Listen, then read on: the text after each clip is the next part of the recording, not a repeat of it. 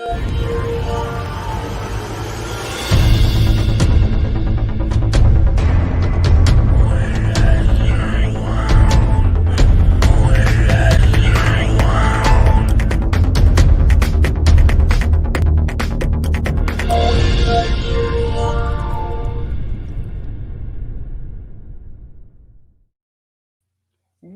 up, nerd family?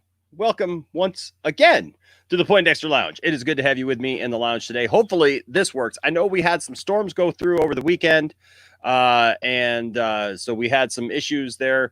So I'm hoping that's not an issue, because this is the first time, honestly, that I've been online since the storms went through. But hopefully. This is just it. Somebody else said that StreamYard was acting weird on them, so maybe it's StreamYard. I don't know, but hopefully this works. What's up, Fat Lando? What's up, Melissa's World? What's up, Andrew Clark? What's up, Geeks Cosmic Entertainment? What's up, Mr. Horror Junkie? Nick Hammond, Alan M, Caleb B. Everybody's here. We're all back, and we picked up one more, and that's good. And hey, it is good to have you all with me in the lounge tonight. Now we're getting started a little later tonight.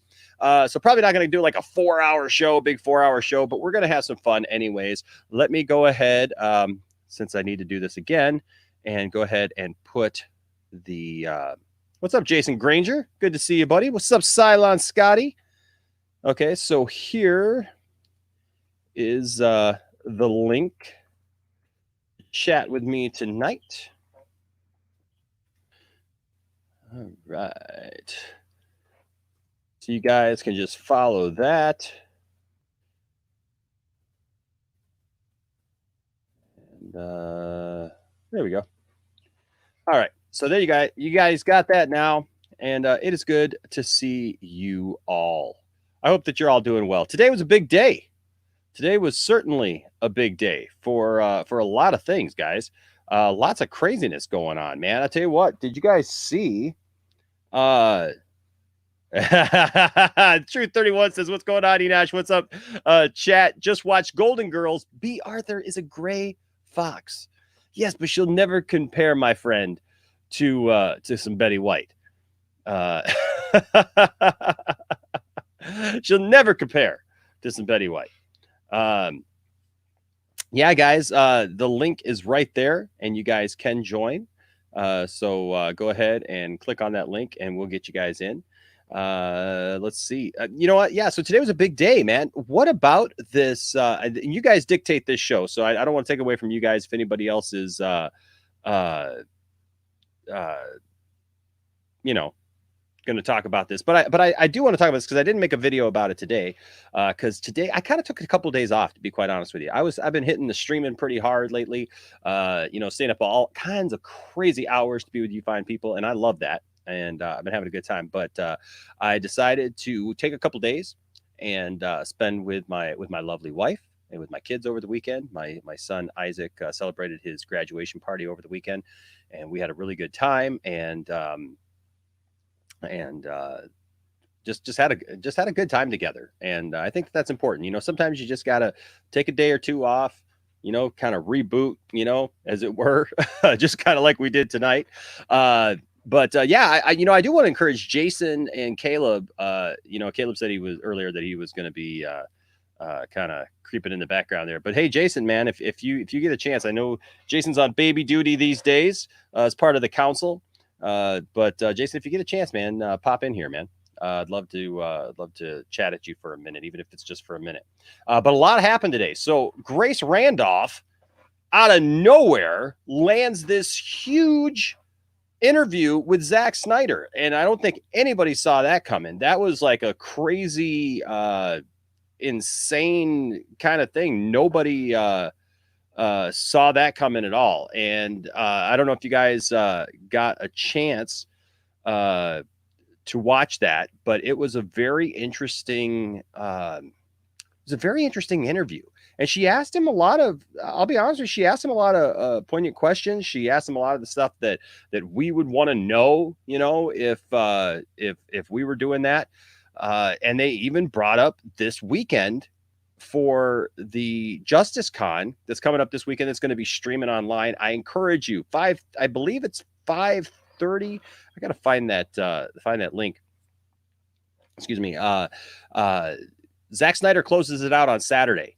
And so one time that I am going to kind of try to maybe sneak away from the family a little bit, not the media family, because I think we're going to try to stream some of that Justice Con stuff, but especially the Zack Snyder stuff we're going to try to stream during, because he admitted during the Grace Randolph interview that they have something planned, and he tried to downplay it like, oh, we got this little thing planned.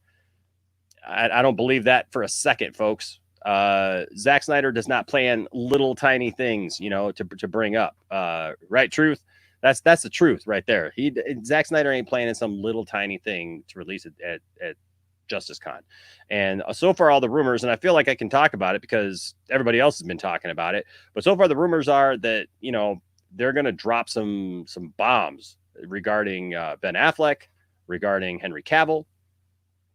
So we can just hope, but it was a really good interview. And I know people kind of go back and forth on Grace Randolph, whether or not they enjoy her, they don't enjoy her. I enjoy her. There's times she gets a little annoying, but hey, who doesn't? I'm sure I get a little annoying after a little while. And, you got to go watch another channel, right? And then these days, though, a lot of you guys, you're going to go to another channel and you go to Mad Max's channel, and I'm going to be over there, or, you got to go to Matt Jarbo's channel and I'll be over there. And you're like, enough with this Enosh guy, for God's sake. Can we get this Enosh guy to just back off for a couple of days? So that's what I tried to do. But so Andrew Clark, Justice Con is going to be both. It's a physical con, but then also they're streaming it, so we can all watch it live. So it's so there's gonna be both, and I don't know where it's coming from. I think it's coming from LA, to be quite honest with you, but I'm not sure about that because obviously it's not in my neck of the woods here in Michigan. So but there's a lot that's supposed to happen, and then after that we're getting after Justice Con, of course, we're getting DC fandom. So guys, the next 2 weeks, DC fans, we're in it to win it. We are in it to win it. And Mr. Horror Junkie 78 asked me real quick, are you more of a Star Wars fan or a Marvel DC fan? So here's the thing. So I'm in a room that literally is filled with Star Wars. I mean, there are Star Wars toys, and I don't know if you guys noticed this. Check this out. I'll try to move the camera here just a little bit. Remember that hole that was right here that like was missing some figures right there? My figures finally came in. Oh yes, GameStop finally came through for me, and they are here. And I got Plo Koon and Kit Fisto and Anakin and Obi-Wan. And then there's Count Dooku right there. And so I'm really happy about that. I got a Knight of Ren. And so I'm glad that those finally came in. So, but if I had to answer the question, man, that's a really tough question. I think probably, I want to say Star Wars. I do want to say Star Wars. I want to say Star Wars, but I'll be honest with you. I mean, Marvel is not, Marvel is not on that list. I'm a Marvel fan, but I'm not. I literally have one Marvel toy. To be quite honest with you, I have a Deadpool, and that's the only Marvel toy. I mean, because I don't count Star Wars as being, even though it's all owned by DC, obviously. But I don't know why I would. Anyways, I was thinking Disney there for a second. I don't know why. Did I mention it's 1:10 in the morning where I'm at? Anyways. Star Wars, I definitely have more Star Wars stuff than I have of anything else, but I am a DC fan, tried and true. So if there's two passions that I have, it's definitely Star Wars and DC for sure. So that being said, I don't want to cop out and say both. I mean, I guess if you went by sheer volume, you'd have to say Star Wars. But here's the thing. I named my son's middle name Jor-El. And if I would have had a second son, that Isaac and Logan are my stepsons, but we don't consider any steps here in this this family. They're all my boys. But if I had named them, now Logan was named actually after Wolverine, so we've got a little Marvel thing going on here. But if I had a second son, his middle name would have been Kal-El. So, and the only thing that I have tattooed on my body so far, and it took me 30 years to get that, is a Superman shield right here. So I gotta say, it's volume Star Wars nearest to like real life stuff. This and DC, but it's Superman for me, and I know that Jason would probably agree with that for him. And Jason, I'm seeing here is agreeing about. He says likewise, DC and Star Wars for me. I shade more towards DC than Star Wars, but just slightly. Yeah, it is definitely a toss up when it comes to some of those stuff, but it's there's reasons why for both. So we got some people waiting. But there's some great comments, and you know what? And with these, I haven't gotten a lot to the comments, so we're gonna do some comments, and then I'll jump in here with everybody. Mr. Horjaki says you should do Mark Uno, except about DC news. Totally change it, right? Totally change it, right? And I got you guys, everyone who's here for the Mark Uno stuff. First of all, thank you. I'm so glad you're here for Mark Uno. That has been so much fun to do, and I apologize because the Mark Uno stuff takes a little bit longer sometimes because I gotta come up with a concept, and then I gotta write. I gotta write it. I gotta make sure that it's funny because I've done some Mark Uno stuff that's like once I got it done, I was like, yeah, it is, but I'm my own worst critic, and so I don't want to put out something that I think is dumb, but somebody else might enjoy it, right? I don't know. I mean, look at half the stuff on Adult Swim, right? I mean, it's funny to somebody, and most of the time it's funny to me, but you know what I mean. So it's just, yeah, I apologize for not putting out more Mark Uno stuff. It does make me realize, dude, that it does make me realize, guys, that man, you got to give it to Mike Zero for the fact for the volume of videos that he puts out, because holy cow, it is hard putting out that many videos, trying to put out that many scripted videos that you do. It's something else. Real quick thoughts on the channel RetroBlasting. So Andrew, you know what? I like RetroBlasting for the most part. I enjoy their toy stuff. Obviously, I think that they're a great channel for toy stuff. They obviously know their stuff when it comes to toys. Recently, it seems like they've gotten a little, I don't know, opinionated, and there's nothing wrong with that. Look, hey, I'm opinionated myself as far as what I like and what I don't like, and so I get it. So I don't hold it against them for that. And it's just, I think the only time really that comes up and is an issue is when you don't necessarily share the same opinions. And I've been kind of vocal that I like the Star Wars sequels. I don't think that they're they're perfect movies by any stretch of the imagination. I don't think that they're perfect. I don't think that they're even necessarily the best. Now, I love The Last Jedi. I will say this. My favorite Star Wars movie is The Empire Strikes Back. It's I love the original trilogy, obviously. The original trilogy is it for me. But because of some of the choices in The Last Jedi that I feel go like hand in hand with a lot of stuff in The Empire Strikes Back, I feel like sometimes that The Last Jedi is a real close second for me with that. But like I said, but I know RetroBlasting has some different opinions when it comes to that stuff, and so I don't hate on them for it. I love them. I love their channel. I love seeing the toys, obviously, right? I mean, I love toys. And so that's my life. So of course I'm going to love a channel like RetroBlasting, and I'm glad that they're around. And I think that they put out some really good content regarding toys. So Jason says that I'm right. Superman is what takes it for me. That's what puts me over. Yeah, puts me over the edge as well. Let's see here. The T stands for Tony. You can just call me Tony because you can't say my last name anyway. Yeah, but I think I saw that Tony, you are from Canada. Yeah, here we go.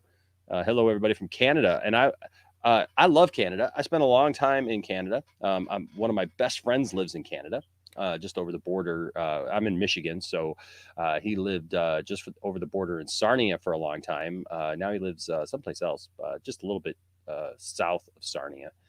But have a lot of Canadian friends. Tiffany, here's a little thing, and then we'll jump in because I know that everybody's waiting, and like I said, we don't want to be here for 4 hours if we can help it tonight. But I did want to kind of jump back in after having been gone for a couple of days. Almost came in yesterday, and honestly, I just fell asleep early. But Tiffany and we first met in Canada. So we first met in London. Oh, actually in Ingersoll, Ontario, just outside of London. And my band was playing a music festival at this the campgrounds kind of thing.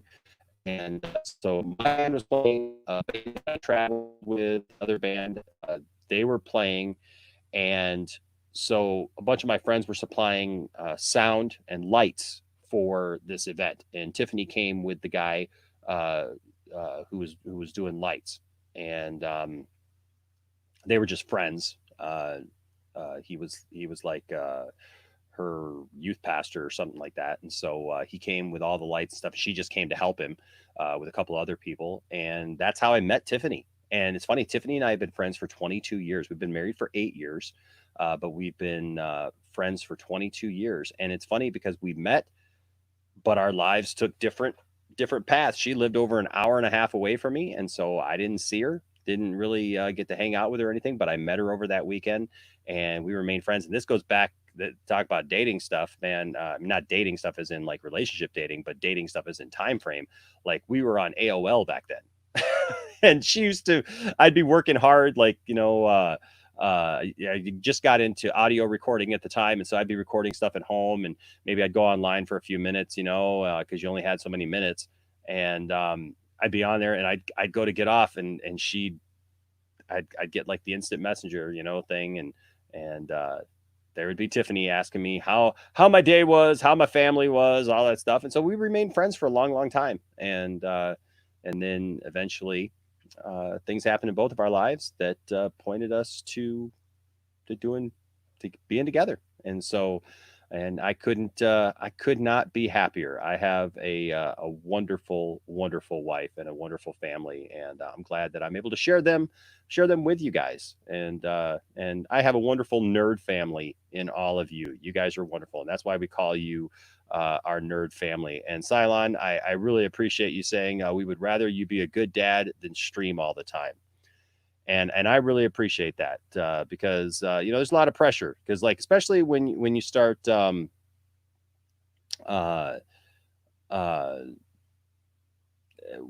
you start getting some traction, and the channel has been doing really, really well lately, guys.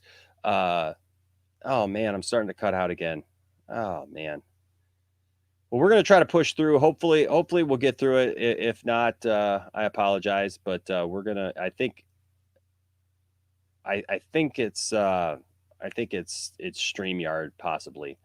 But we'll see. Yeah, guys, I tell you what, when the channel starts to get some traction, there's like this, this thought and idea to just really just push through and do more and more. And sometimes you just got to take that break. So hey, we got some new people here tonight, and so I want to make sure that we give our new guests. We got some. I got 5 people right now in. So right now we've got. I'm gonna guess it's Abby Routh, Deshaun Wiggins, Geeks Cosmic Entertainment, Melissa's World, and Nicholas Hammond are in there. And so I did tell Geeks Cosmic Entertainment that I would get him on early this next time because he waited quite a while last time, and I'm going to do that. But we do have some new people who've never some new guests, and so I want to give them a chance. And so Geeks, we'll get to you in just a minute, but I want to start this off and get some people in here. And like I said, this show is always your show. This is your show to determine what we talk about. So we talk about anything and everything that you guys want to talk about, and that's why we're here. And we're going to have fun with it tonight. All right, for a little while. All right. So first of all, welcome to the stream for the first time. Welcome to the show. What's up? Hello. Deshaun? Hello, Deshaun. How are you? Good. Good. Good to see you. Let's see. What's on your mind tonight? I was on Instagram. I know you were gonna do a live stream. Yeah. And they are poll on Instagram. Then you know what? I know he gonna let me. What's that? I know that he gonna let me join. So I let them vote. One of them was A, DC, B, and Marvel, and C it was Star Wars. And everybody vote DC. So we gotta talk about DC. All right. So what are your thoughts tonight? What's on your mind, Deshaun?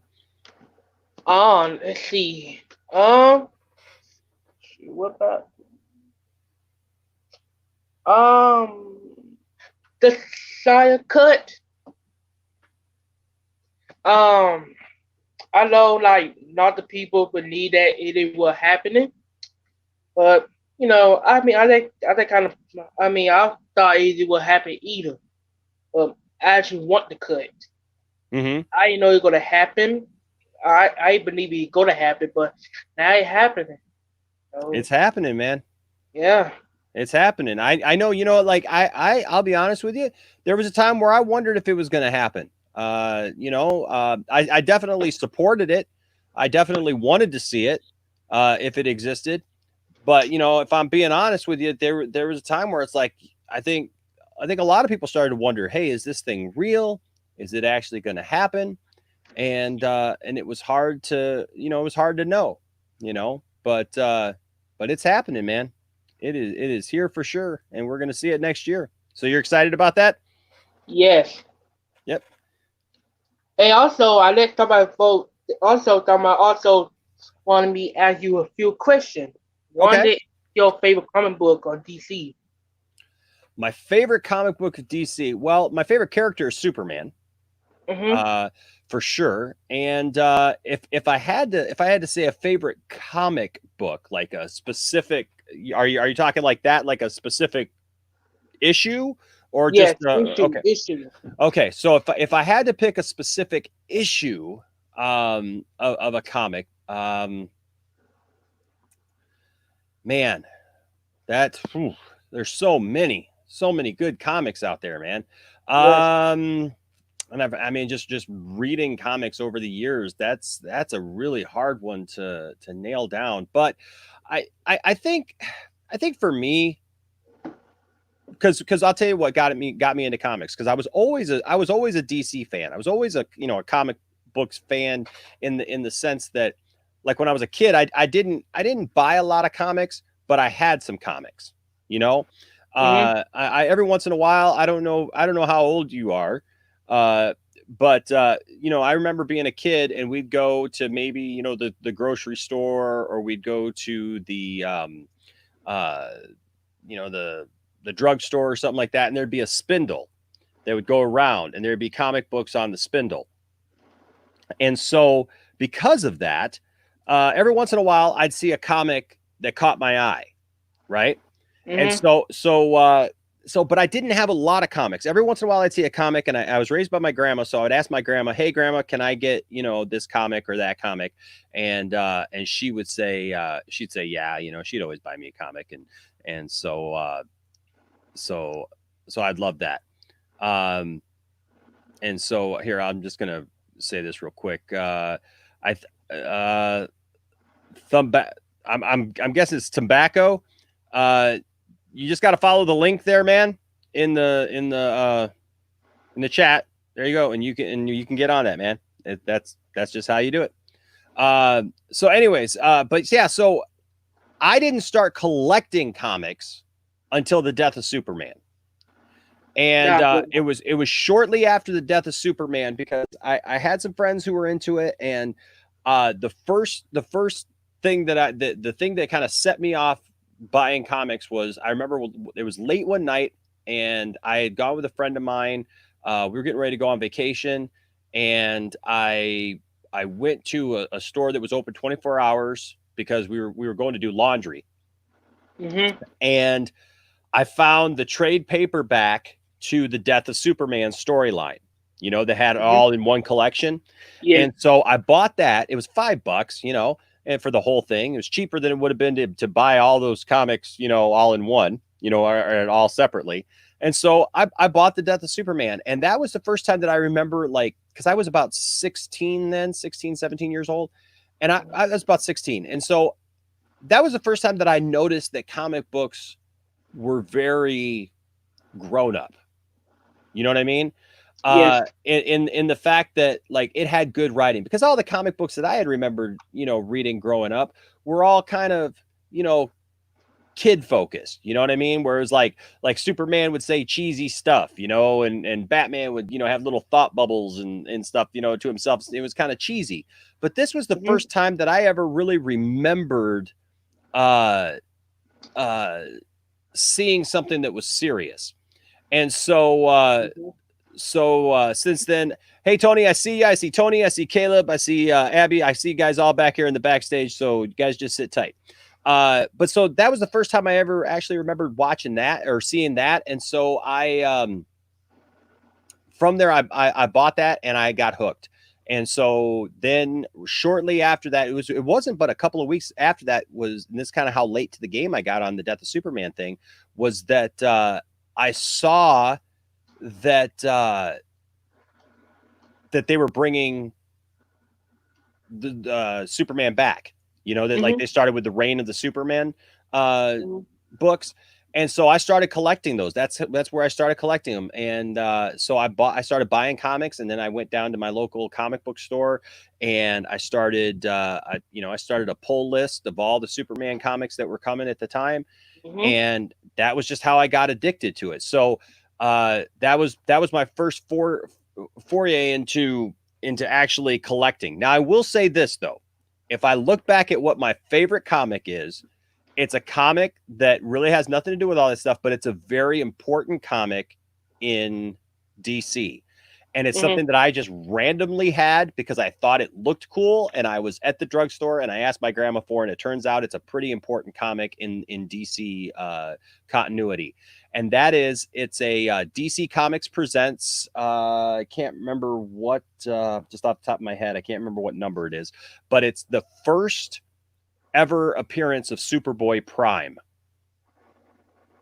And Superboy Prime, I don't know if you know anything about Superboy Prime, but Superboy Prime was basically, it was kind of like supposed to be like our world, you know, where like all the comic book characters were comic book characters, right? So Superman was a comic book character, whatever. And so this was a kid whose name was Clark Kent.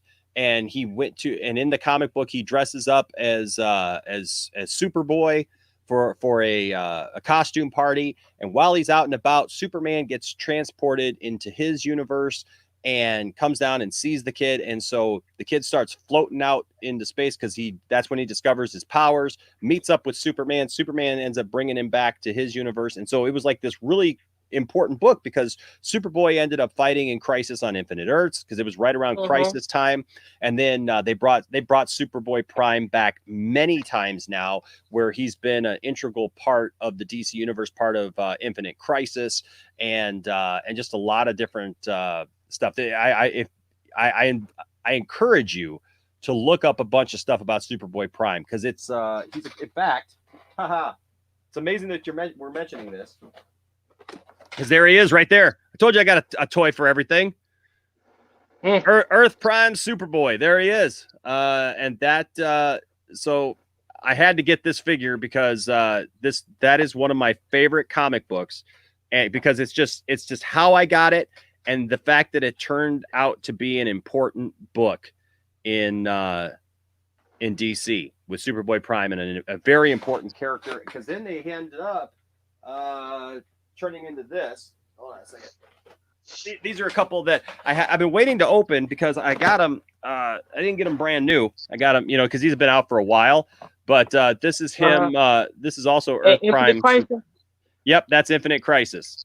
Yep, I because read that book. yeah, he turns evil and he ends up fighting the DC universe and everything. And so there's just a lot of good stories there with Superboy Prime. And so I plan on doing like a Superboy Prime video, because I've got now like 3 different versions, I think, of Superboy Prime.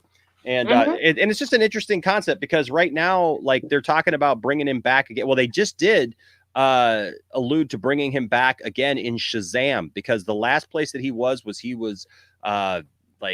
like imprisoned or whatever.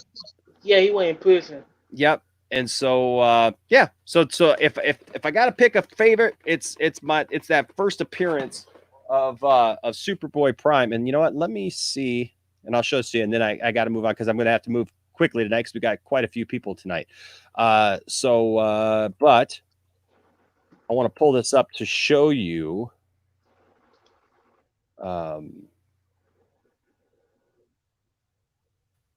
What my favorite comic book looks like. And then because it's just I got it upstairs with all my comics. It's not in this room, but oh boy, I should probably look up oh, here it is. Yeah, here we go. So here is a picture. Oh, come on, what are we doing? There we go.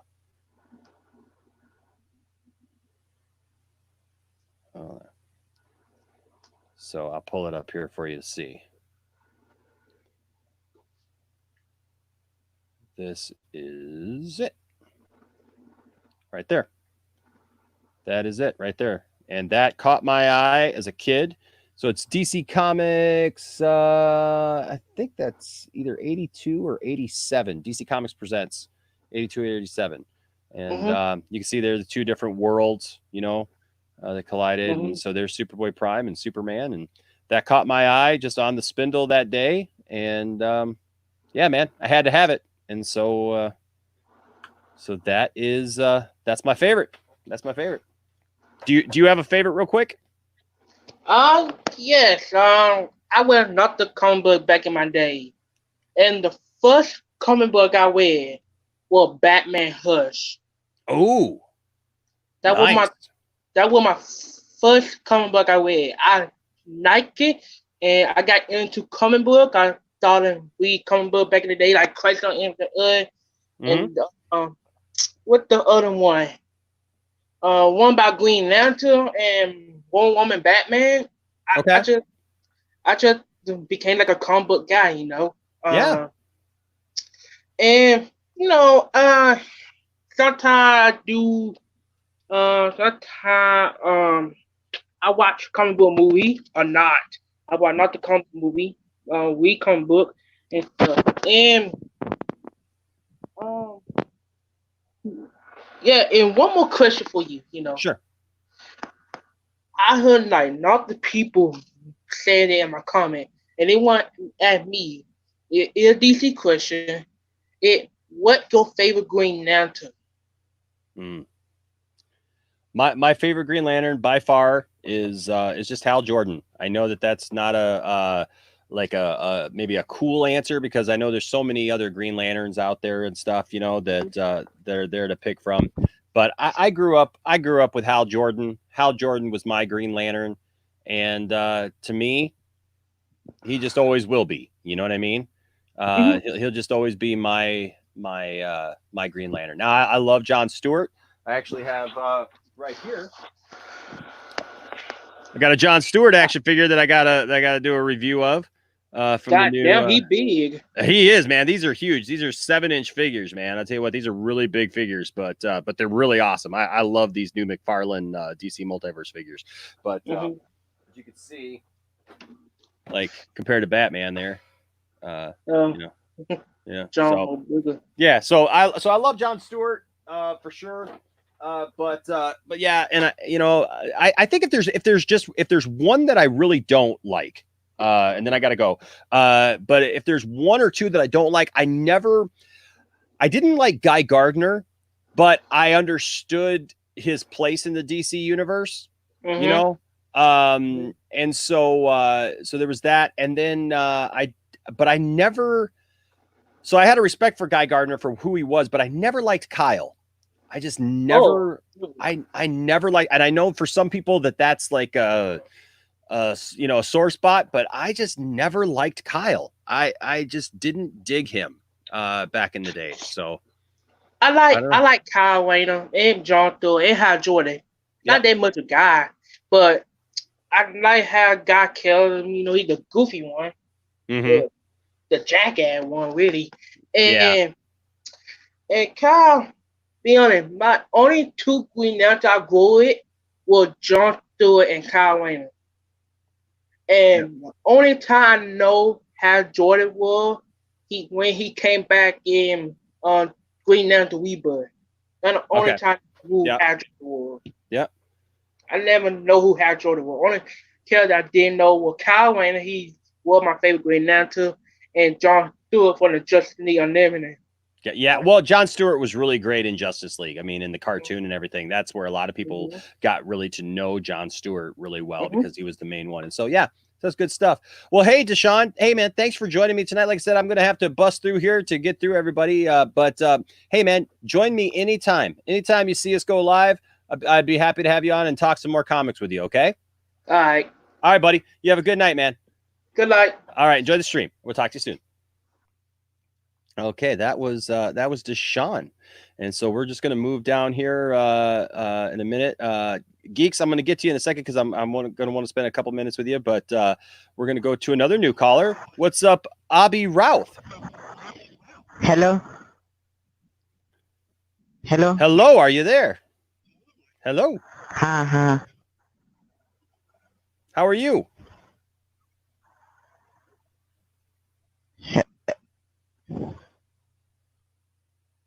Oh, and we lost him. Okay, we lost him. All right. Well, we're going to go on down here. What's up, Caleb? Caleb B. Hey, what's going on, Enosh? How are you? Not much, man. How are you? Oh, I'm pretty good. Sorry, my angle's kind of weird. Fix it up there. Cool. So, first off, hello. Like I said in chat, this was kind of like my first live with you. So, yeah, well, welcome. I have to stop on and say hi. Absolutely. But I do have a couple of questions for you. Okay. So, and questions that I've been wanting to ask pretty much since I started watching you.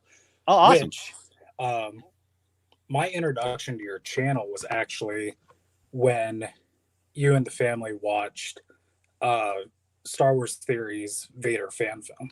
Yes. So that was like kind of my introduction to you guys. Awesome.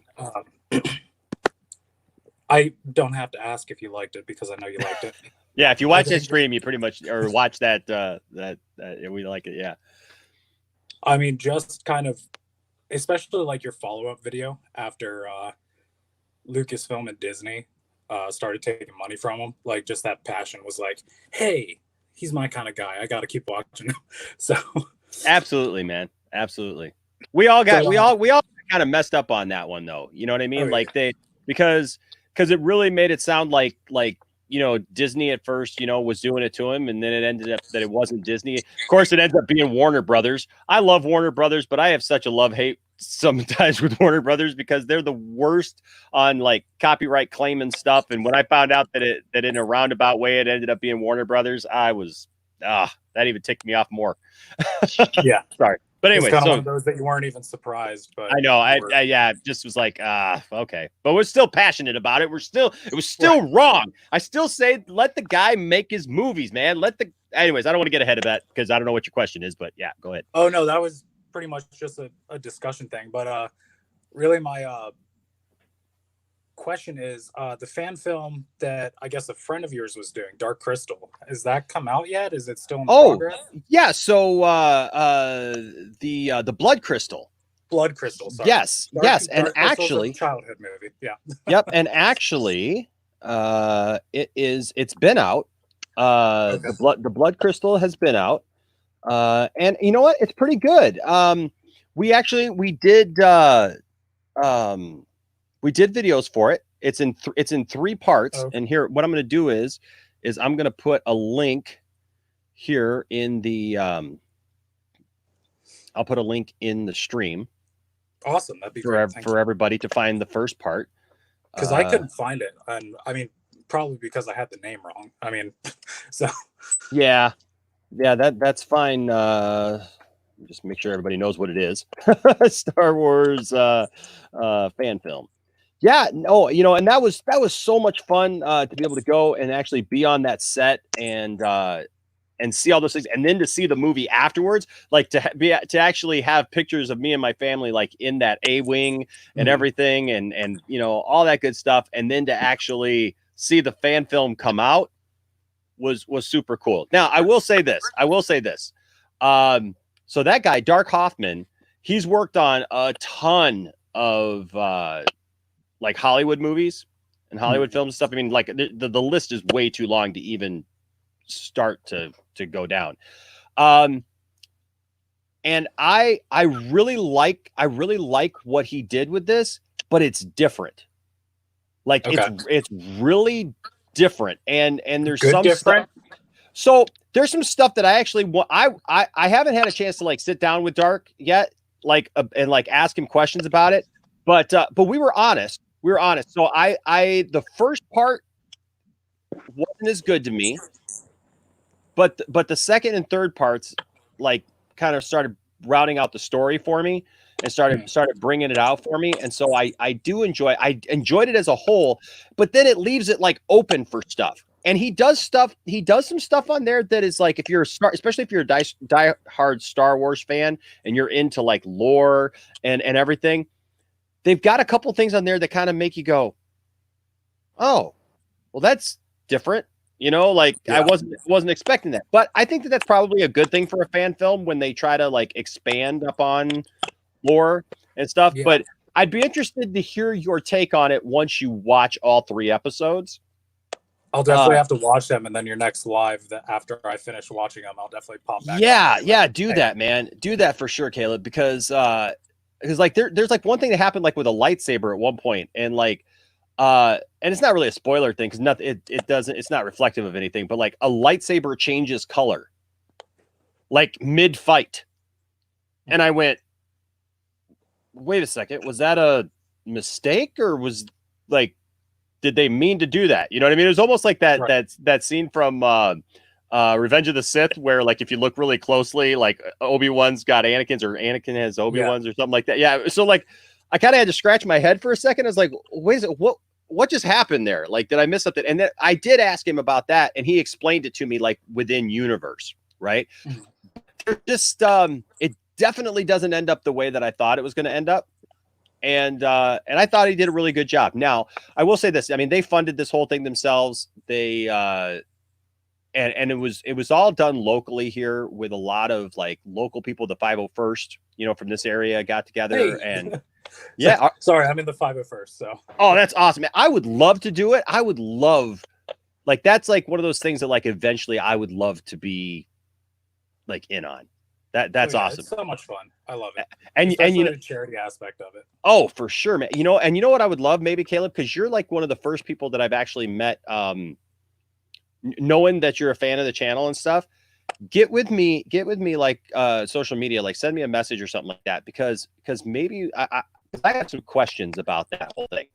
And maybe we can set up a time where maybe I can even like do maybe an interview with you as somebody in the 501st of like what it's like to be a part of that and to do that, because I think it's a really cool thing to see people be a part of it. And like you said, the charity aspect of it and what you guys do that way. And I find that fascinating. But yeah, so I will say this about the Blood Crystal. It's good.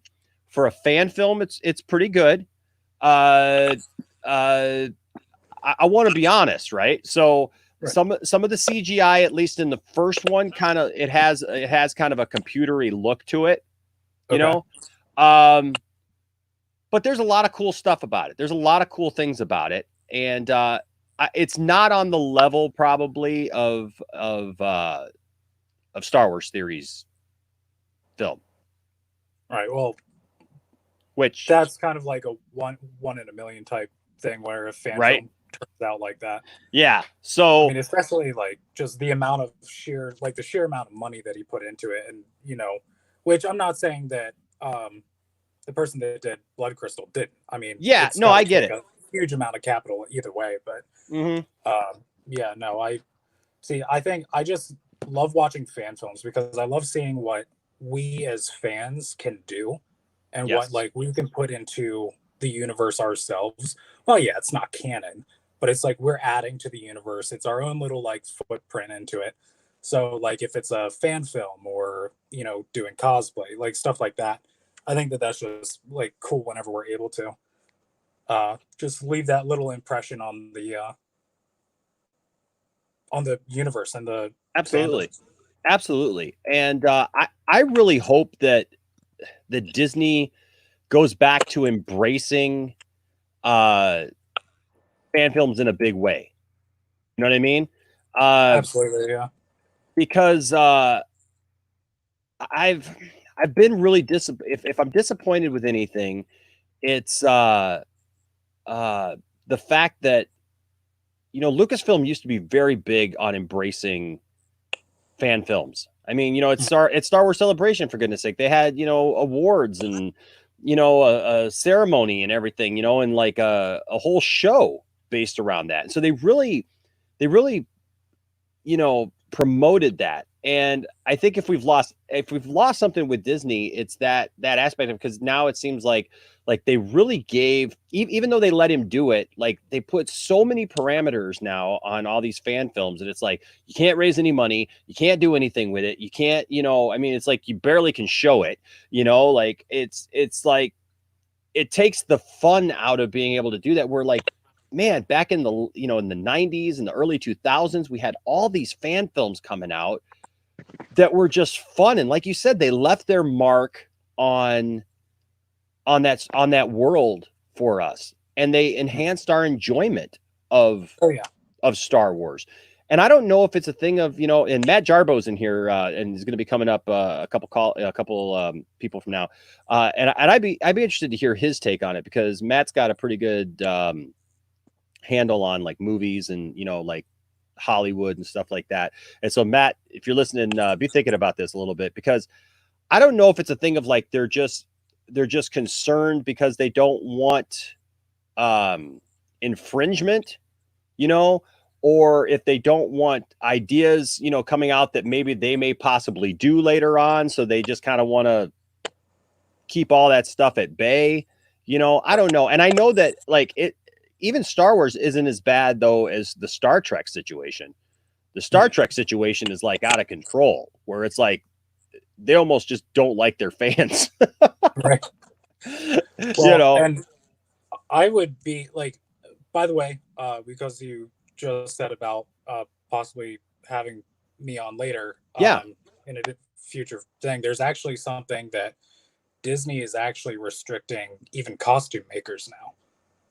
Really? So, I mean, there was a few years ago that it was big, and like it was kind of, you know, a huge ripple in like the cosplay and also like the 501st Rebel Legion, you know, just the Mando Mercs and everything like that. Sure. But yeah, even like the mass costume makers, like, hey, let me make this kit for a clone trooper for you, and like I'll make 100 of them and just sell them.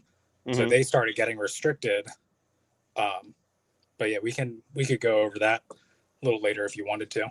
Yeah, for sure. I'm interested in that, because that's, you know, I get it. Look, I understand merchandise, right? If they can make something, merchandising, search for more money. Exactly. Merchandising. It's where all the real money for the movie is made. And so Spaceballs the lunchbox. Right. So I get it. Like, I understand it, you know, to some point, but it's like that's been part of what Star Wars has been since it came out. Yeah. You know, and it's like you don't want to kill that part of the culture, because that when people are inspired to do things like that, it shows their love, you know. Right. I mean, I know, and like I said, I get it. Like I worked for years, I worked for Kinko's. It was one of my first jobs, and it actually ended up blossoming into like a really good job. Like I started off as like a third shift guy running copies, right? Late at night at Kinko's on third shift. And when I came in, it was like the tail end of a time where, because the culture there had been just really laid back, really chill. Because for those who don't know, like Kinko's was started by a guy named Paul Orfila, who was like kind of a pothead, kind of, you know, he went to Berkeley, and he started his whole thing by making a copy shop right next to a taco hut, and he literally put a hole in the wall to get tacos through the wall. and you know, he would make copies, and he would you know, sell like paper supplies and stuff like that, you know, and like pens and pencil stuff on the campus. And then but they always wanted to take the company public, you know, like that was their big thing. It was like they wanted to take it, but the thing, it was such a great culture within that company that was awesome, and it was fun to work there. And it was like we'd have these parties, and like all the money was like reinvested into the people, and it was just so much fun. And then they couldn't go public just as themselves, and so they started gearing up to try to sell the company, and they ended up selling the company to FedEx, which FedEx is an amazing company. You can't take it away from them. But FedEx is like very much by the book. You know, everything's analytics, and it has to be, because that's the kind of company they are. But man, when FedEx bought Kinko's, it killed the culture dead, you know, and it went from being this really cool, fun place to all of a sudden it was just very strict and by the numbers, and like you couldn't smile, you know. It was like, you know, just be very serious. And you know, and you know, that was really hard for a lot of people to get used to. In fact, I'll never forget, because I ended up going into sales. So I was in corporate sales, and one day we all went out, all of us salespeople went out on this like day, just hitting like all these different places. And it was cold outside, and the only jacket that I had inside my house or in my car was a Superman jacket. And my boss, my sales manager, tried to tell me, you can't wear that. You can't wear that. We got to look professional. And so I'm wearing a shirt and tie or whatever, but it was a nice jacket. And I just told him, I said, look, it is freezing cold out here. I have got to wear something. And so I did. And it was funny, because we're making all these cold calls, taking people like these gifts and baskets and stuff like that. And all of a sudden I'm walking in, and people are like, hey, it's Superman. Cool. And like, instead of like the normal thing where like people don't want to talk to you and you're a sales guy, you know, and everything, they're just like, we don't, you know, we already, you know, have somebody, whatever. It's like all of a sudden, like all these like barriers came down, and my sales manager looked at me and goes, you can wear that Superman jacket wherever and whenever you want to.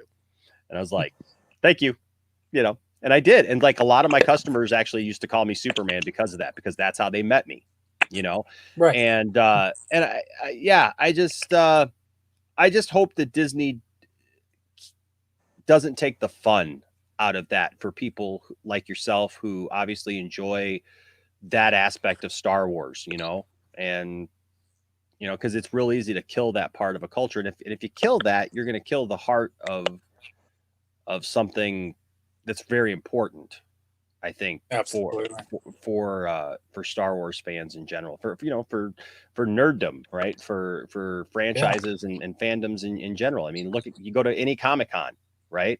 And that's the thing, man. People are dressing up, people are having fun because they want to emulate those things that they love.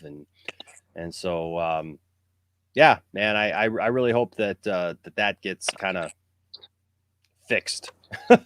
You know, yeah, that me too. we don't see a lot of that, but it's definitely been a long discussion since Disney took over. But yeah, but I do just have one last question for you. Sure, absolutely. I know that you got a lot of people left, and a lot of time. So backtracking to fan films, have you seen the fan film titled Rescue Mission? I have not. Based in the Old Republic time. I have not. Have you played Knights of the Old Republic? So I mean, I'm very much aware of Knights of the Old Republic. I played it a couple of times when it first came out, but honestly, I have friends who played it, so I'm very much like aware of it, and I know what it is. But I've never been, especially like online or stuff like that. Like I'm not a huge gamer. I find games every once in a while that really interest me, and then I just play them and I beat them. Right. And it's like, I kind of go that way. My kids are definitely gamers. It's like when everybody got locked down, when we were all locked out at home and stuff, I started playing. I'd been waiting forever to get to Battlefront 2. And I started playing Battlefront 2. And then I just played the heck out of it and just beat the thing. And Isaac, my son, was joking with me because he's like, he would hear me just down here screaming at the game and stuff and just be like, what in the world is going on with this thing? And he was like telling Tiffany, he's like, I don't understand why he's so upset. It's not that hard. And then like after I beat it, come to find out, like I had picked Jedi mode. And so so I beat it on the hardest possible setting. And he's like, oh yeah, that makes a whole lot more sense. Like, especially when he's just kind of like, not really a huge gamer. And so like, I'm like trying to beat the thing on Jedi mode. At least you beat it, right? I did beat it. And so I ended up getting all kinds of cred with Isaac because of that. But yeah. Well, the reason why I asked is because Rescue Mission, it's based in the Old Republic, like kind of time period. Okay. It does have Darth Revan in it, which is actually after his kind of... Are you familiar with the story of Darth Revan at all? Oh, yeah. Oh, yes. Yes. Okay. Well, this was pretty much after Knights of the Old Republic, so after his redemption, and he was brought back. But they take a little bit of a turn to it. So, like, it's like he was brought back to the light, but he's not exactly light. It's where, like, it's the reason why I like it is because he's shown to be a true gray, like, aspect in it, which, of course, there's so many arguments about, oh, gray Jedi isn't canon. Okay, I take it back. Take it back. I just looked it up, and yes, I have seen it. We actually did a we did a reaction to this one. Really? Because I looked, I didn't think that I saw it. Yeah, we did a reaction to this one. Yeah, I know it's an older movie. It's like 5 years old. So yeah, we did one. But yeah, no, it was fantastic. I remember, and I'm trying to remember. Yeah, man, we did one to this. I wonder if this is the one that we had issues with. We had one where like we had a bunch of issues with, and it like became. I finally just said forget it. Like I stopped trying to fight it, and I don't think it was that one. I don't know, but that was we definitely watched it because I just looked it up here. Make sure that it's the right one here. But I'm pretty sure. I'll definitely have to look again because I couldn't see a reaction for your reaction to it. Yeah, it's this one right here. This lady in it here, and yep, and it had the Mandalorians in it. Yep, and the Twi'lek. And that Twi'lek is actually a character in Knights of the Old Republic. Yes. Yeah. But yeah, no, I enjoyed that one. That was a really good one. See that I love bringing this fan film up to anyone that like actually likes Star Wars fan films, because like there are issues with it, especially like with volume control. Like there's one moment where like the dialogue's so soft you have to crank up the volume, and then it's like the music gets so loud it almost bursts out your headphones. So it's like there's some flaws to it, but the way that they portrayed Revan in it was just amazing. And like Revan is probably my favorite Star Wars character, like out of all the universe. So, and I actually portray Revan for the Legion. Nice. And the voice of Revan in here is actually where I adopted my voice for my character for whenever I do Legion events. So I actually will mimic his voice whenever I do it. Okay. Just because I loved how he sounded. He was just super cool. Yeah, no, I loved Revan's portrayal in this movie. And I love Revan. I've got I'm trying to find a good picture of Revan here. Well, I'm trying to find a good picture of Revan here in the towards his beginning entrance. You should be able to find a good one. It's like an actual full body. It's towards the middle of the video. Yeah, you can't see his right, face. It is, Yeah, a little further. Yeah, try to find his face there. Little bit. Kind of in that area right there. Okay. Oh, It's not showing me. maybe a little bit further back. Because remember whenever he first ignites his lightsaber and it's like it just looks down. He looks down his lightsaber. And... Yeah. Yeah. Oh, that's where they first like have a disturbance in the Force about him. It's a little further into it now. Yeah. Yeah, it's not. That's the one thing about trying to find it this way is it's like it's not going to let you like actually like. Anyways, but yeah. So I really loved how Revan was portrayed in this, and to be honest with you, so I've got like both of the Revan figures now that have come out for Black Series, and I love both of those figures. And then I'm really excited about the fact that they've got the Revan Black Series lightsaber coming out here next month. Yeah. Or no, September. Yes, September. So I'm really excited about that because I get to add that to my lightsaber collection. And the one thing I thought was a little weird is because I know he's got the purple saber and the red saber, but they basically they're two different lightsabers though. But they only got the one hilt, but it goes back between red and purple. So that's kind of cool. Oh, do they? Yeah, but it's the same. It's the same hilt. So it's the wrong hilt, I think, for the red one. Because which one is the one that that has the cool like protruding pieces to it? That's almost the purple like one. Star Killer design. It's his purple saber. His red saber is a much more like kind of not really intricate. It's very basic. It's very reminiscent of Obi-Wan's saber in Episode 1. Yeah. But it's just a little bit fuller. Mm-hmm. But yeah, I'm definitely going to buy that once that comes out and comes into the area and I have the money to do so. Even though like I already have both sabers for my Legion portrayal of him. Mm-hmm. But yeah, I want them all. I want it all.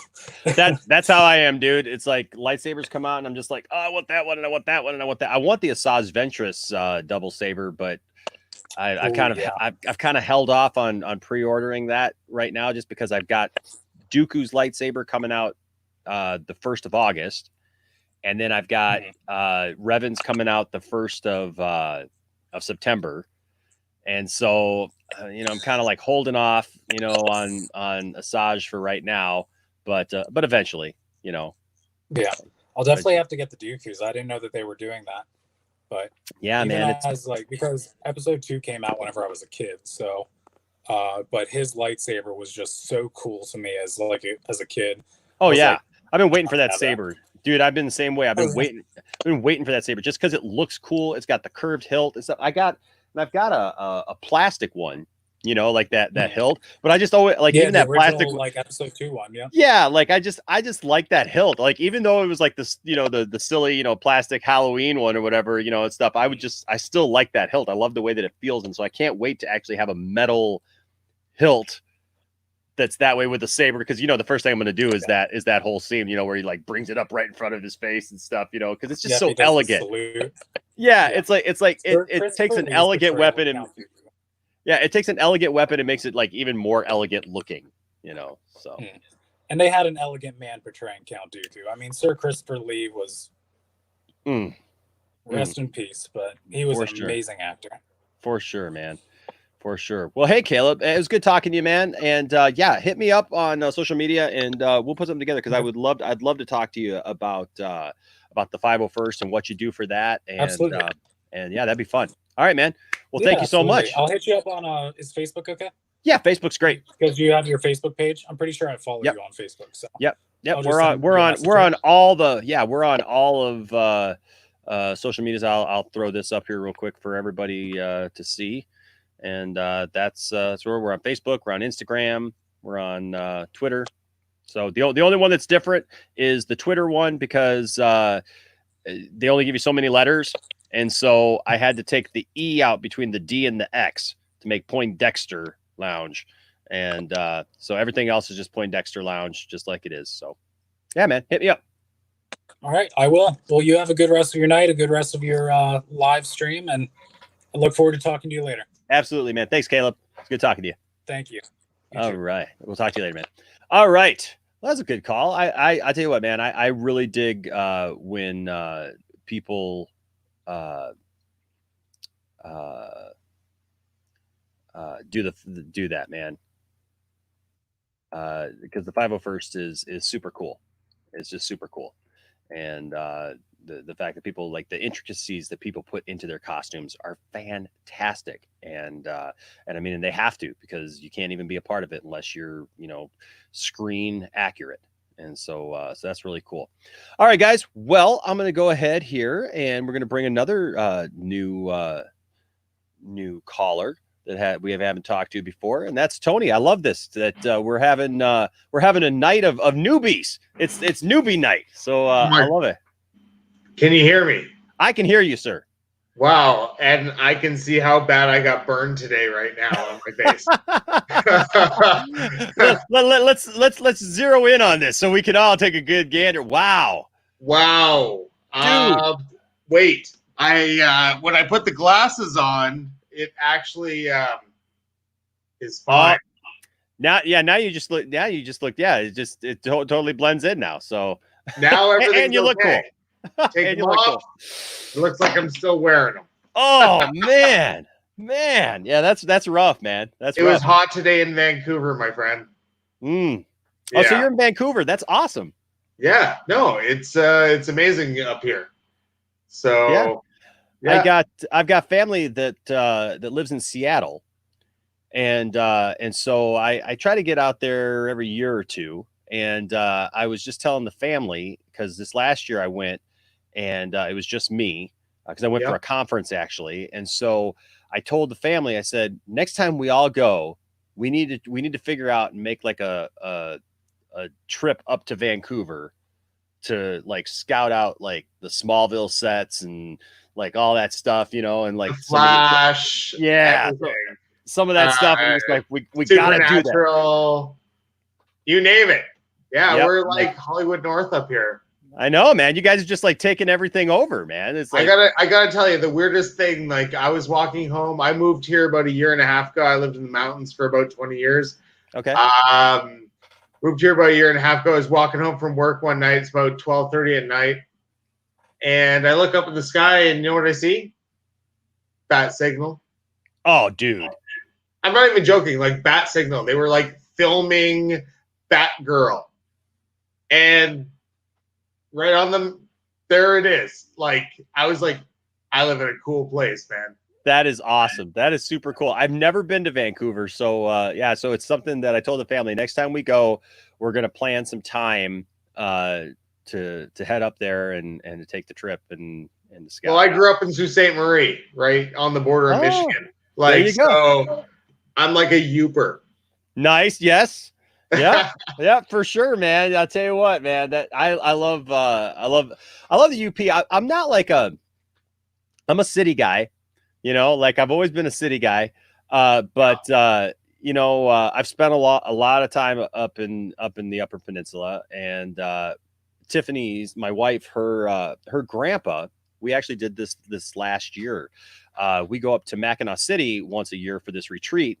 And while we were up there, we had a day, and it was my birthday. Actually, it was last year. It was my birthday, but she has wanted to do this forever. There is a lighthouse, and now that's going to elude me what it's called, but there's a lighthouse like right at the tip of the UP, right before Lake Superior.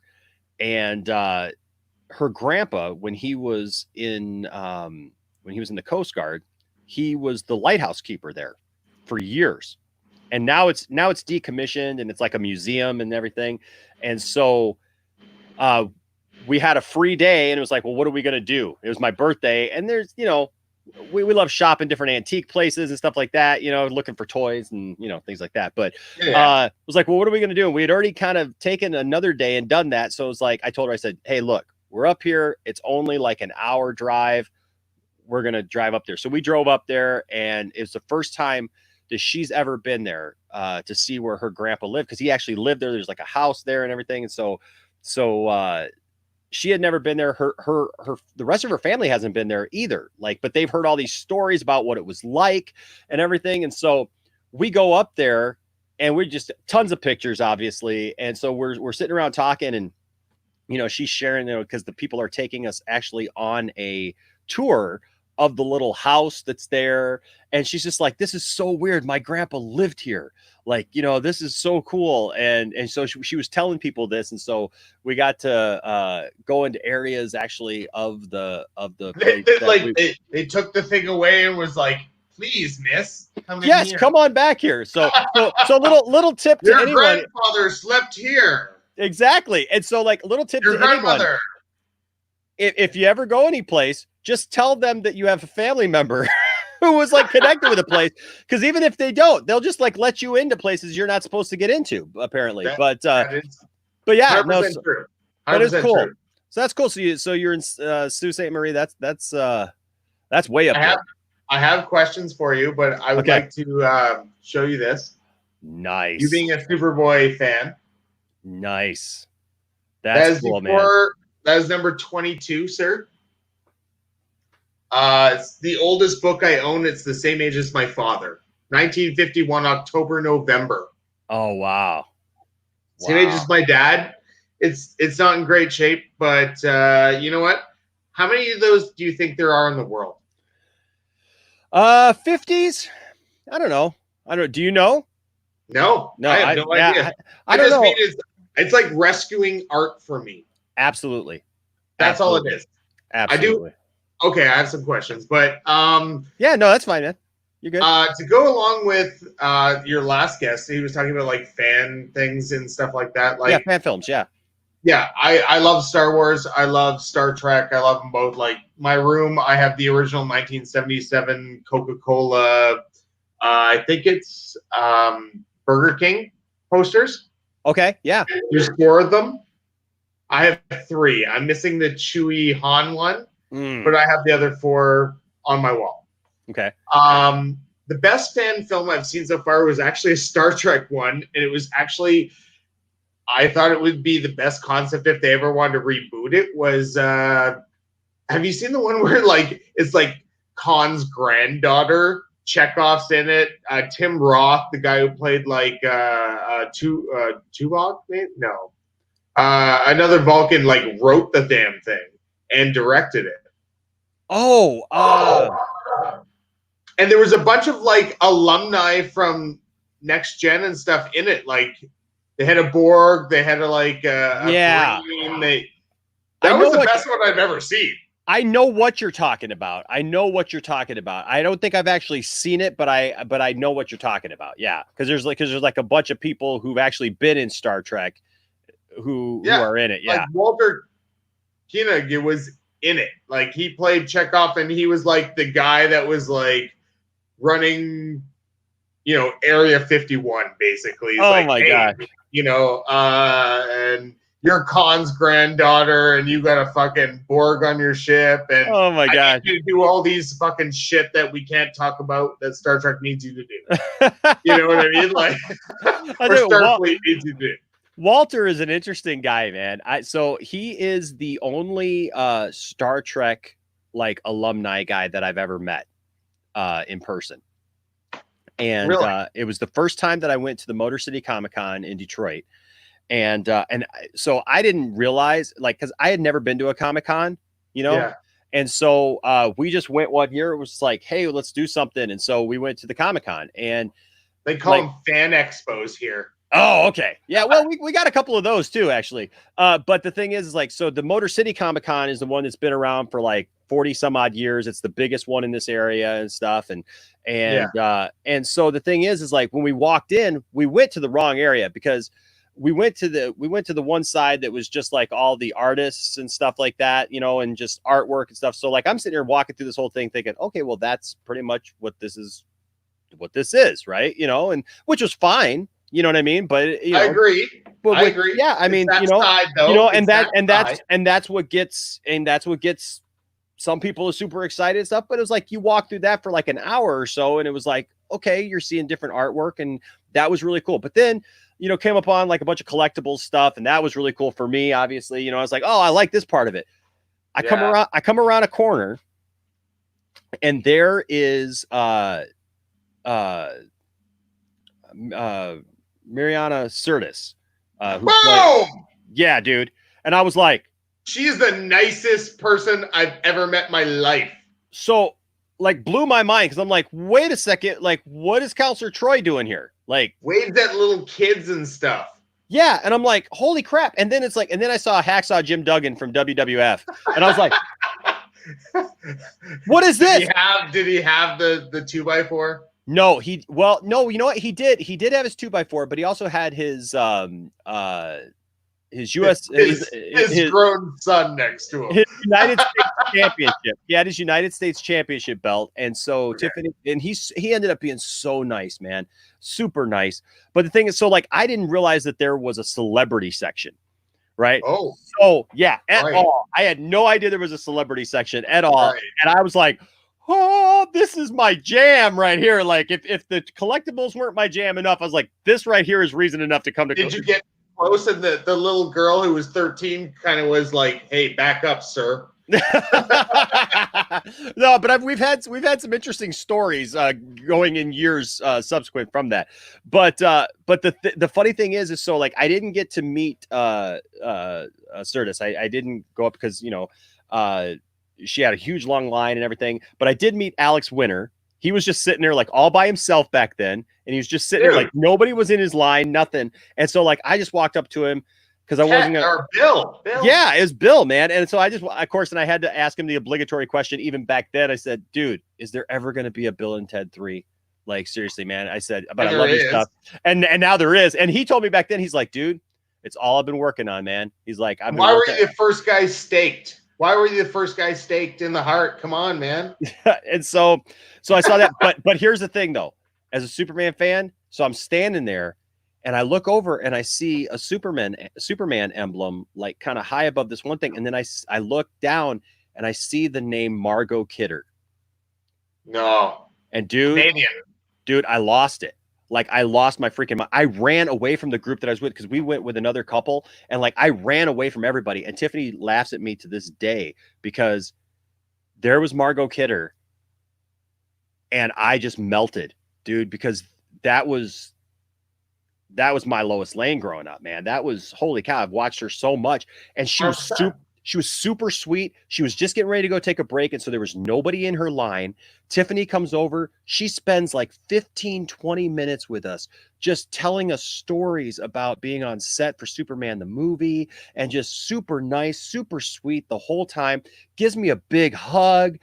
I'm just like, oh my gosh, I'm in heaven. And here's this little 64, 65-year-old lady, and she was pretty frail at that point, you know, but just had this wonderful time with her. And so we got a photo with her, Tiffany and I did. And then I also got an autographed picture of her and Christopher Reeve flying at night. And she signed it, and she was supposed to sign it to Enosh and Tiffany. Yeah. And she just signed it to Enosh, love Margot Kidder. And Tiffany's like, I'm not even going to argue with it. That is totally your thing, Enosh. Tiffany says that I acted like a lovesick little boy, like for the 65-year-old woman, man. And I was just like, I don't care how old she is. That's Margot Kidder right there. It would have been the same thing if I got to meet Linda Carter. Well, I didn't get to meet Linda Carter. Yeah. Linda Carter. Yeah. And so like, but if I'd have met why am I What, yeah, Carrie Fisher? Carrie Fisher. I kept wanting to call her Princess Leia. I knew what you wanted to say. Yeah, it was right there. So, but yeah, if I'd have met Carrie Fisher, it would have been the same thing, man. It just like, I don't care. Carrie Fisher would have been a whole different fucking deal for me. Oh, like, yeah. I mean, I'm older than you. So, like, Carrie Fisher would have been like, oh my God. Yeah. Like, so it was definitely an experience. And, but yeah, man, I say that because right next to her was Walter Koenig. And, and so the thing was that like, I hadn't got out any cash because we were just there, you know, like I didn't understand how the whole, you'd already come through like the artist area. Yeah. And so like, I didn't go to the ATM. I didn't bring a bunch of cash with me or whatever. And so there's Walter Koenig sitting there. and he's all set up and he's got people around him and stuff.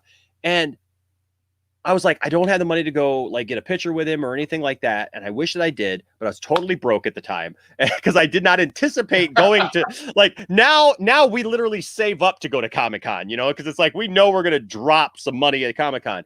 But trust me, I know. yeah, and so, but we were total newbies, didn't know how that worked. And so like I'm sitting there and I'm just like, I kept debating. I'm like, well, I feel really bad if I go up and just say something to it, like, and just talk to him, because like I don't have any money. I don't have money to get a picture. I don't even have the cash to get like one of the pictures sitting on his desk. Yeah, so like I don't. Yeah, like $10. Like I was totally broke, and I was just like, crap. But I'm like, but I love Walter Koenig, man. It's like I love Star Trek. It's like I can't be this close to the guy and not say something to him. And so finally, I walked up there, and here he is, little man that he is, sitting there, and I said, hey. Because there's nobody there. I said, hey, do you guys take because now a lot of the people will take like debit cards, like at the thing they'll have a reader or something. But he did. I said, hey, do you guys take debit card or anything? I said, because I got my debit. Yeah, I said, you take something. I said, because I don't have any cash on me. I said, but I'd love to get a picture if I could. I said, but and they're like, no, we don't take that. And so he just looks at me. Mind you, he has not said a word. He's just staring at me. And I said, okay, that's fine. I said, well, I'm really sorry then that I can't get a picture. I said, but Mr. Koenig, I said, I just want to say thank you, just for your contribution to my nerddom, to my movie going enjoyment and stuff over the years, just watching Star Trek and everything. I said, I've watched so many of all those Star Trek movies so many times, man. I said, I really knows your name. You. Yeah, I was like, I really appreciate you. I said, and and your character of Chekhov, I said, you're just an icon, and I wanted to come over and shake your hand and just tell you, just how much I appreciate you. And he just stares at me, doesn't utter a word, just stares at me, and it's getting really uncomfortable. Because I just poured out my heart to this little old man that I really love, and I just look at him, and he looks at the lady who collects the money, right? And then he looks back at me like, and I'm thinking to myself, oh my gosh, this guy thinks I'm a jerk, and that I'm just like giving him some BS about not having any money and stuff, like he's not worth it or something. And I'm just thinking, oh crap, this sucks, man. I am like totally ruining this. Then he looks at me, cocks his head. And he goes, okay, thanks. And like shakes my hand and stuff. And he's like, I appreciate you coming over and saying hi. It's okay. I get it. I was just like, woo. Like he totally had me, man, for like what seemed like an eternity. You still want your money for a picture though. I know, man. It's like, I feel bad. Like, I feel so bad, but no, but it was an awesome time meeting him though. Just that little brief moment. But yeah, he had me totally thinking that he just hated my guts there for a second, like I was a total jerk, man. But but another thing though, talking about meeting like childhood female celebrities. Which one? Erin Gray. Oh my God, come on. You see that Silver hand? Spoons, friggin', come on, man. Yes, Seriously? there it is. There it is. There it is. Yes. Yes, see it in all its goodness. See it in all its goodness. How old are you, Enosh? How old are you? Because 43. I'm 43. I'm gonna be 46 this year, so we're in the same area. We're in the same area. Sir. Yes, sir. She my Erin Gray. Buck Rogers. It was like just I'll give you a deep cut. A different color every week. That's all it was. It was just a different color every week. It was the same suit. I'll give you a deep cut on Erin Gray from the 90s. Do you remember the show Silk Stockings? Yes. Okay. Yes, I do. So mind you, like I was, man, what was I? 15. And Erin Gray was still looking really, really nice back in. She still looks awesome. I gotta admit, dude. I'm standing right there. Dude, I googled it, and she does look still very. Dude, very, she is. It's like Linda Carter. A mature woman. It's like Linda Carter, man. It's like Linda Carter looks absolutely fabulous still. you know. But Erin Gray, Yes. she hasn't done any nips and tucks. She's not one of these people who messed up their face, you know, whatever. Like that same day I met I can never remember her name, but she played talking about Superboy, the Superboy TV show. Yeah, That was out. The girl. Yeah, it was horrible, but it got better. It got better when the other guy took over. But but that first season especially was really bad. awful. But the girl, I think her last name is Hike, who plays Lana Lang on that, the redhead. Like she was gorgeous, but like, and I met her and she was super nice too. I met her the same day that I met Lois. And so it was like I got to meet Lois and Lana the same day. I was like, yeah, but obviously, you know, Margot was a whole lot more important. Well, yeah, you already. But I met her, and like you could tell that like she had, you know, it's always like when you see people that they don't just let themselves age, you know, and they just start messing with stuff, and then it's like they become obsessed with it, and it's like, oh, there are women that are beautiful. Like look at Jennifer Aniston. Oh yeah. How about in nerddom? Look at Femke Janssen. Yes, I just saw. Did you see that thing that came out this week of the X-Men reunion video? 50-year-old woman I've ever seen in my life, dude. But yeah, so man, Erin Gray. So the funny thing about that is I used to do a radio show with this guy named Mike Beer, and actually a guy who he was in here earlier. I don't know if he's still in here, but McCoy Gaming. That's my buddy James. And so we used to do this show together. And Mike is like Erin Gray. I think he's about yours because he's only a couple years older than me. Yeah. But Erin Gray was like his coming of age, you know, woman. Al McPherson and Erin Gray. Okay. Sorry. Oh yeah. Where's that? And so it's funny because after I met her, because my opening line to meet her was like, Miss Gray, I am, first of all, I want you to know that I'm super excited to meet you. Like this is like really cool and everything to meet you. I said, but I need to shake your hand because I need to be able to rub it in my friend Mike's face that I actually touched your hand. and she just smiles at me and she's like, oh, absolutely. And she extends her hand and like she does that thing like where she shakes my hand and then she rubs it with her other hand and she's like, yes, you just tell Mike that. Yeah, and I'm kryptonite fist now. And I'm just like, oh man. And so like I came back and like the next time I saw Mike, I'm like, there it is. See this hand? This hand touched Erin Gray. Touched Erin Gray. Erin Gray actually like rubbed my hand, sir. There you go. Yeah. So I'm totally being a dick right now, like taking up this much of your time. I had a couple questions for you. We had a couple people drop off. So okay, cool. Yeah. So no, I'm into talking to you, you know. So yeah. Even though I look like I'm burnt as crap, and I'm really not. Like it's not really. I'm Italian. It's really not that bad. It's just gonna be brown tomorrow. I swear to God, it's not gonna fall. I'm not. Yeah, carnage right now. But I wanted to ask you about the last Ronin TMNT. I'm not getting the issue till August 19th. I'm sorry. What you dropped out there? What was it about TMNT? The last Ronin. Oh yeah. I'm not getting it. I don't know if you guys have got it already, but I'm not getting it till August 19th. I don't. And so that's who do you think it is? This is the biggest question, man. Like, I'm curious who you think the last brother to live is.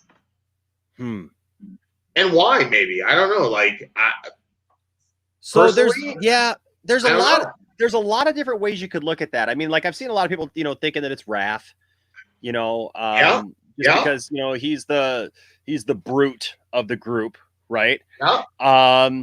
You know, you could say it was Leonardo because Leonardo's the leader, you know, and kind of like the last one left, and that would make sense.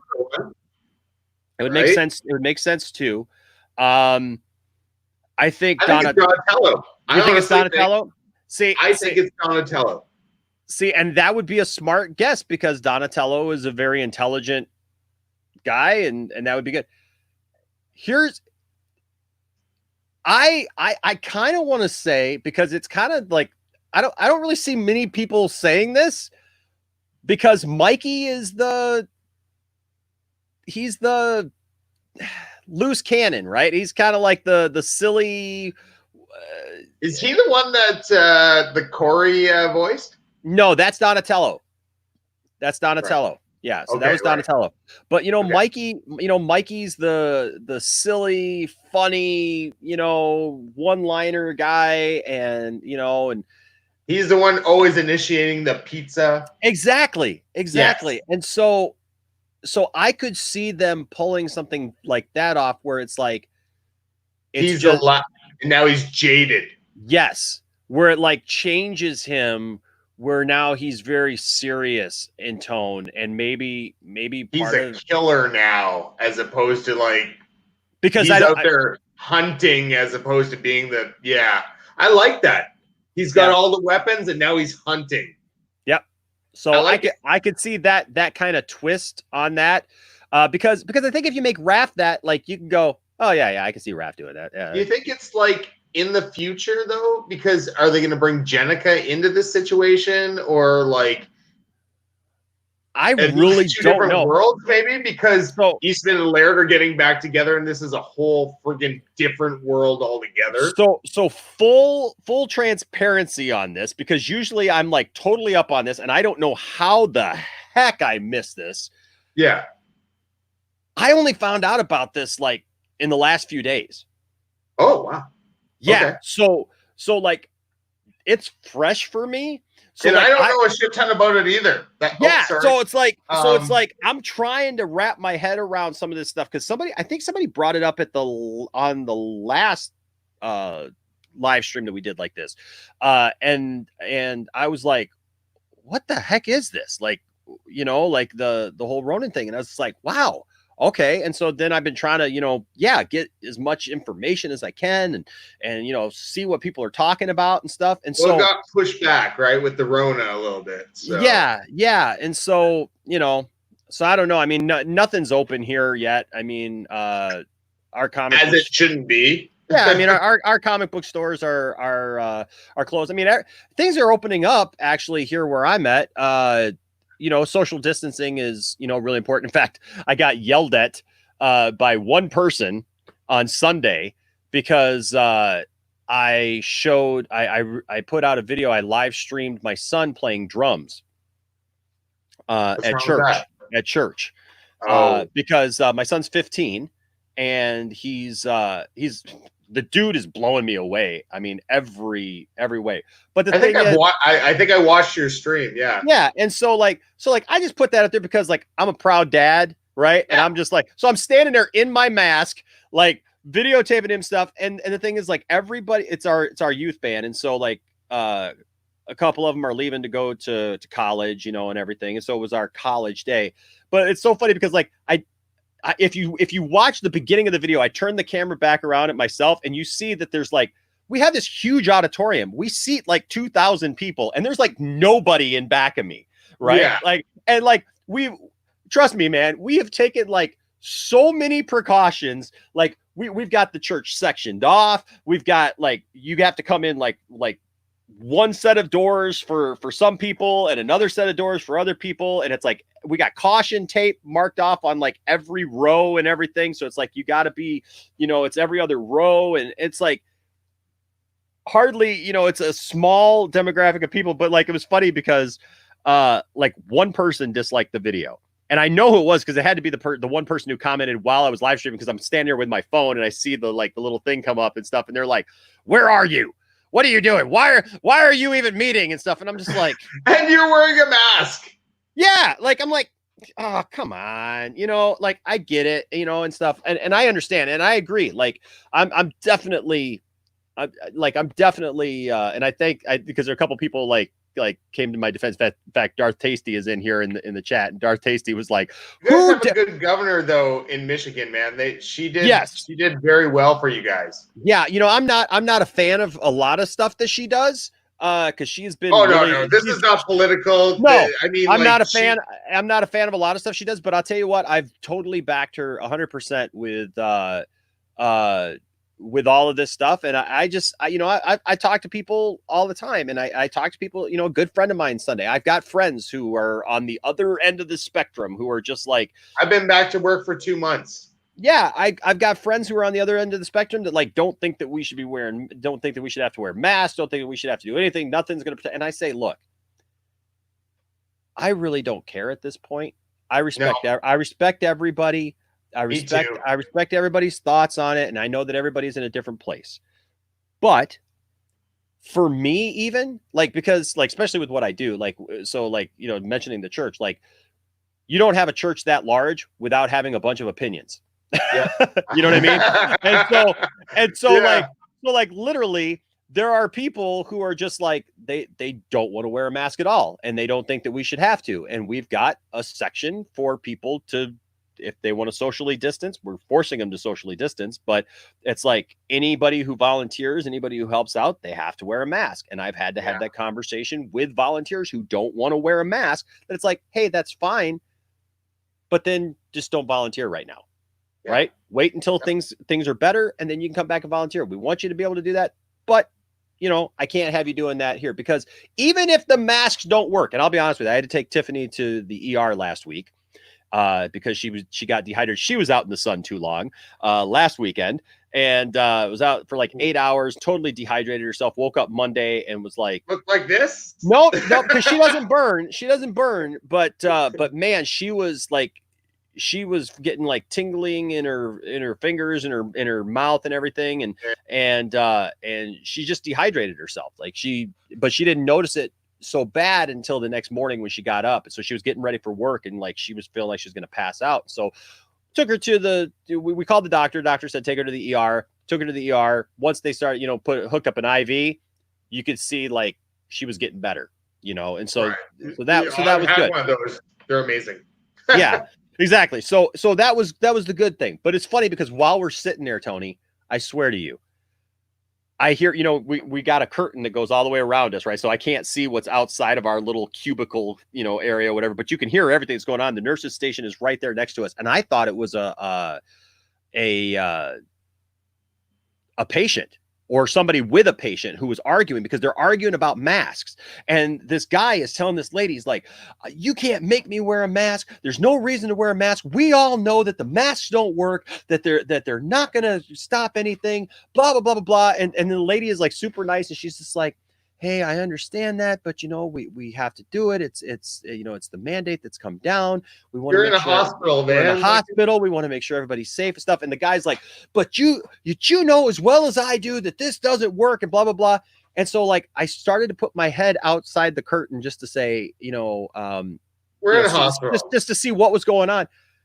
And it's a dude that works at the hospital. I don't know if he was a doctor or a nurse or what he was, but I'm expecting dude in his, in regular clothes like me. And this dude is like all missing a shoe or something, and I'm just like, oh man. And so then I just wanted to look at, I didn't say anything because they shut up and he kind of left and went wherever he was going.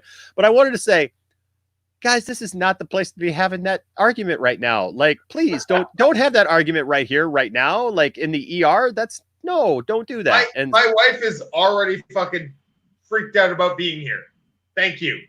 Yeah. Amazing. So it just is what it is, but it's like I tell people, especially with what I do, I just tell people look, at this point, I don't care if the homemade masks don't protect or they do, or if the other masks do protect or whatever. To me, it's like we weren't able to meet for over 3 months, right? And then once it finally did open up, and we were told we're abiding by, and this is what I reminded everybody too in that video. What's open for you right now, Enosh? So what's really open for you right now? So churches are able to meet. Okay. Churches are able to meet. All of our stores and everything, like the malls have opened back up. Okay. Not all the stores are back. Yeah.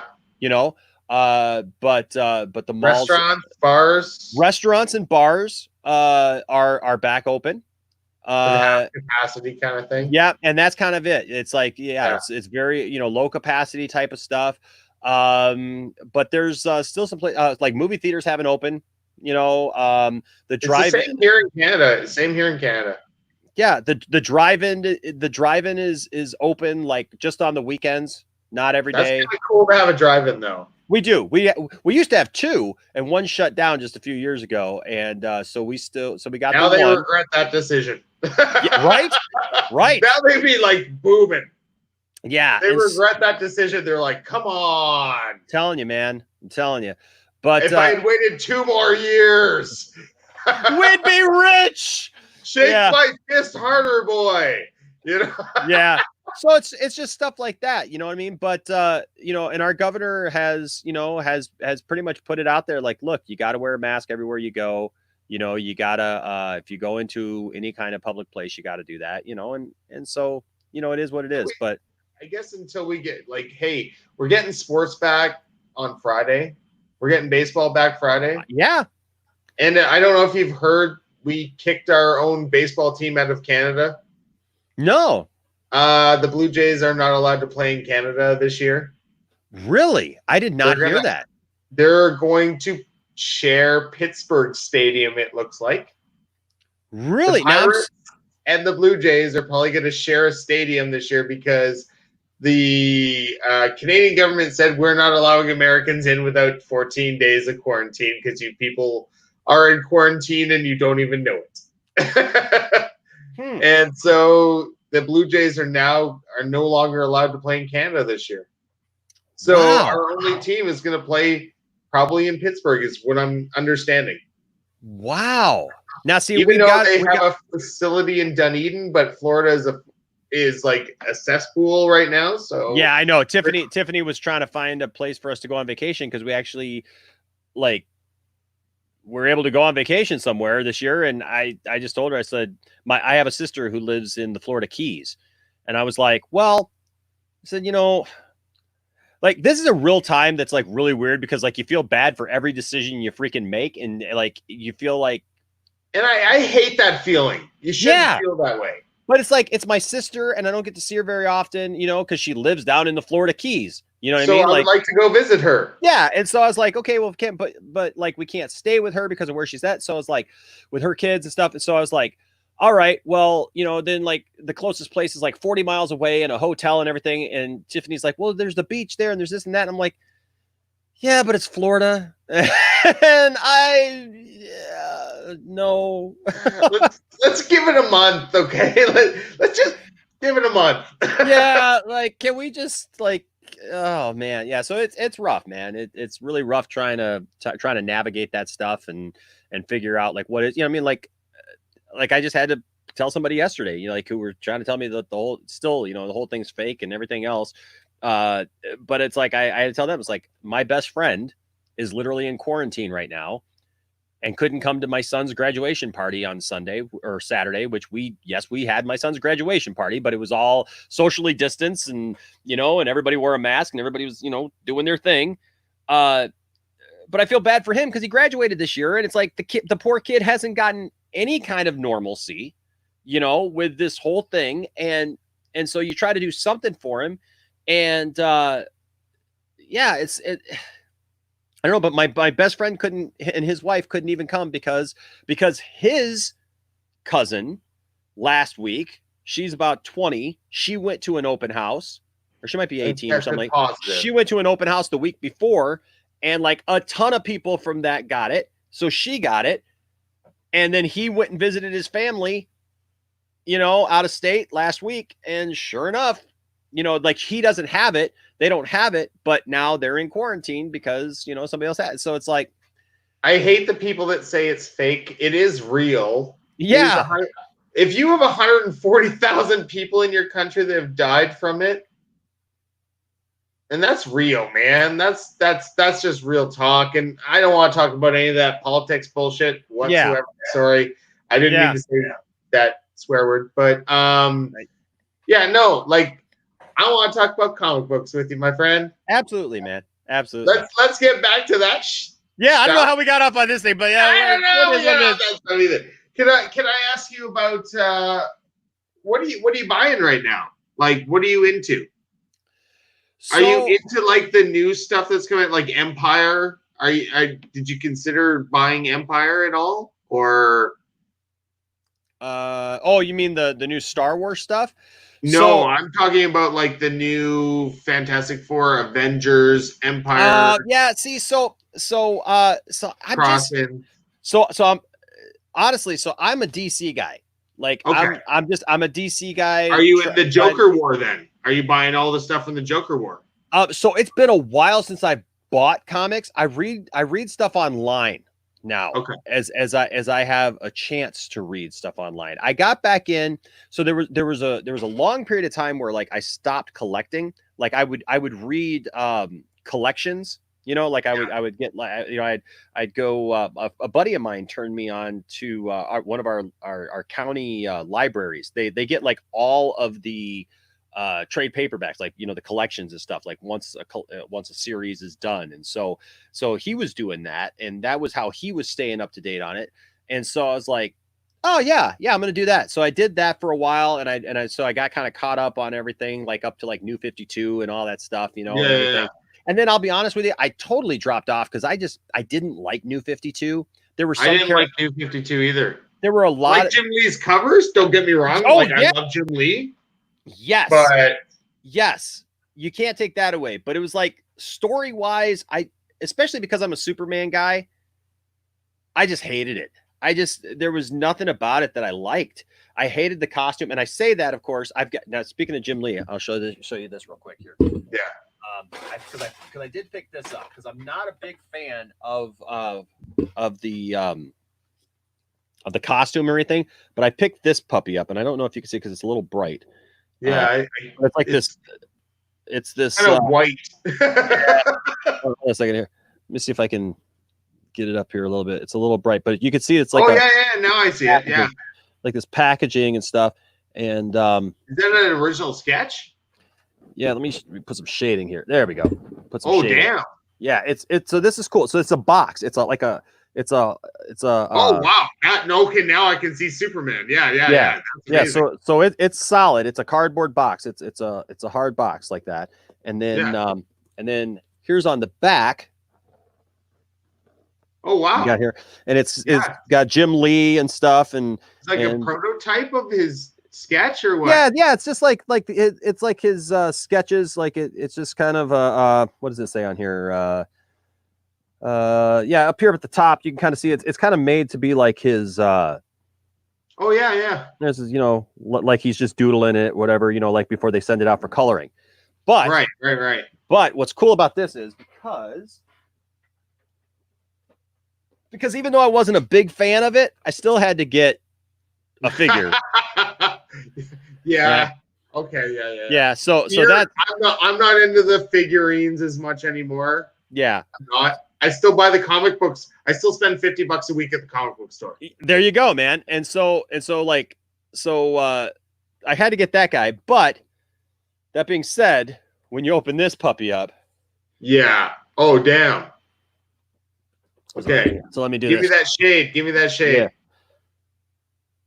Oh, wow. Yeah, dude. So you can see, whoops, let me bring it there. So it's all black and white. So it's made like it's penciled. I was gonna say, that's amazing. Yeah, isn't that cool? And so it's the black and white version of that figure, and you can see right there. And then it's got like a little book that comes with it and all this stuff. Yeah. And so the New 52 stuff kind of left me high and dry. When they did Rebirth, I totally got into Rebirth. I loved Rebirth for sure.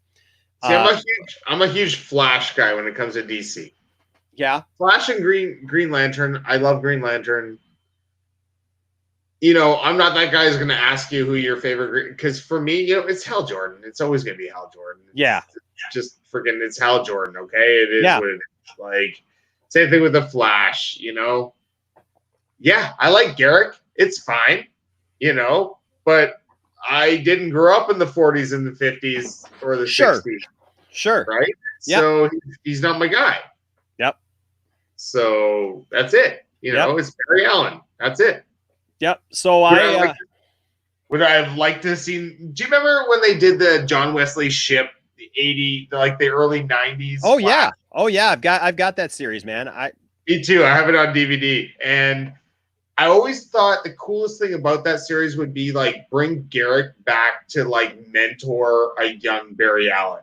You know what I mean? Like have him as an old man too. You know what I mean? You know where he meets the Shadow or whatever it was. The black guy plays like he's like a 40s hero. And yeah. Remember that episode? Yeah. Where they're like fighting the trickster and shit. Yeah, man, that's some old stuff. But yeah. Sorry, hold pull. But tell me, like, it wouldn't have been cool if like Garrick would have been like an old man in that situation, like coaching Barry Allen. Yep. You know, like that's what I kind of want to see. Like, I'd like to see, like, if they're going to do these new characters, why not have, you know, like Batman Beyond is amazing and they're going to do Michael Keaton, which, right? Like that's crazy. It's just crazy. It's a crazy, insane, awesome stuff. Amazing thing and the most amazing thing. But like, okay, if you're going to do that, then let's do it all. Yeah. Right? Like open the door. Yeah. You know, my problem with comics nowadays, because I got into Rebirth and I was collecting, like I was doing a bunch of stuff, man. I was collecting Superman, Flash, Action Comics, Batman, Detective, and Justice League. So because I had 7. I can't remember what all 7 I had. But so I started off like I had 7 different titles, man. Because like I came in like hard on Rebirth. I was like, I'm doing this thing. Oh, Flash, the Flash. I like the Flash too. So I came in pretty hot and heavy on that. And then it's kind of like anything, man. It's like the story started to kind of be like, all right, that's cool. What just happened here? Like, this is weird. Like, you know, and so like when people start leaving me like that, like it becomes like, give me Infinity War. Like, it's like, I just want something. Like I want, you know, and I don't know what I want, but like, I feel like give me Flashpoint. DC is old. Oh, you're right, dude. So DC is constantly trying to reinvent itself. And that's the thing, is like, it goes on for a while, but then it starts doing weird things. Like, I know everybody's like really ticked off, or has been, with Bendis, you know, with the whole Superman thing and like everything he's done with Superman and getting rid of Clark Kent and stuff, which kind of ticks me off too, because Clark Kent to me is the real person. You know, like that to me is that's Superman. That Superman is the facade, you know. And we actually have a whole video on here. My buddy Jason that we did, you know, about that, and like a debate style thing. And so, you know, so there's stuff like that, but it's like, so that's kind of when I started seeing things kind of go in that direction, and I was just like, oh, okay, well, it starts losing me. So then I started kind of going off, reading more stuff kind of online as I had a chance to read stuff, you know, and stuff. So I'll be honest with you, it's been a little over a year, maybe, since I've actually bought a comic book. I still go into my local shop. I mean, before, you know, obviously everything that's been going on lately has happened. Yeah. You know, and I talk to everybody and I stay up on stuff that's going on, obviously, you know, and things like that. But as far as like putting my money into it, it's like, and DC Comics right now are costing you an extra $1 over value right now because they changed distributors. Yeah. So right now, if it says $3.99 on the cover, I'm paying $4.95 now. Man, like they're going an extra because they're not with Diamond anymore, and the consumer is now just adding them. Like they have at my local comic book store, they have a sign that says, "Yeah, DC Comics. This is how much they cost now." Even though it says $3.99 on the cover, this is now $5.99 because of the distribution. That sucks. That really sucks. So here's Darth Tasty. Just kind of go back to what you were saying before. Darth Tasty actually lives in Pennsylvania. So but I think he's more Philadelphia area. But like one of our other viewers, Bruce, he lives not too far from Pittsburgh. But he was saying that he had thought that their plan was for the Blue Jays to play in Buffalo. The only reason they're not going to play in Buffalo is because they didn't upgrade the light system. They can only play day games in Buffalo, unfortunately. And that's why, because that's where their AAA team is in Buffalo, the Buffalo Bisons. That's what he was saying, yeah. The problem is they haven't upgraded the lights like they did in Dunedin, Florida, and they don't want to go to Florida, so it's looking like the Pittsburgh Pirates are going to allow them to play there. That's cool. The news up here, and like, hey, all news is good news, says Gary Gnu. Well, remember when playing day games wasn't a big deal? Having to play day games in Chicago wasn't a big deal. Yeah, I remember watching WGN and watching the Cubs and how many games would get called for darkness? Like, like it was great. That is so true. Before they had the lights put into, like, what was it, like 88 when they put the lights in, or 86 or something? Oh no, it was much later than that. It was 90s. Was it? It was 90s before they put the lights in. Wow. In fact, hold on a second, because now I must know. Because you're on the internet now. Yes. Siri. Cubs get. Hey Siri, when did the Cubs get the lights? Okay, I found this on the web for when did the Cubs get the lights. Check it out. Oh, you know what? You're right. I thought it was 90s, but it was August of 88. It looks like. I was gonna say I thought it was like somewhere in the late 80s. I thought it was 90s, but I am wrong. I am wrong. Yeah, I used to think that was amazing because they could never, like, even in the summer, never have a 7 o'clock start. I know, man. It's crazy. But you know what else is crazy? I mean, as a baseball fan, what else is crazy is to realize that all stadiums, pretty much except for Wrigley and Comiskey, or not Comiskey, Fenway, have pretty much been within the last 15 years. And Dodger Stadium. That is true. Because even in Candlestick's gone. They redid Yankee Stadium, which I cannot believe. Like, of all the stadiums, dude, I'm sorry. I look, and Tiger Stadium got taken down. Yeah, I was gonna say Tiger Stadium, like with the short porch. Come on, man. Like, dude, that was an advantage for you guys. Dude, that was an advantage. It was, and I'll tell you what. I mean, left-handed batter can smack that crap out. Dude, I remember watching Tom Selleck take batting practice in the 80s, and Tom Selleck popped one out. Yes. Right? So the thing is, though, is that, I mean, so many great games played there. Now that field is still there. They kept the field overgrown, isn't it? No. That's Silverdome. Silverdome's overgrown. Yeah, they finally took the Silverdome down. Thank God. Yeah, they finally took the Silverdome down. They actually just took the Palace down a couple weeks ago. Oh wow. Yeah, because everything moved down to Detroit. So the Detroit Pistons play now down in Detroit. The Red Wings moved over from Joe Louis Arena. They're tearing Joe Louis Arena down. And look at there. But yeah, so they moved from Joe Louis Arena, though, and they're all playing now at Little Caesars Arena. And the Tigers obviously are down there, still at Comerica. And then the Pistons Illich was an amazing man. Yep, and the Pistons are going to be playing at they have been playing at Little Caesars as well. So like everybody, everything, and the Lions are obviously down there at Ford Field. So there was no reason for the Palace, which kind of sucks because the Palace, there's nothing wrong with the Palace. Like, in Auburn Hills? In Auburn Hills. Auburn Hills. Absolutely. There was nothing wrong with that stadium. That stadium was a nice stadium. They just finished tearing it down. But no, I was saying, so they actually built it's a small park now, like where for a long time, they kept up they had a grant and they kept up the field where like you or me could take our kids there and actually play on the field. Like really? It was a baseball field and you could actually play. Now they've built up a small little stadium around it where I don't know. I'm not sure what they use it for.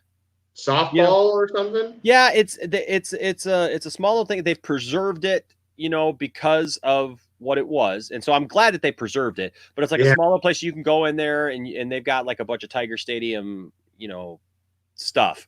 And so they got that, but then also they play games on there of some kind. So I'm not sure exactly what they do there, but it's still there at Michigan and Trumbull.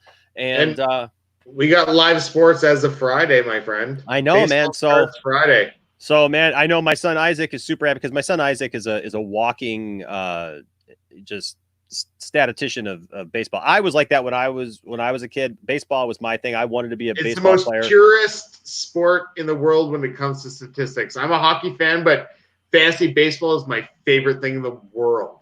Yeah, it's baseball is just something special. And Isaac, for his graduation, I just looked into it, and one of the other trips, you know, people can comment down in the comment section.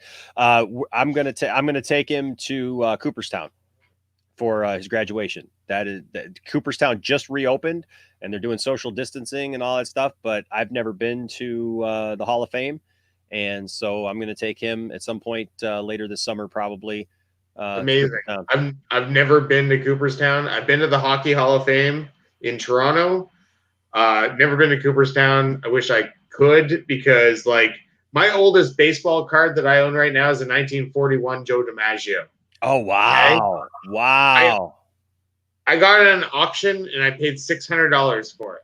Okay. And I have two Mickey Mantle cards. They're not in great condition. One has a crease, but you know what? I have two Mickey Mantle cards. That's awesome, dude. That's it. You know what I mean? Like they're in, like I put them in the thick cases, and I don't care how shitty they are. They're mine. Absolutely, man. You know, absolutely. Like, and that's one of those things. Well, I'll tell you what. I'm in this room filled with all this stuff, right?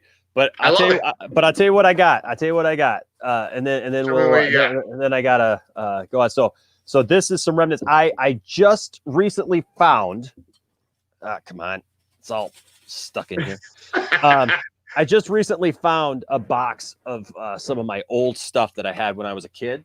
Yeah, and just a bunch of cool stuff on there. But so I found some of my old wires and everything here. So I found some of my old starting lineup figures. No way. Yep. So there's an Alan Trammell. Right there. No way, for the Tigers. Yeah, for the Tigers. And then there's here's a deep cut. There's Matt Noakes. Wow. Yeah. That is a deep cut. Yeah. And then here's a Jack Morris. He pitched for the Blue Jays too. Did he pitch for the Blue Jays? Did he pitch for the Blue Jays? I know 120 games. Oh wow. I knew he went to Minnesota. And we were all he won a World Series in 1992 with the Toronto Blue Jays and won 20 games. You're right. You're absolutely right. But yeah, so I found. Oh, here we go. Then I found. I got a Lou Whitaker.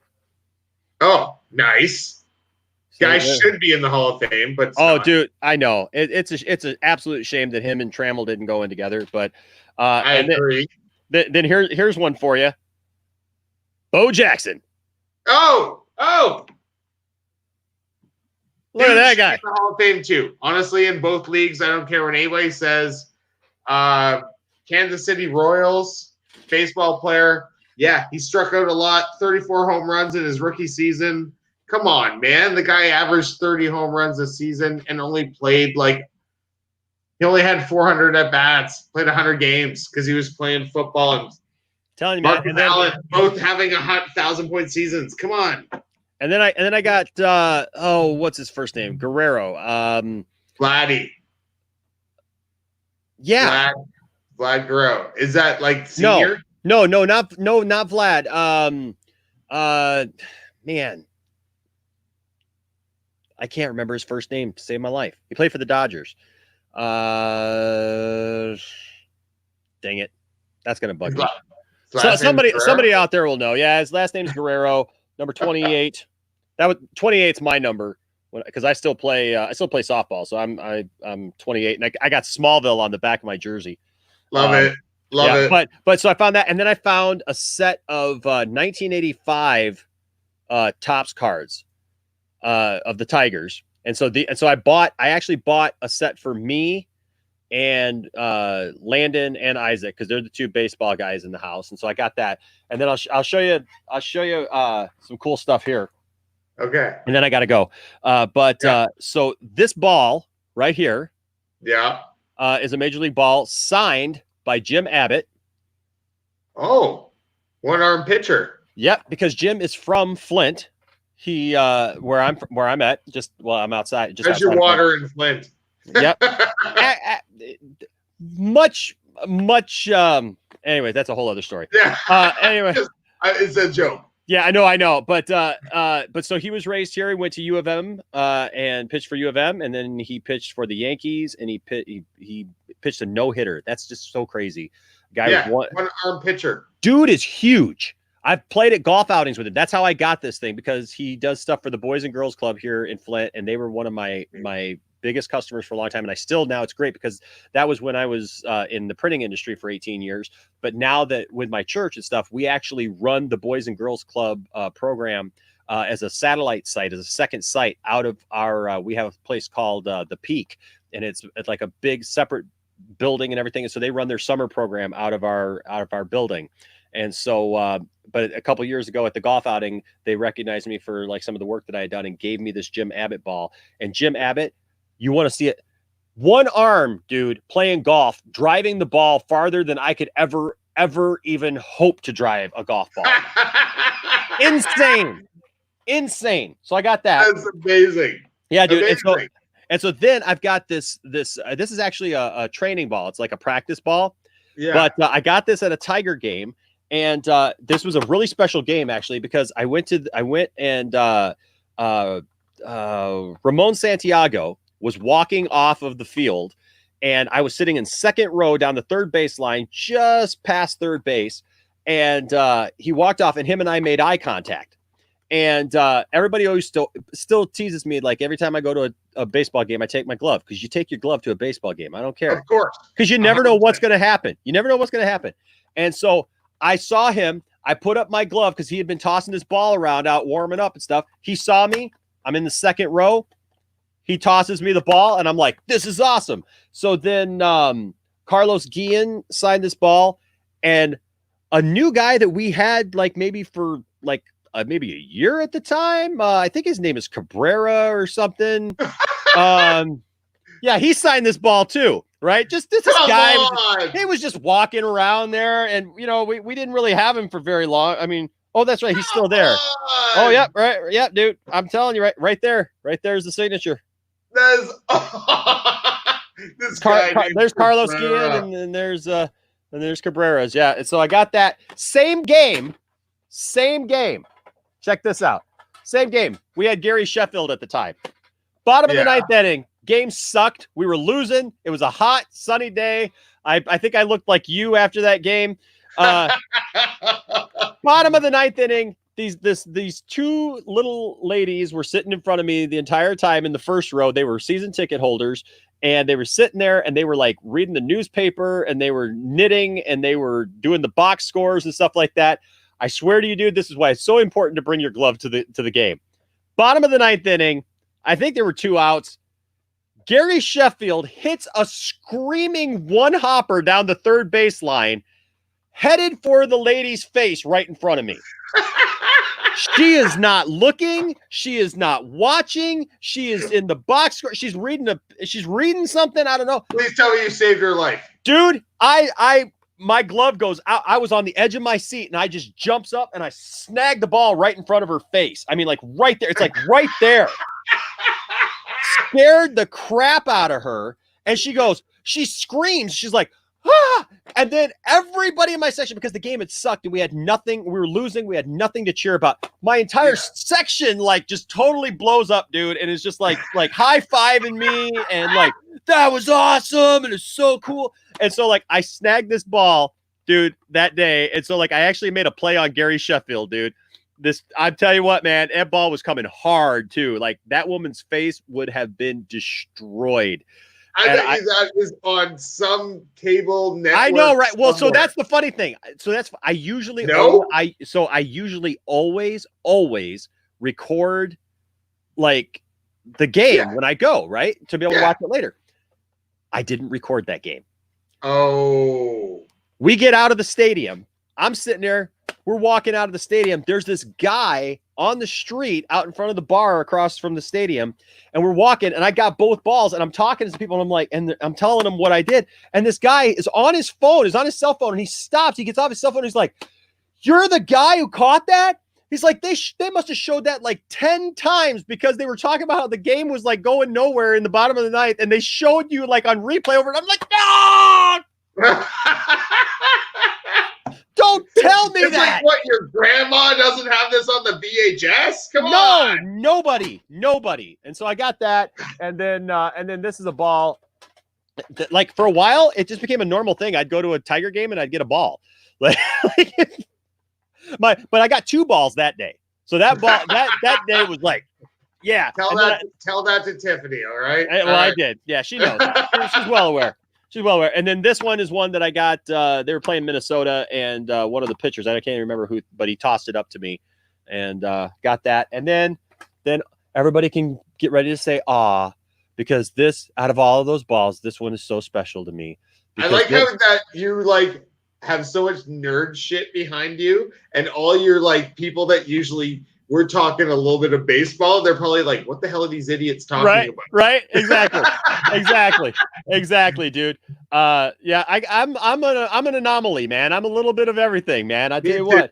Me too. And so, but this right here, ladies and gentlemen, is a very special ball to me because this ball is from the 2015 Angels that I helped coach.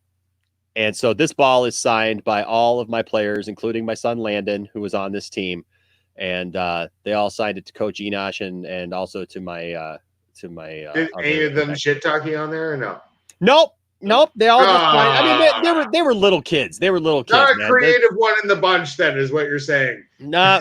Even my son just signed Landon, but I'll tell you what, it was cool because that year was just super cool to be able to coach them, and they gave me and the other 2 coaches baseballs signed by them, and so that's cool. Dude, I hope you can do it again, man. Dude, 2 years later, well, my boys have grown up now, and so I don't know. Like baseball? Oh no, they love baseball. But now Isaac just turned 18, and so I don't think he. He plays softball with me. He plays softball with me now, and then Landon does play, and so Landon is, but they both made the team this year.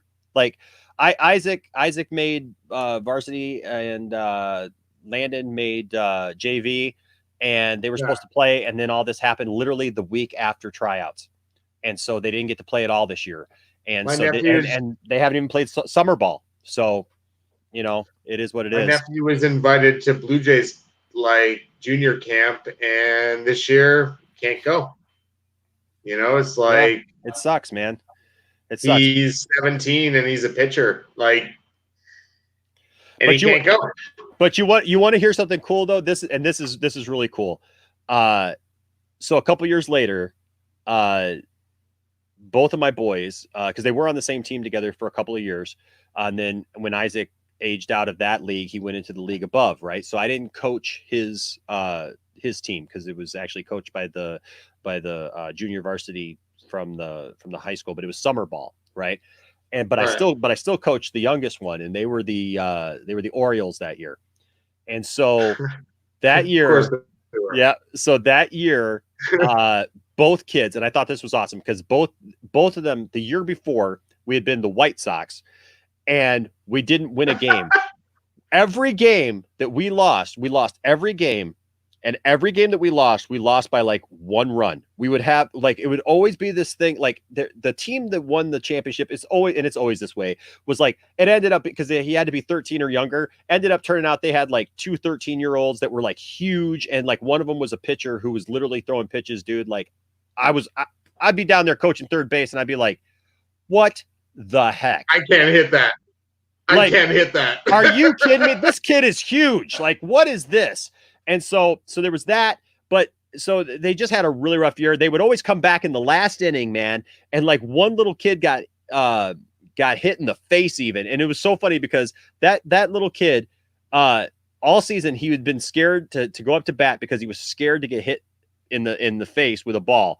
He literally got hit in the face with a ball, but when it actually happened, he got right back up. No, he got right back up and got right back in the batter's box, and we had to tell him that he got first base because he was determined he was still going to hit the ball. So like he totally lost his fear of getting hit because he actually got hit. And it was such a rough year, dude. They didn't win a game. They did not win a game. But the next season, I was so happy for him because a lot of those same kids who played on that league or on that team came back that we coached them again. And then even the face kid? Yeah, even the face kid. And then Isaac bumped up to the next league. And so my kids were on two different teams. Both of their teams went undefeated and won their championships. Dude. And it was cool. Do you take credit for this now as their premier coach? Well, I was one of them. It was the same coach. It was the same coaches. It was just man. It was that the year before was like such a crazy year. Did you get a ring? No, we didn't get a ring. I mean, we got a plaque, and stuff. We got a plaque, and the kids, we got pictures with all the kids and stuff like that, and they all got baseballs and everything. But maybe you should buy a ring and got that shit. Like, hey. Well, it was cool because I didn't coach the oldest, that year, but I was at every game. Well, the last game, literally the championship game, the umpire didn't show up. So you had to ump. So I had to ump, and I go out there and I'm umping, and then the umpire finally shows up because they got another ump to come. And so that ump shows up. And so I ended up still umping. I umped out in the field and he umped behind the plate. And, craziest play I think I've ever seen in my life happened during that game. All kinds of stuff erupted, went crazy, and what ended up happening was the other team was down. Our boys were leading, I think, by 5 runs or something like that. The other team was really, really upset and frustrated because they just couldn't put anything together that game. I mean, it was just a rough game for them, which happens. But all in the space of one play, one of their guys hits a ball out to center field, ends up getting a double while he's standing on second base. Our second baseman gets the ball back from the center fielder, catches it, just walks past the kid on second base. That kid thinks that nobody's watching, but I'm 5 feet away from him looking at him. He hits the ball right out of the hand of the second baseman. It makes the ball go flying into center field again. But like hit the kid's arm, right? Like hard. Hits the kid's. And so because now the ball's out in the field, he starts running around and scores, right? And everybody's losing their mind because all of our parents saw everything that happened. And of course, the other team is all like, no, he didn't do anything. And like, they're freaking out. And of course, the ump at home didn't see anything because we thought the play was dead, right? But I was standing right there. And saw the whole thing. And so like I'm sitting there waiting because I have to wait for him to ask me what happened. I can't just go and start into it. So we're standing there talking. And of course, then one of our kids on third base, the third baseman, who's a really good player, he's like over there. He starts swearing at the ump. And he's like, this is total BS, blah, blah, blah, blah. I can't believe you're allowing this to happen. F you, F it. And I'm just like, dude, shut up. We're going to take care of it. Just wait. And so, of course, he gets ejected, as he should have been. And it's like, oh, come on. And so we ended up talking about it. And it's just like the crazy. And the funny thing was the ump who was the official ump who was getting paid for the game didn't know what to do. He's like, I've never seen that before. I've never heard of that before. I've never anything. And I said, well, look, I said, I'm just telling you, as far as I'm concerned, at the very least, it's interference. You can't knock the ball out of when a play is pretty much dead and the umps turn around. You can't just knock the ball out of somebody's hand and just keep running. He's out and he comes back to this base. That's how you're out and stuff. And so we ended up calling him out, which the funny thing was the next day I talked to a guy who's a professional umpire. He's a friend of mine. And he's officially licensed and stuff and goes all around and stuff. And he told me an interesting story because he said that not only should the kid have been out, but the coach should have been ejected from the game because of the unsportsmanlike conduct of the player, that it automatically falls back on the coach because they were trying to act like it was all right. And he said, no, he says it doesn't matter if the coach condones it or not. If you have a player that strikes another player like that on the field or does something like that with unsportsmanlike conduct, it's the coach's it's the coach's responsibility, and the coach should have better control over their team at this level. And so the coach should have been ejected from the game. So it was a really interesting, and I've never seen anything like that before in my life, man. Never seen anything like that before in my life. And you can't really call it when you're like the dad of like one of the guys on this field. Right. So it was what it was. But yeah, so this ball's special to me, and of course my other little collection of stuff. So your other patrons are like totally pissed that we've been talking for like an hour. I know, man. I know. But you know what? It's good conversation, and we did have new people in here today, and so I wanted to this is the first time, Tony, you've called, and so hey, man. I do watch it. I do watch your channel, man. Like I never got on to talk to you before, man. I wanted to, and I'll definitely do it again, and probably not look like this. I won't recognize you. Probably not look like Deadpool without actually wearing the mask. Okay. There you go, man. Well, hey, thank you so much for coming in, Tony. This was a great. Very well-rounded conversation. We talked about a lot of stuff, man. You seem like a really good guy. Again, man. Like I'm like you. I'm a nerd with personality. There you go. I like it. I like that. I'm gonna have to keep that. All right, nerd with personality. I like. Hey, I'm gonna stick around and watch your next guest. So. All right. Well, we'll have to make T-shirts that say that, nerd with personality. I think we should. I like that. I want in on this. All right, man. I like that. All right, buddy. Well, thanks for joining me, Tony. You have a great night, man. We'll talk to you later. Well. All right, man. Bye-bye. Good to see you. Bye. Good to see you too. Bye-bye. Okay. All right. Well, we did we did lose a couple people in here that we were going to have, and I know if Matt Jarbo had come in here, that Matt and I would have talked for a while. So, but it's good. It's good hearing from some new people tonight. I mean, I want to make sure everybody knows I love.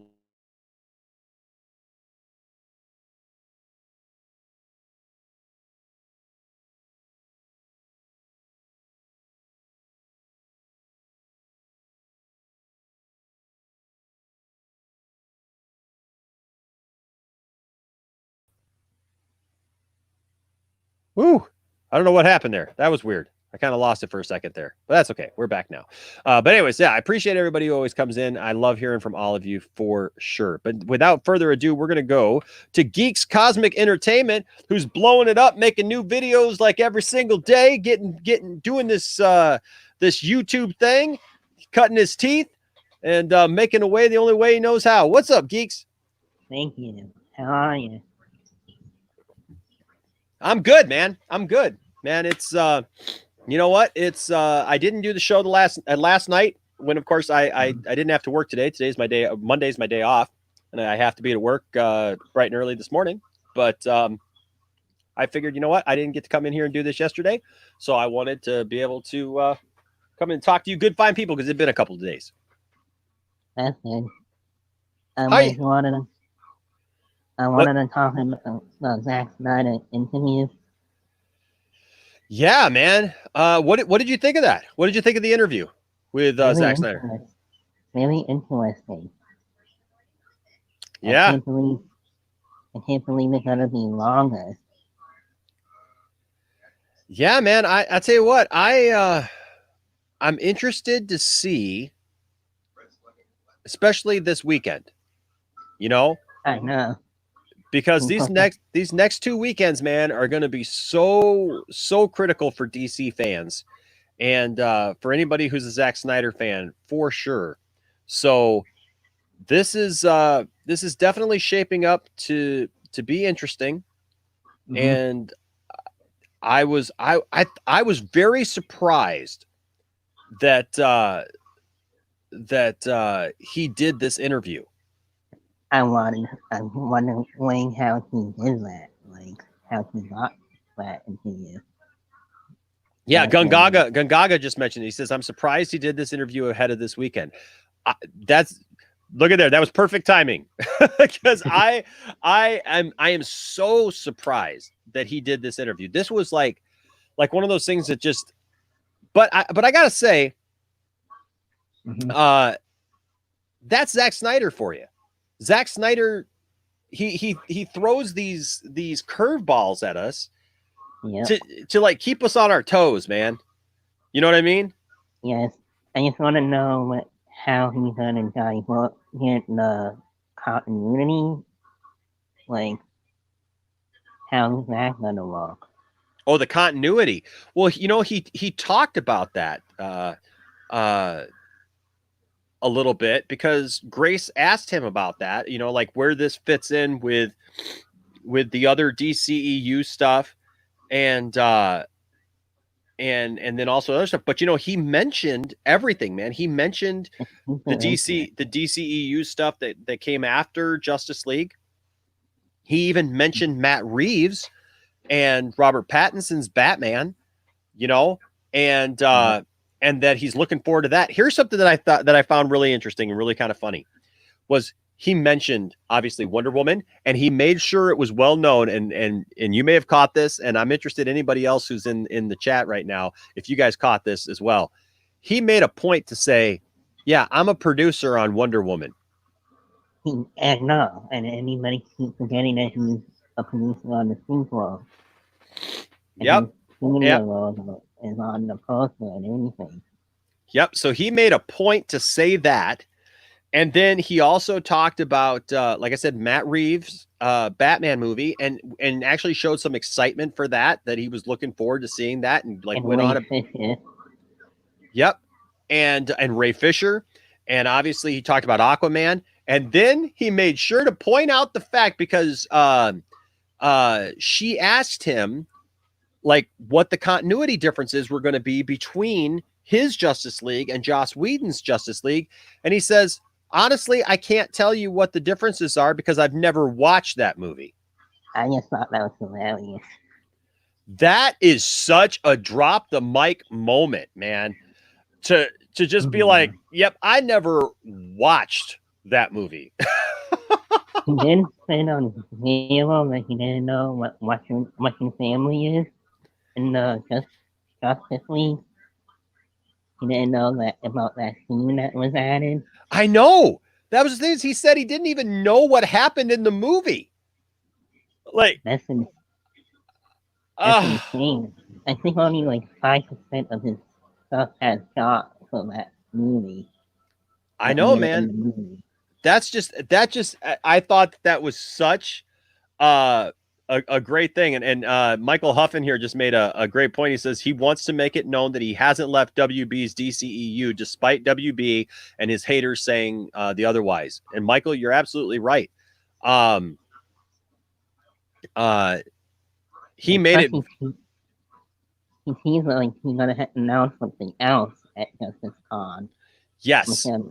Wondering what that would be. And yes. I'm sorry. It should be like an aspect or something. Well, Manhunter. Yeah. Well, we know that Martian Manhunter, from everything that's come out, Martian Manhunter is supposed to be a part of it. Other people are supposed to be a part of it. But I think you're onto something there, because a lot of this information that has come out has said that at Justice Con, they're going to announce Ben Affleck. Along. Buff. Oh, dude. Ben Affleck looks amazing right now. He looked like when he did BBS, the way he, like, how big he is and everything. Yeah, let me see if I can pull up a current photo, because I've been pulling up this current photo of him that absolutely looks fantastic, and I'm trying to find right here.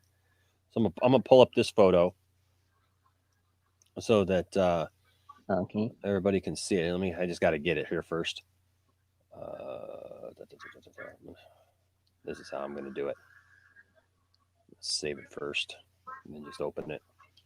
But I just love how he's gonna see the theatrical cut.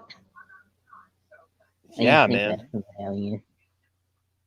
Yeah, so Yeah, so I'm gonna pull up this photo because this photo, man, is just insane how good Ben Affleck looks right now.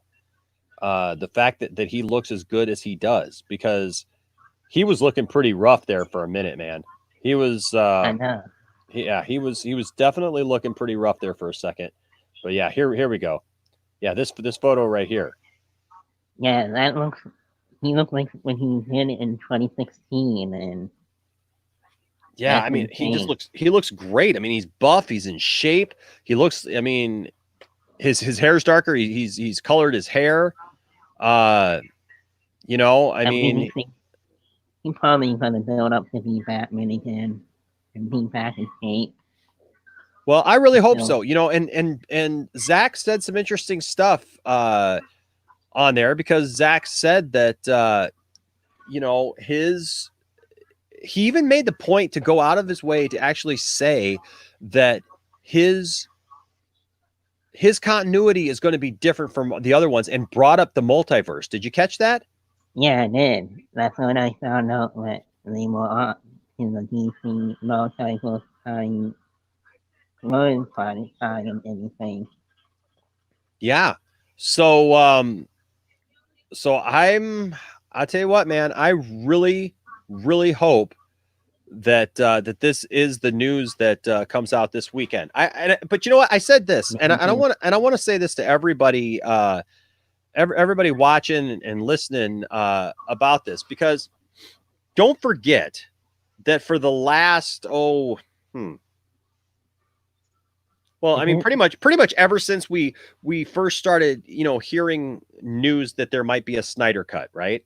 3 years ago. Yeah, so it's been like 3 years or so. Like, it seems like every year we've been getting this news. It was like, oh, they're going to announce the Snyder Cut, right? Like last year at Comic-Con, there was a lot of people reporting just before San Diego Comic-Con, they're going to announce the Snyder Cut at Comic-Con. They're going to announce the Snyder Cut at Comic-Con. And then Comic-Con came and went. And on the banners. yeah, I mean, there were banners. Like they spent money. People who were into this thing spent money trying to promote the Snyder Cut even. That's what I like about that.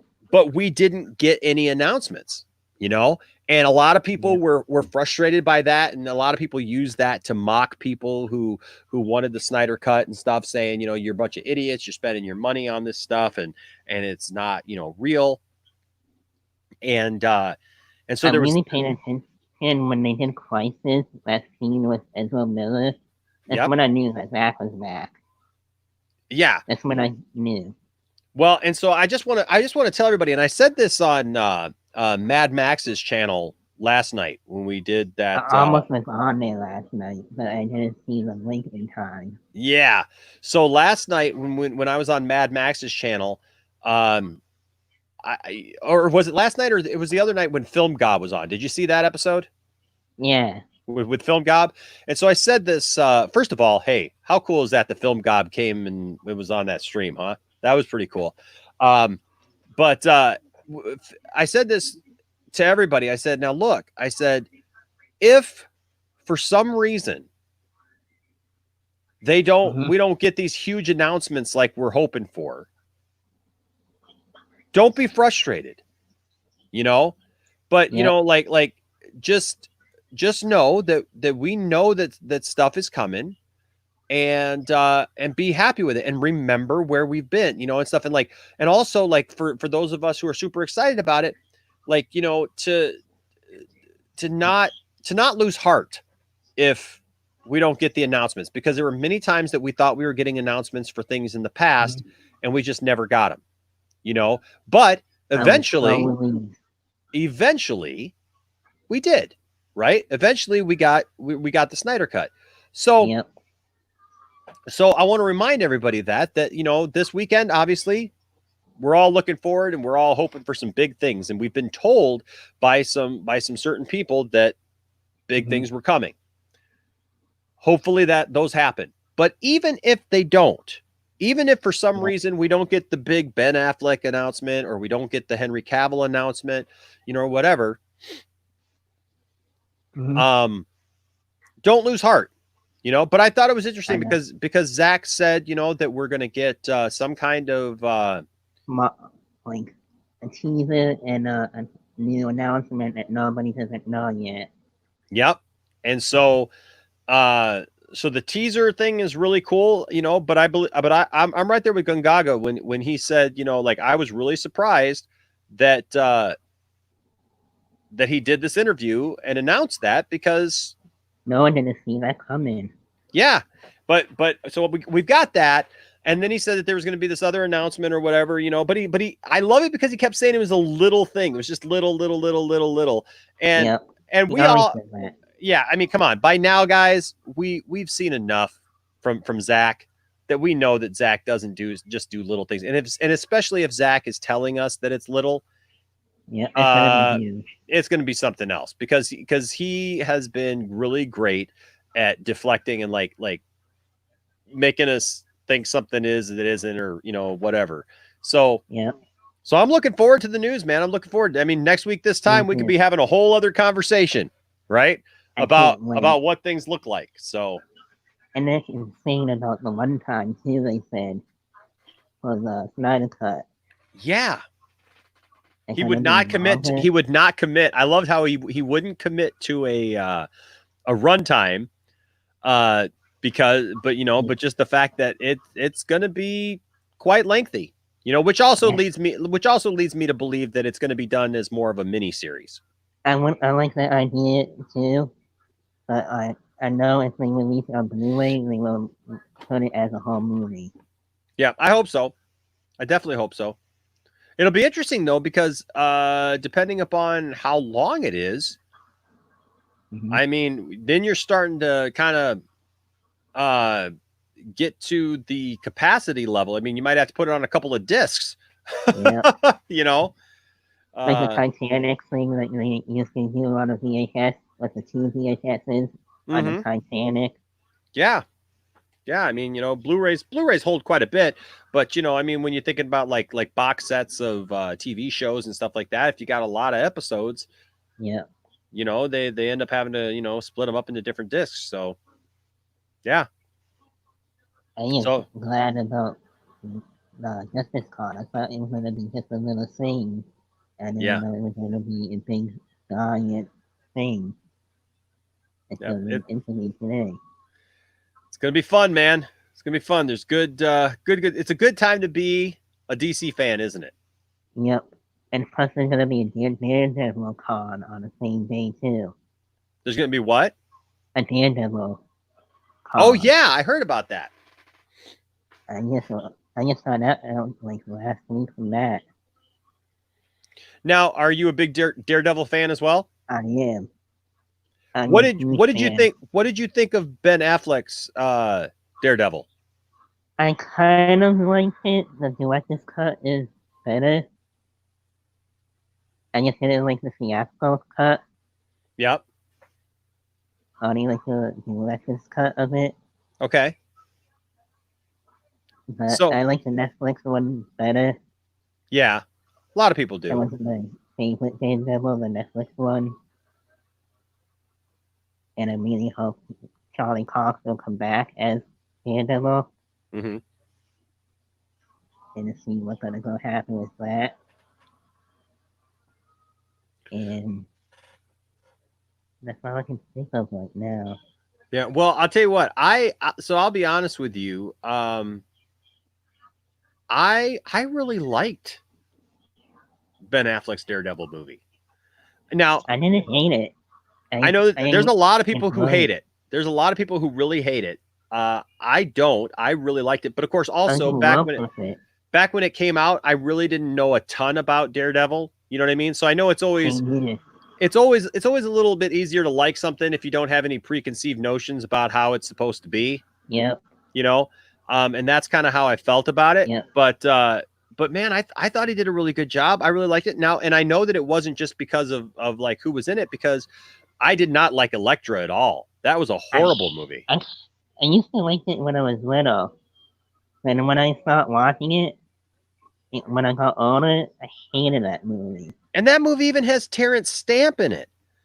You know? And Ben Affleck showed up the end and the director's cut. Yes, he does. Yes, he does. But I mean, Terrence Stamp is in that movie, who's a phenomenal actor. I mean, he played General Zod, in the original Superman movies and stuff. And it's just like, man, I just How that can they mess that up? I don't know, man. It was just such a bad movie. Michael Huffin here in the chat says Snyder plays games before revealing the truth, just like he pulled that Snyder Cut stunt during the Man of Steel watch party. He initially made it out that it wasn't coming before pulling a 180 and announced it. Exactly, Michael. That's I wonder if Ben Affleck's gonna show up. When he show up, that means it's gonna be official. well, from what I've heard, from the way that I heard it described was that they're going to announce Henry Cavill returning first, and that he's going to announce that he's playing Superman, and then Ben is going to kind of like repeat his famous line from the Jimmy Kimmel show where he said, "I'm not Batman," kind of with a question mark, and then come out and say, "Well, if you're Superman, then I'm Batman." And so, and maybe do a play on it like that. So I don't know. I mean, who knows? But that's kind of one of the things that I heard. And the only reason I'm saying it is just because people have already said it. The people who told me said it. Ben Affleck is my favorite Batman. Like, he reminds me of the animated series version and the Arkham Games one. Yep. That's why I like Ben Affleck, because he looked like Bruce Wayne from the animated series. Oh yeah, yeah. That picture that's been circulating, especially lately. I mean, he looks just like Ben Affleck. And what's out on the cartoon, like literally. I know, man. It's great. And I hadn't even thought about that until I saw the two pictures right up next to each other, and I was like, "Holy cow!" I know, right? I mean, it's so good. He's a definitive Batman, like.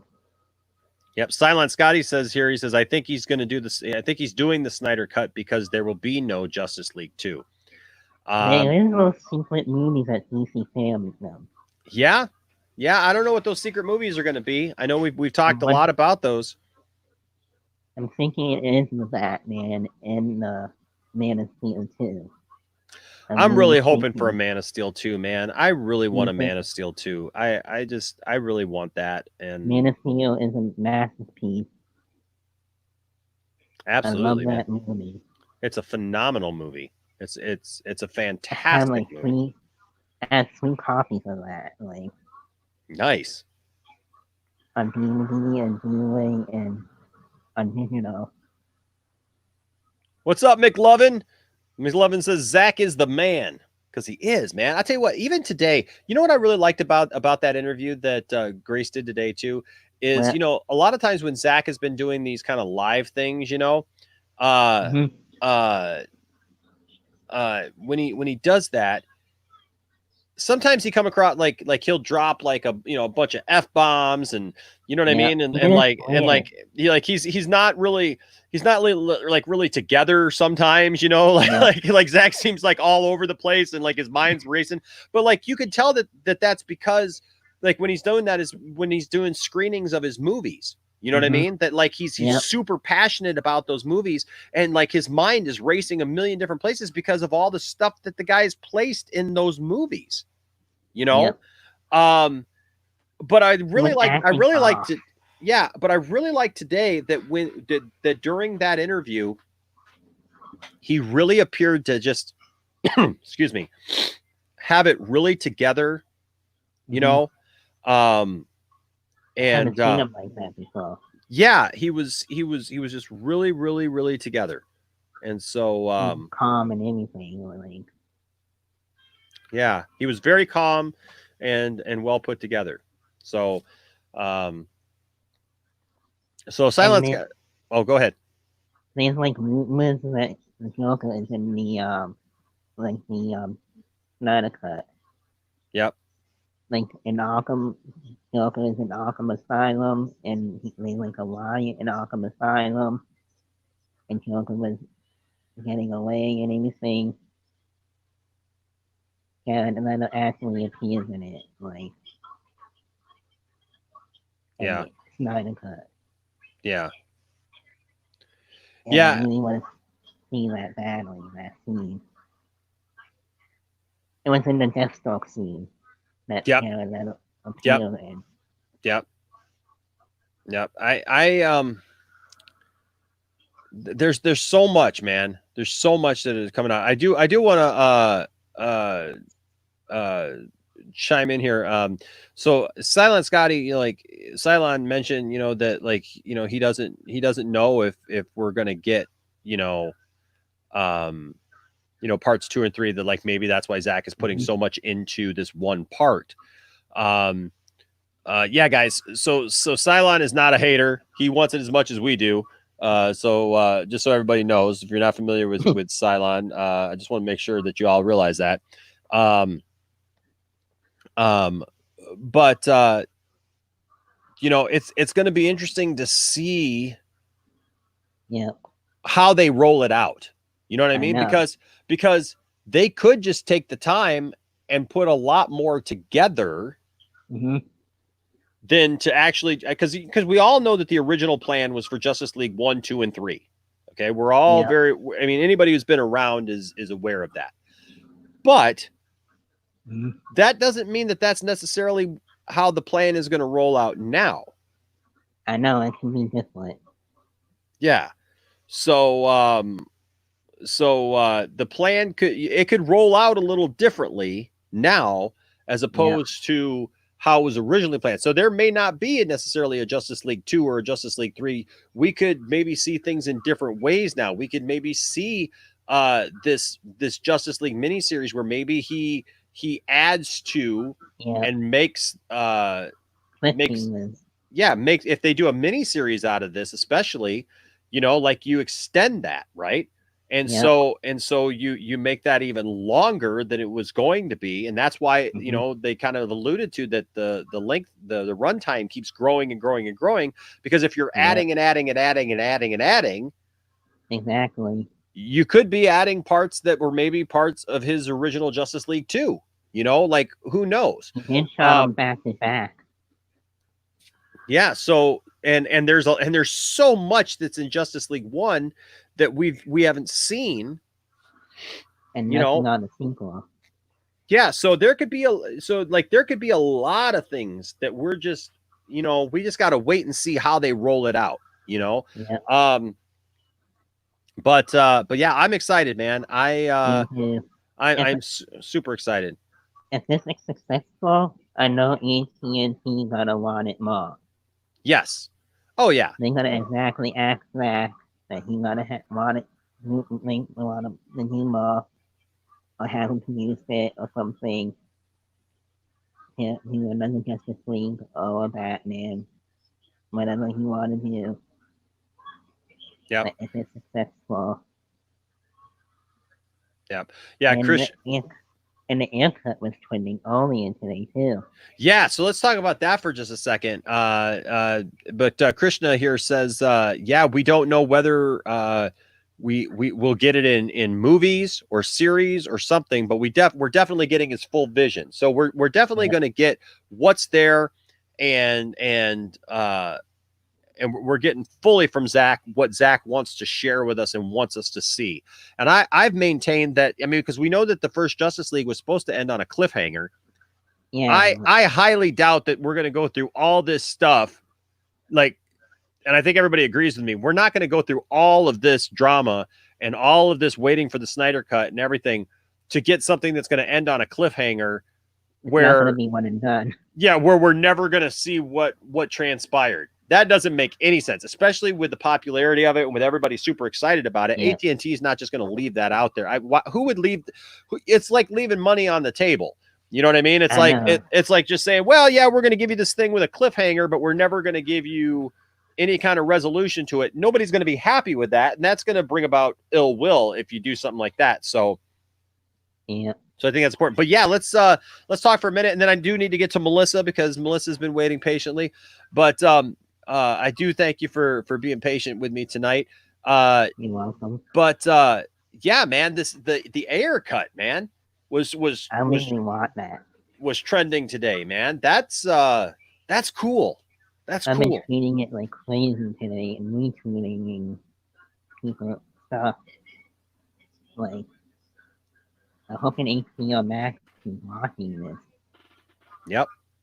Yep. So I'm definitely excited for that. I think we got to wait and get what we're going to get. You know, that some people are anticipating that it's going to get announced either this weekend or next weekend. It probably will next weekend. You know, and I don't know.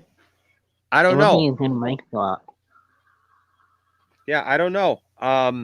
It's another one of those things that I'm kind of waiting and seeing. You know what I mean? Because this is one of those things that I could see them putting off until the Snyder Cut is released. Yeah. You know, until we got a clearer picture of the Snyder Cut, or until even the Snyder Cut's released, because it's always going to be there. You know what I mean?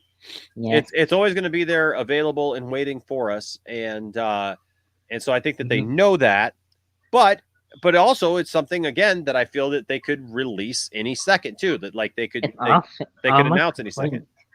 It's almost completed anyway. I just need like some CGI work of VFX stuff.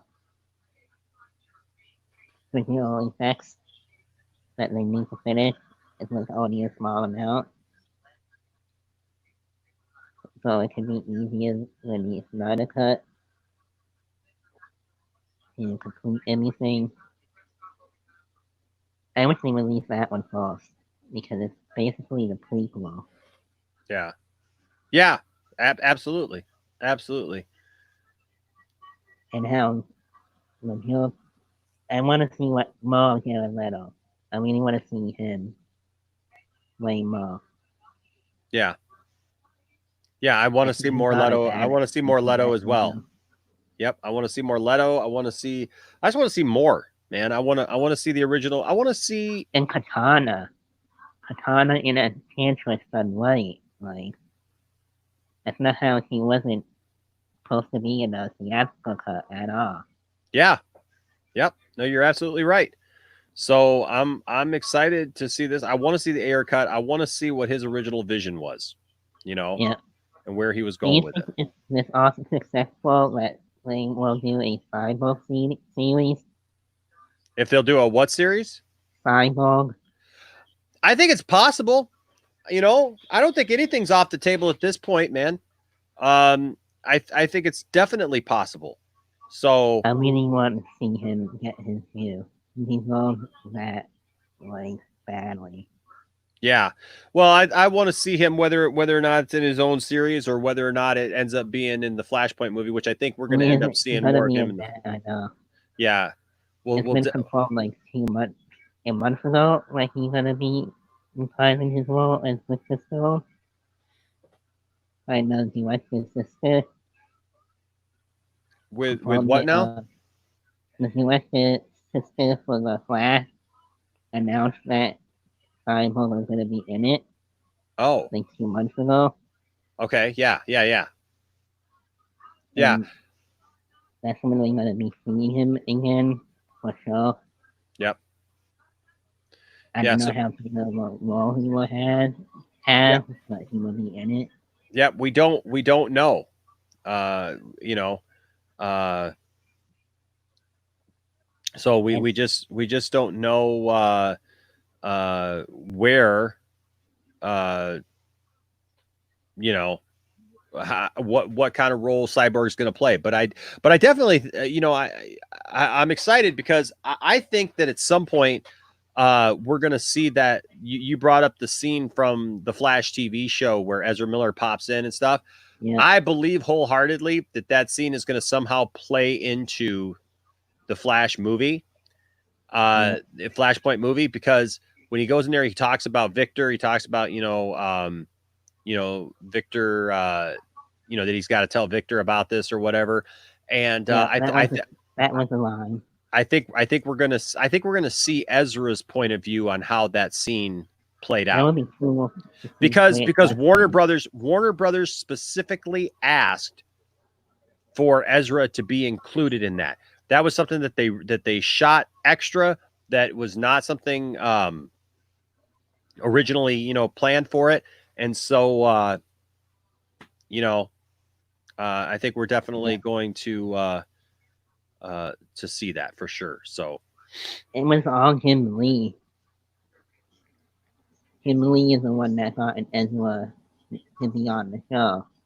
yeah. And it So- was on the Arrow episode too. Okay. Yeah. Gungaga says he's been dropping in and out, taking some work calls and stuff. That's cool. Yeah, we did talk about the potential for a second Justice League movie, and just kind of, you know, we just don't know how it's gonna, how it's gonna play out. You know, if it's gonna be combined, if it's gonna, because like I said, the original plan was that it would be a Justice League 1, 2, 3, but with this new plan, it could end up being a mini series that could go on for like a whole lot longer, and see. Yeah, I mean, we just don't know. I mean, but plans change, right? Stuff changes, And I think it's cool how HBO Max has shown the DC Extended Universe as a brand. Like a knowledge it existed, and now they put like the ultimate cut on there instead of the theatrical cut. So they all in for that. That's all I can figure out. Mm-hmm. Well, the cool thing is we're getting it, man. We're getting it all. We're getting it all, and there's lots to be excited about for sure. Well, hey, man, I'm gonna bring Melissa in here in just a second, and but hey, man, thanks for being a great DC fan, brother, and good luck to you on your channel. And I'm glad to see you putting out videos, man, and following your passion and stuff, and doing what you do. Yep. All right, bro. Have a good night. All right, man. Absolutely. Always my pleasure, man. All right, buddy. All right, we'll talk to you soon. Yeah. All right, bye-bye. Yeah, lots of great discussion here in the chat. Gungaga says, will there be a Poindexter cinematic universe still? Yes. Here's Batman. Here's my here's Batman right there. Just play with my action figures. Be like Spaceballs. Like, you didn't see me play with my action figures again, did you? Yeah. No, we could include everybody into that multiverse, right? Here's some designs for Superman. See right there. Nah, it's messing. It's fun though. It's fun though to talk about and to have fun with for sure. Lots of possible things to happen, man, for sure. All right. Well, hey guys, we're gonna bring in Melissa here, and then I think we're gonna call it a night. But what's up, Melissa? Always good to see Melissa from Melissa's World. Hi, sorry for my gestures looking frustrated, but it's like Karen Best, it's 4 a.m. here. Yeah, I know. Me too. Sorry. Well, the problem is everybody got in on it once.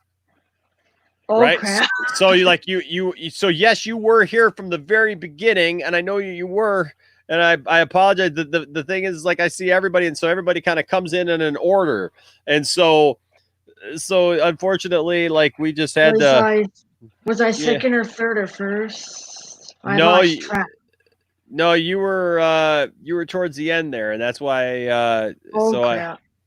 So that's probably a mistake. That's probably a mistake on my part, maybe. Well, no, it's no mistake on your part, hon. It's no mistake on anybody's part. It's just that, like, I try to get to people. I try to get to people in the order in which they come in. Oh. And I was like pacing around. You probably saw me like pacing around, like, oh boy. Yeah. Yeah.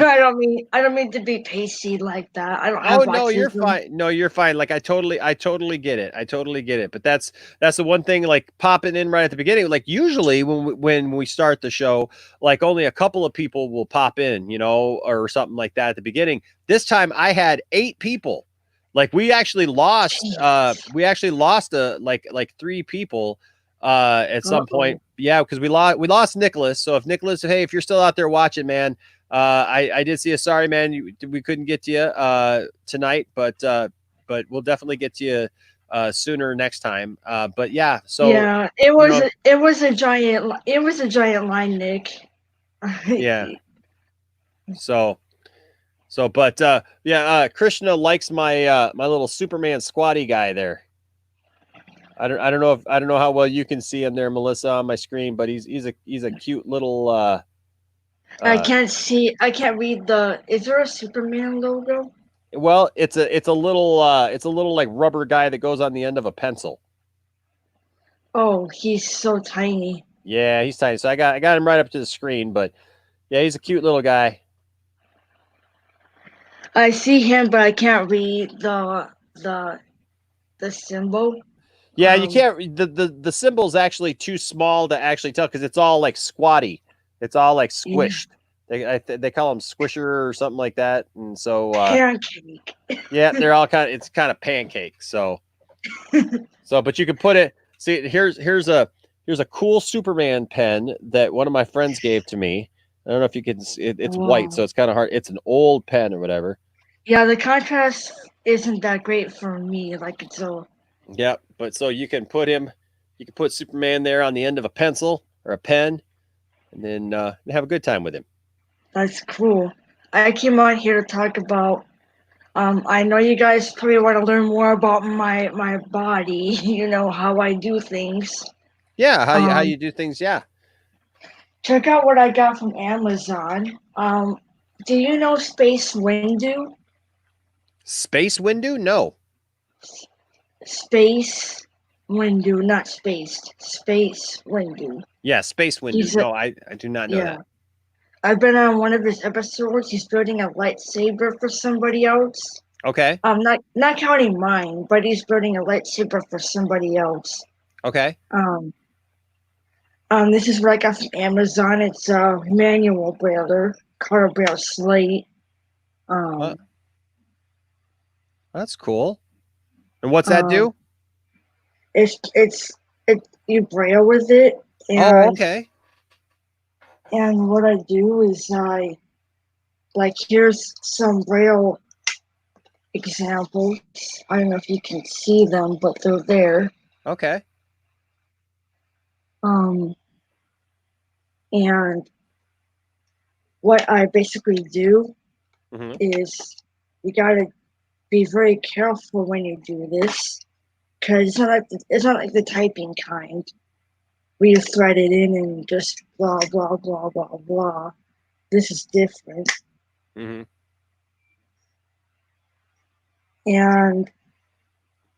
you slide it in just like your everyday brailer.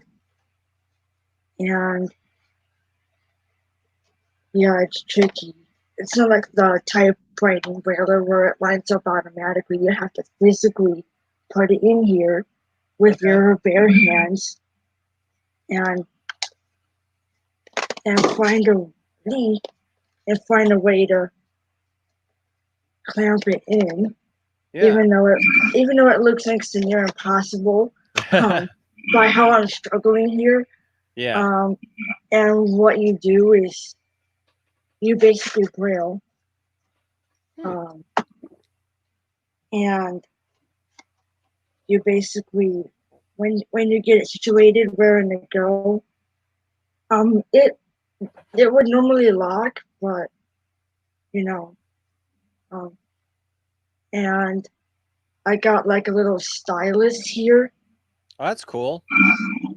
And then what I do is, you basically do it like backwards. You have little, you have cells there. I don't know if you guys can see them, but they're like rows of 6 dots.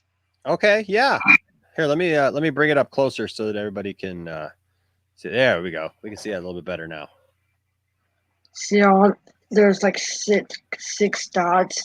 I can't see them, but I can feel them. Sure. And there's little latches where you put the stylus through. Okay. And how you do it is you have to do it like backwards in a way, but even though it feels backwards, you basically take the stylus and you basically like dot A is dot 1, but this way it would make it dot 3 because you have 6 dots in a braille cell, like Sure.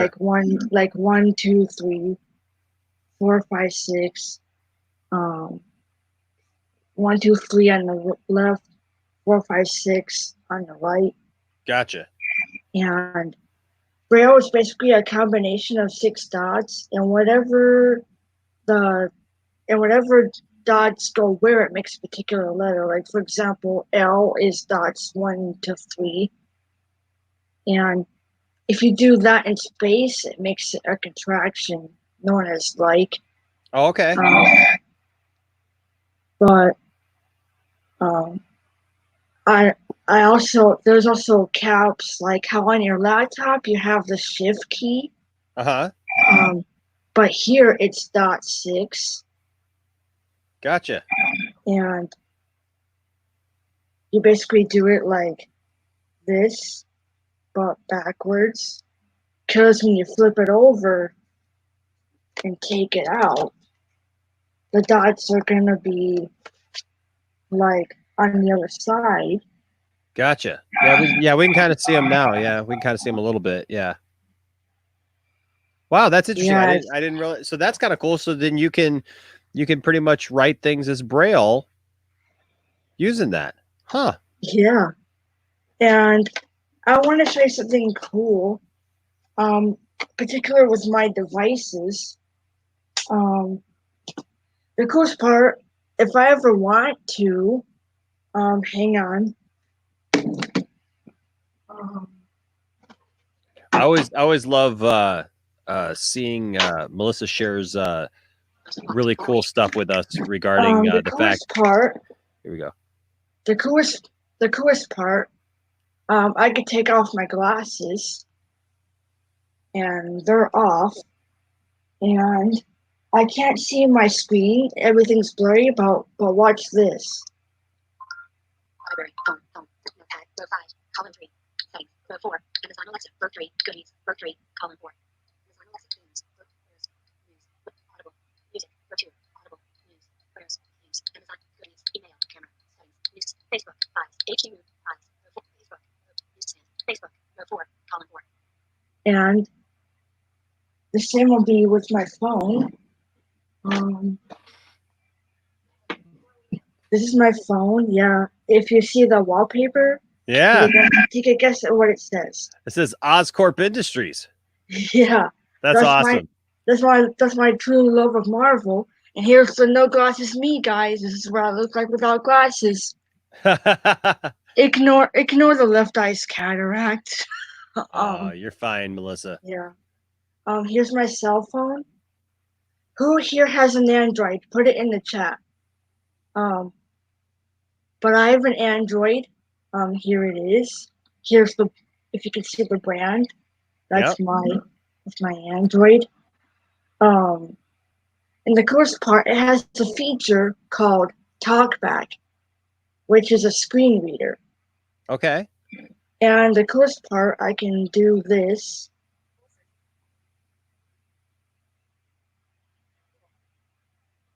Geeks Cosmics Entertainment says that he has an Turn Android. on TalkBack.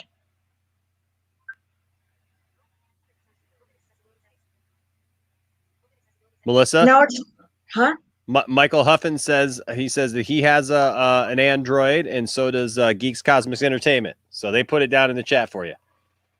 Okay, that's cool. Do any of you guys know of TalkBack? It's in the Android settings here, and this is where I am. Basically,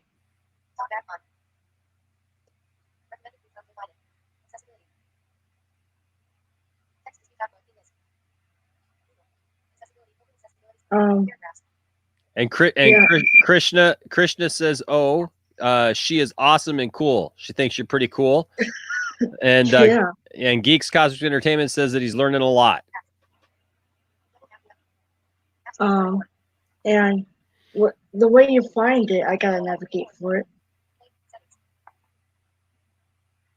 I basically put it up to my ear and listen, and watch what happens when you scroll. Listen. You hear that? Showing items 10 to 21 of 30. It plays a little tone like a musical. Yeah, I did. I could hear it. Yeah. Which means it tells you how far you're going down the list, and it says showing items of this much. Showing items 19 to 30 of 30. And I can check. Data time. Accessibility. And you go to accessibility. And then you go for top back. Now, Melissa, do you control how fast it talks to you like that, or does it just automatically talk that fast? Well, I didn't have it this fast originally.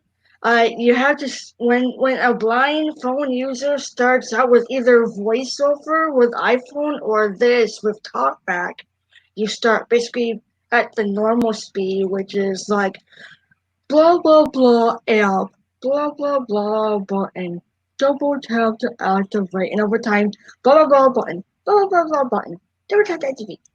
So you get used to it, huh? So it just Yeah, gets faster and faster. You adjust. Sure. And I'm gonna show you. There's a text here. And for anybody blind in the chat, here's an audio description. When talkback is on, your device provides spoken feedback to help blind and low vision users. For example, it describes what you touch, select, and activate. If you have turned talkback on accidentally, turn it off by tapping the switch until the green outline is around it, then double tapping it. Do the same interaction for the resulting confirmation dialog. It's probably too fast for you guys to understand, but it's basically describing what talkback does, how it works. Sure. Like it basically describes, it basically, as it said there, as she puts it there, that it'll describe wherever your finger lands, it tells you. Like it basically reads what's under your finger. Yeah. If any of you have an iPhone, it's going to be voiceover. I never tried voiceover on iPhone, so I don't know how that one works compared to talkback. I've always been an Android girl. My family are Android nerds. Really? Yeah, we all have Android. And the coolest part is settings. And the way you click, it'll remind you every few seconds.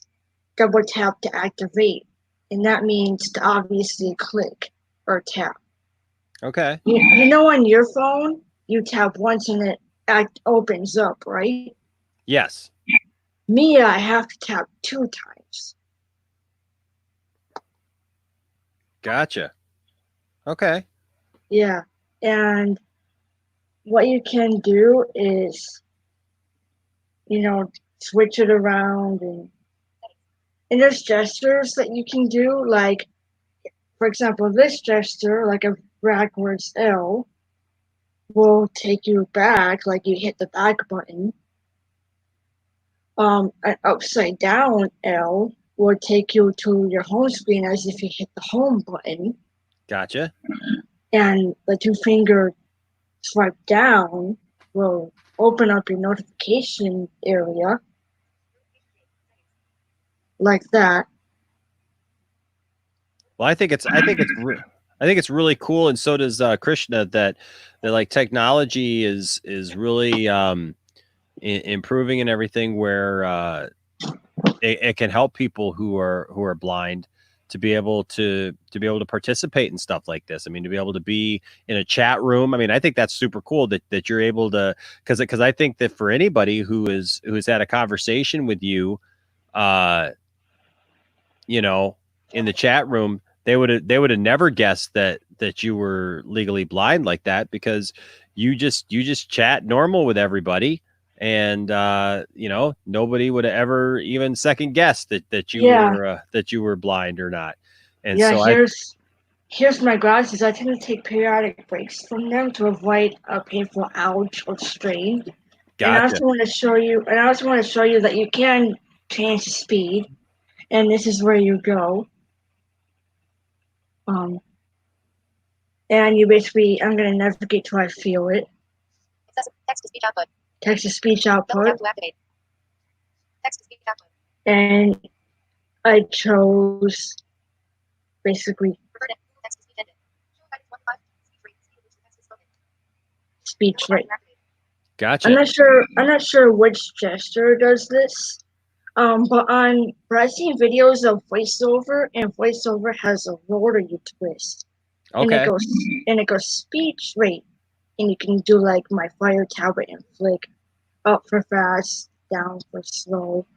But I never tried that on Fire, and plus I don't have an iPhone. Like, I'm not an Apple fangirl. I wish I was, but they're mega expensive.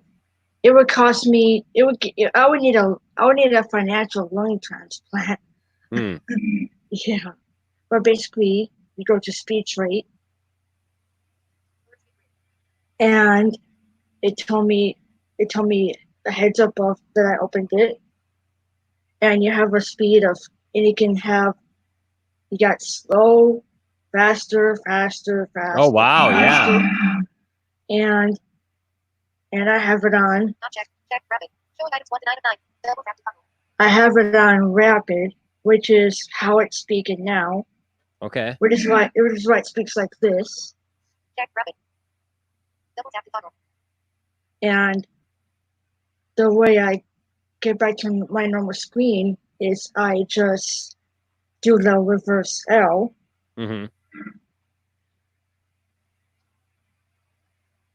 You have to. Oh, I accidentally went into the Android's motor. And I just went home. Yeah.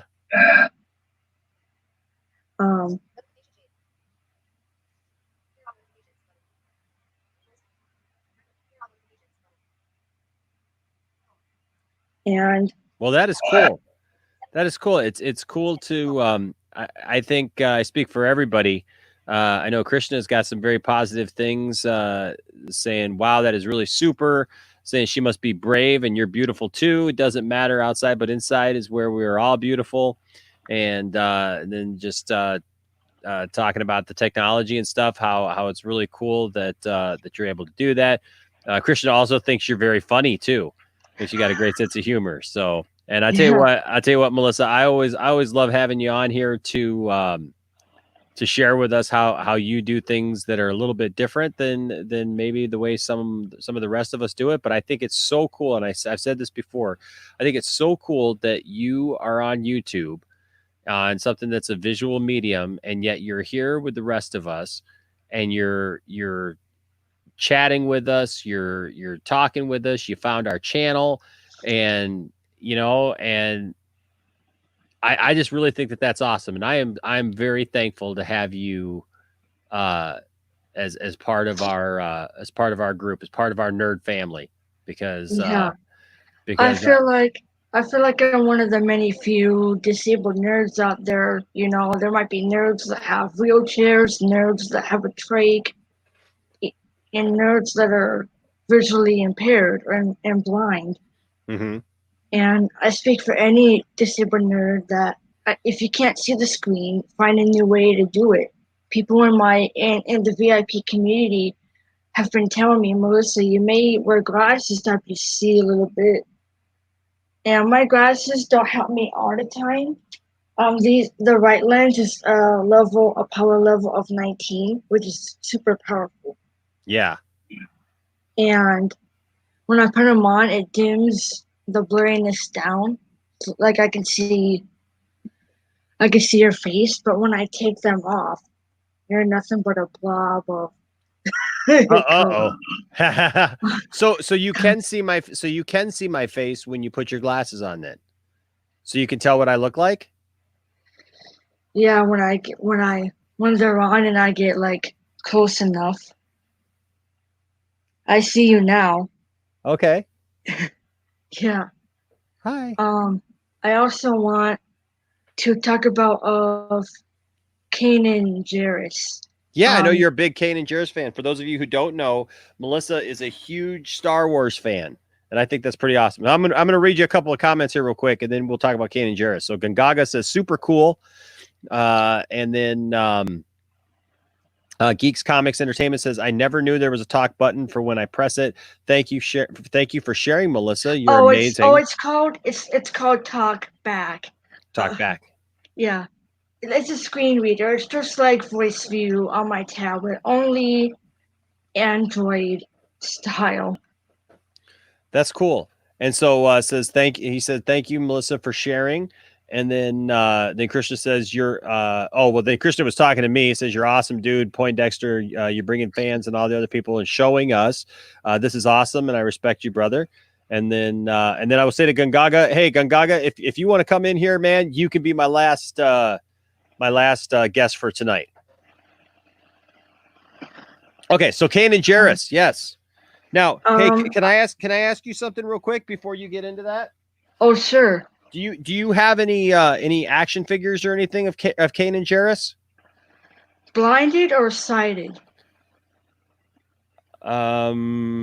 Sighted means he can see. Blinded means he's blind. Oh, you know what? And you know what? Okay, so you know what? This is interesting because honestly, I didn't even think about why you might be connected, because I know that you love Kane and Jarrus so much, but I didn't even really even think about why you might love him so much, because I honestly, I didn't put two and two together. That's me just being stupid. That's me being dumb. It's okay. I know you never encountered a legally blind fan before, probably. If I'm the first one, well, you know, you never really mentioned why you liked him. You just I just took it that you liked the character in general. I want to explain exactly the reason here. Yeah. Basically, can I spoil season 2 of Rebels? Yeah. Yeah, I think you could spoil season 2 of Rebels. That's fine. If you haven't seen Rebels yet, ladies and gentlemen, you got to watch Rebels. But season 2, I think that's still early on enough that you're good. Okay, because we have Darth Maul, Ahsoka Tano, and Kanan Jarrus, and they're dueling about sabering like crazy. Blades galore, and the next thing Kanan knows, a bright big blade of red comes to his face, and he sees nothing but red, and then it phases to nothing. And he's hunched over, trailing for his lightsaber. He's like, "Where's my saber? Where's my hilt?" And then he trails for the temple guard mask or whatever that is. But it's just some sort of mask. Yeah. And weirdly, he's able to duel off the bat right away. I thought he would struggle on his first duel like that in that state. Because it's not like a Maraluka where you're a foresight expert.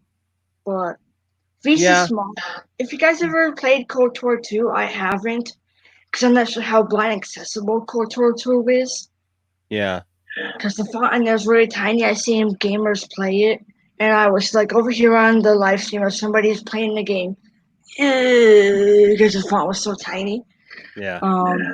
But to Melissa, I will say this: you got to remember too, though, in A New Hope, Luke puts on a helmet with a blast shield down so that he can't see. It's his first lesson, really, from Obi-Wan, where Obi-Wan, puts the helmet on him and stuff, and he can't see.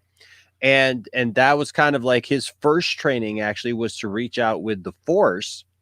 And even though he may not have had any formal training, or was actually blind, that was one of those first cool things that you can use the Force for, is to be able to see things that you wouldn't, or be able to feel things through the Force, and that it moves, where you can almost see where things are going to happen and anticipate where things are going to happen. And that's how they do that, Yeah. He was over here, Obi-Wan, how am I supposed to spar now? Exactly, right? Exactly. Yeah. And Obi-Wan's over here, let go, use your feelings, blah, blah, blah. Mm-hmm. And Luke is like, huh? How? Yeah. Yeah. Well, let me ask you a question. So I asked you the question. Do you have any Kanan Jarrus No. toys at all, or anything like collectibles or anything at all? No, but I do watch the series on Disney Plus. Okay. I do have the service, Disney Plus. Okay. Well, you know what? So here's the thing. Have your dad send me a message on social media because you're under 18, right? No, I'm 27. Wow, you look great for oh my goodness. Here this whole I thought you were younger than that, Melissa. I don't know if I should have, people sending too many presents, not only because of the coronavirus. That's true. That's true. That's true. I understand that. I understand that. Well, here's the thing. Here's the thing though. And we can wait as long as you want, and that's fine. However you want to do. Let me get my saber first and get the saber, out of the way. Well, because I have here, and I've had it for a while, and I've been meaning to do it as a giveaway for the channel. Master, is that you? Yep, it's a Kanan Jarrus action figure. You're doing a giveaway? Yeah, so I've got a couple of figures here that because we used to do giveaways every month, and I actually got to announce the giveaway for this coming month. But last month we gave away a DVD of Weird Al Yankovic, and so the thing is though is I was sitting here talking to you, and I've had this guy sitting here because like I got him fairly cheap, and so I was going to do him as a giveaway one month sometime. But you know what? Knowing what a big Kanan Jarrus fan you are, I'd like to send him to you instead. Oh, that's awesome! And just give you the Kanan Jarrus action figure. So do you have? And I apologize, Melissa. I hope I didn't offend you by thinking that you were under 18. You look really great for being 27. You look better at 27 than I looked at 27. People get confused people are even confused of my father. He looks awesome for 55. He turns 55 this month, like July, Yeah. He looks awesome for 55.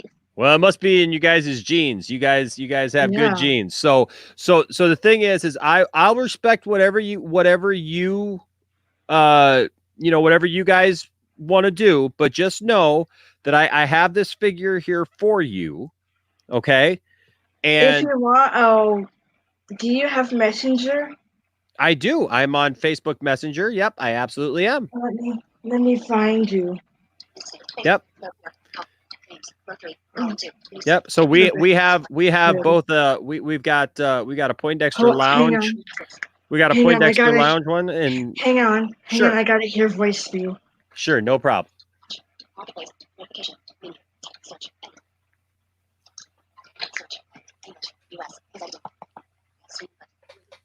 That's bare screen input.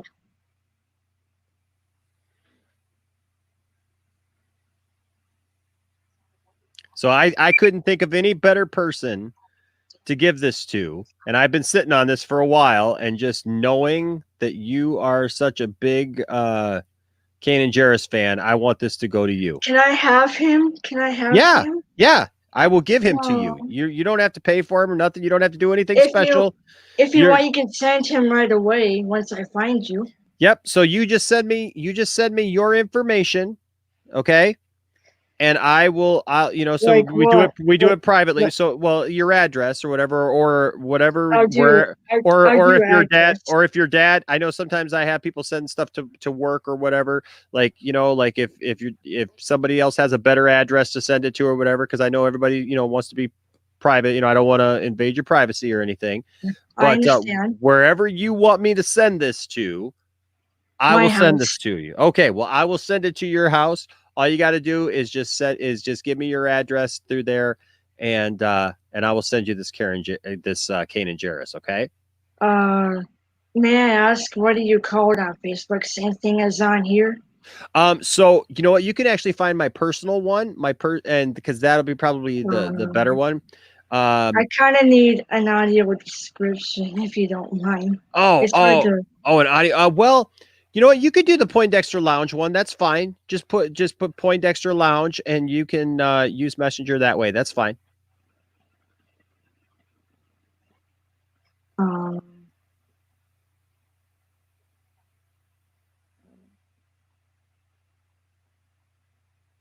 I'm using. You can barely hear her, but let me turn it up.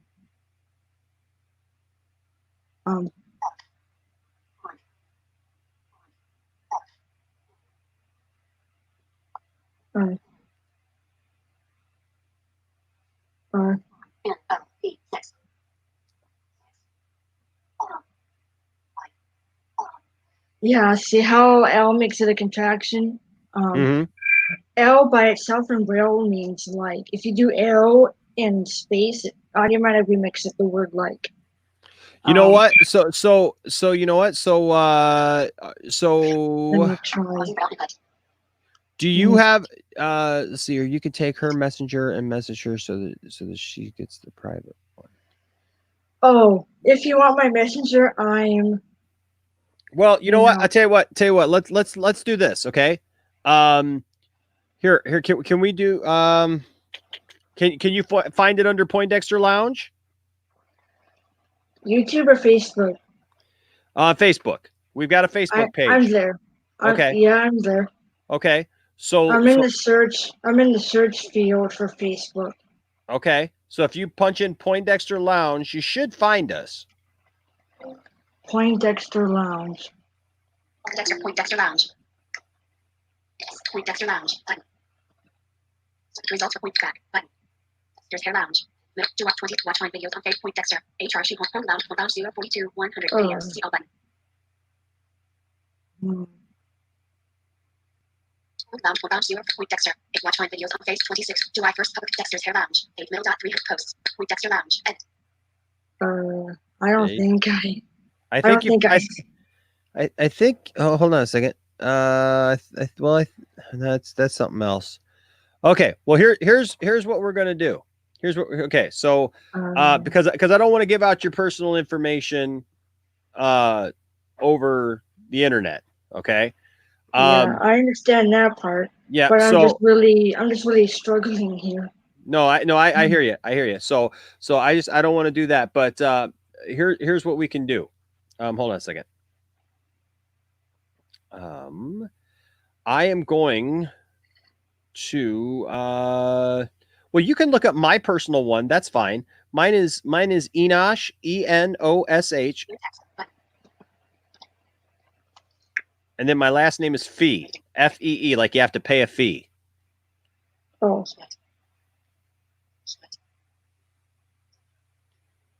Let me try.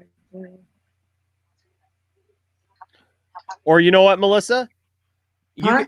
So you know how we got the private chat? Yeah. You know what? Send me your name so I have your name and I'll look you up. That'll probably be easier. How about we do that? When I get off of here with you, send me your name and I'll have Gungaga, and then you stick around for a minute and then I'll make sure that I have it. And once I have it, I'll send you a message, and then that way we can talk about it. Okay? Yeah, I'm gonna link you my Facebook. That's even better. Even better.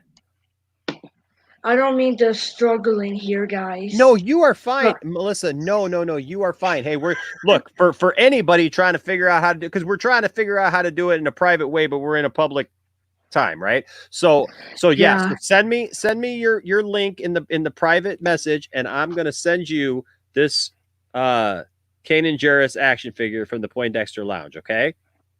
Oh, okay. Because we appreciate you, Melissa. We're so glad to have you here, Melissa, and you're always a joy to have on, and you bring a lot of smiles and happy faces to the chat, and everybody is super.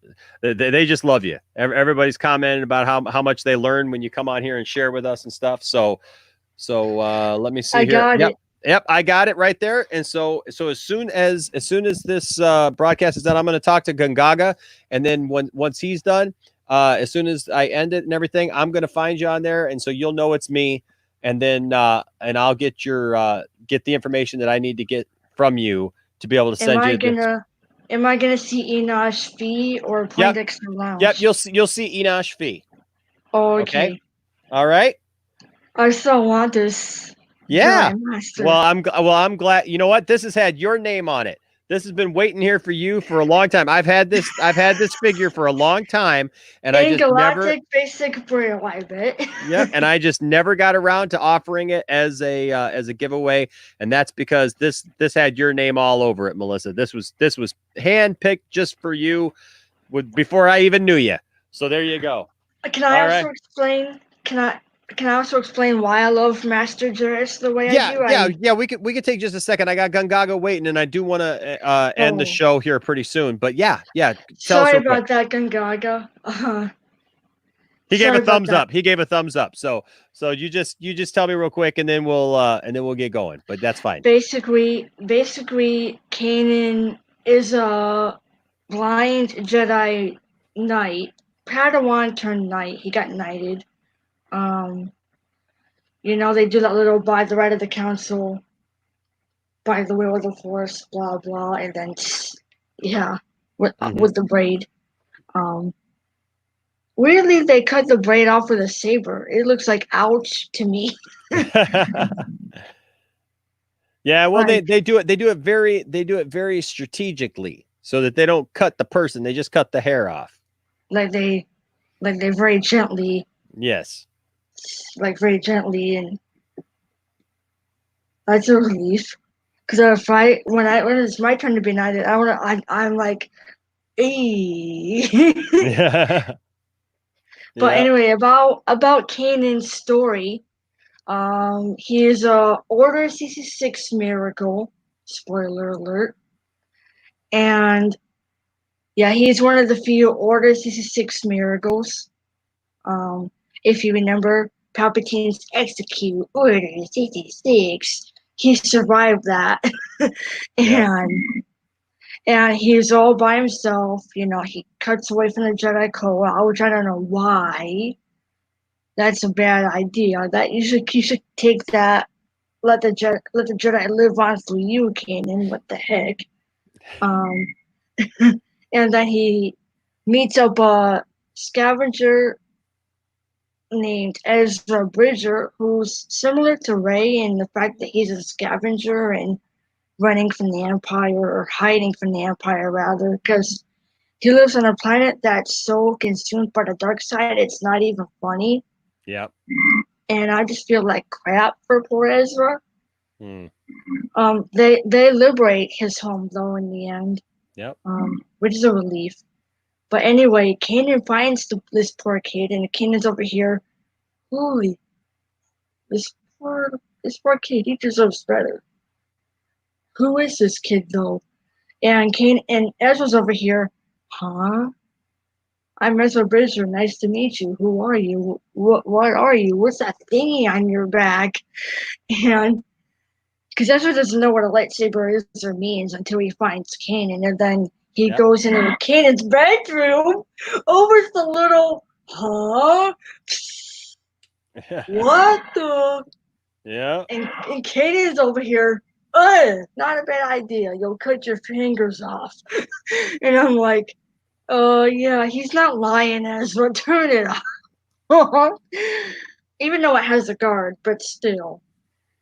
I don't know if you guys seen Kanan's lightsaber shape, but it's like similar to mine. That's what I modeled mine after. Because not only for my inspiration of Kanan, but because safety first. And with lightsabers, because one touch of the blade and it's ow. And you're crying like a wee little baby. Yeah, no. Yeah, for sure. I don't know why. I don't know Michael. Michael Huffin said something here interesting, and I don't know if you know this, but did you know that you can see Kanan as a young Padawan in Clone Wars season 7? Oh, how old is he during that time? He's young because it's right before Order 66, and it's during a meeting. It's not they don't say it's Kanan, but you can pretty much tell it's Kanan. So, well, yeah, I would be like, who's this little boy? He's so tiny, and yeah, I saw this on YouTube recently. He was so cute. And I was like, oh, is that Master Jarrus as a wee youngling? yeah. And I'm in the comments, oh, is this Master Jarrus as a wee youngling? Yeah. And the point blank reason I love Kanan is he's going through what I am going through, only he can't see at all. Yeah. Imagine being him for a second and being sabered in the eyeballs, which is what basically happened to him. Yep. Imagine how painful that feels, because he was screaming. Poor Kanan was over here. Ah! Yeah, I was really surprised when they did that. When they did that in the story, when they blinded him like that in the story. Yeah. But just like you, and I know that you probably take some encouragement from this, but just like you, I mean, through that story, he overcomes his physical issues and his disabilities, and is able to still be a great leader, and is still be able to take care of those that he loves, and do the things that he needs to do. And I'll tell you what, Melissa, we're impressed with you every time we talk to you, to just see the stuff that you're capable of doing, and yeah, we're proud of you. Also, what gets me confused, every blinded one, not counting the Maraluka, everybody except for Jared Inley doesn't have some sort of guiding cane. Like for Kanan, I wish Kanan had a white cane or a version of it, because that, and if Kanan were to have a white cane similar to Jared's, because Jared's over here trailing about, and Kanan's over here like the old me. Yeah. And I was like, Kanan, you need a white cane. Well, but Kanan, the thing is he's very in tune with the Force, and they kind of allude to the fact that, like, he can use the Force to not necessarily see, but he that's how he knows how to get around, is because he's using the Force. And is it like Maralukan Foresight, where he sees auras and shapes? I never. Yeah, it's kind of like that. Yeah, so he can kind of get through like that. Where Chirrut, is not a Jedi. Chirrut is in tune with the Force, but he's not really a Jedi, and he's not very powerful in the Force. So he still, so he would still utilize that. But Kanan is able to use the Force to be able to get around and to do various things, but hey, Melissa, I love you. It's great having you on here as always. Like I said, I'll message you, and we'll get this action figure to you. Okay. Yeah, just keep in mind I'm 27. I have my birthday. I got it now. I will not make that mistake again. I had my birthday. I had my birthday last May. Okay. My birthday's on May on the 13th. Okay. Well, we will we'll definitely keep that in mind, and we'll look forward to you turning 28. And I apologize again for getting it wrong, but you look good. You look good for 27. So I wouldn't have known. There you go. Look how young you look. So all right. So I gotta get going, but I'm gonna get on to Gungaga, and as the last guy of the night. I'm so sorry, Gungaga. Oh, no, you are fine. You're fine, hun.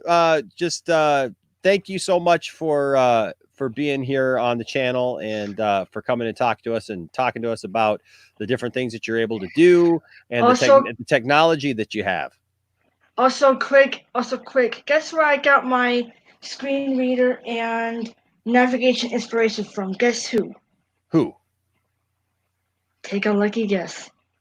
Starts with a K. Kanan? That's awesome. Well, I'm glad that Star Wars can inspire you that way, because Star Wars inspires us all in so many different ways. Kanan taught me to feel my world. Oh wow, that's awesome. That's so awesome, Melissa. That's so awesome. I'm glad that you're having that experience, and that you love Star Wars just like I love Star Wars. So I'm happy to be able to send this figure out to you, because like I said, it's got your name written all over it. So all right. Well, hey, we'll talk to you again soon, okay? I understand there's a big giant queue line. I don't mean to hold people up. I don't Oh want to be no, like no, that no. other We're down to the end of the night now. We're down to the end of the night. So we're gonna say Oh. hi to Gungaga and talk about some stuff. And then we're gonna call it a night, because it's going on 5 a.m, but we're good. Yeah. So you're fine.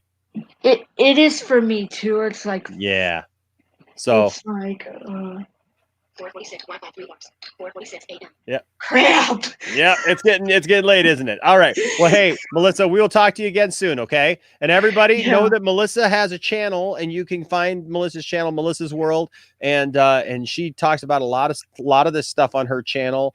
And so if you like learning about the stuff that Melissa's talked about, go visit her channel and go subscribe. Okay. All right, Melissa, we'll talk to you again soon. Okay. Okay. Always fun. All right. Bye-bye. And a message for Kanan Jarrus. I know you're looking down on me. Thank you for the advice, Master Jarrus. May the force be with you. There you go. May the force be with you too. We'll talk to you later, Melissa. All right. Bye-bye. Thanks, Inaj, for the You're gift. welcome. You're welcome. We'll talk to you soon. Bye-bye. Talk to you in Messenger, Inaj. All right. Talk to you later. That's Melissa. I love Melissa. I love having Melissa on here. And I'll tell you what, if you haven't subscribed to Melissa already, go subscribe to Melissa. She's very special, and we're glad to have her here for sure. All right, coming back next, and I'll tell you what, I'm so happy that this is going to find a good home, because I got this thing, and that makes me happy. That makes me happy that that's going to go to a good home. So, all right, now coming all the way from Australia, somebody that we love to have on the show. Good looking guy, got his wits about him. Check this guy out. I have no idea how old you are, man. I'm not even going to take a guess. You know what? That was actually the first thing I was going to say. Enosh, I'm going to be so upset if you guess my age wrong. I'm going to give up. I don't know why, but yeah. I'll take the handsome thing though. Comment. Okay. Though. Yeah, you're a good looking guy. You're a good looking guy. You got it going on. There you go. Oh, good looking. Well, handsome would have been better. So that's what I'm saying. You're handsome. I said you were a handsome guy, so you're a handsome guy for sure. G'day, mate. How's it going? It's going good, man. Going well. Doing well. Yeah. Look, I won't hang out too long. Like, it was just a really quick one. I thought I'd let some other people jump on. Since I've been on a couple of streams and all that. So, yeah, man. Well, hey, I always love having you on, man. You're always a great guest to have on. Oh, cheers, man. Thanks. Far out. It's been an intense day at work. So, and it's still kind of going, but like I thought I'd just switch off for a little bit and tune into the news. So that was okay to catch up on that in the meantime. Very first thing sorry, I was in and out of the stream earlier, so I didn't really hear about what was going on. But it was a random thing that Grace Randolph interview dropped, and like I think it was like 1:30 in the morning for me yesterday, because I'm in Wednesday now. I'm in Tuesday, 6:49 p.m. Okay, yes, yeah, that's right. You're in the future. Yeah, that's right. You're in the future. So I was like trying to get to sleep because I had work today, and then and then that dropped, and I was like, whoa, this is intense, because there's quite a few little revelations on there, I thought. Yeah. Well, I thought it was fake. I did not. So when I first saw it, man, I didn't think that it was actually that. I thought that I don't know why, but my brain wasn't putting it together. I thought that it was like something that somebody put together, like that somebody like faked, like had Grace Randolph like asking questions.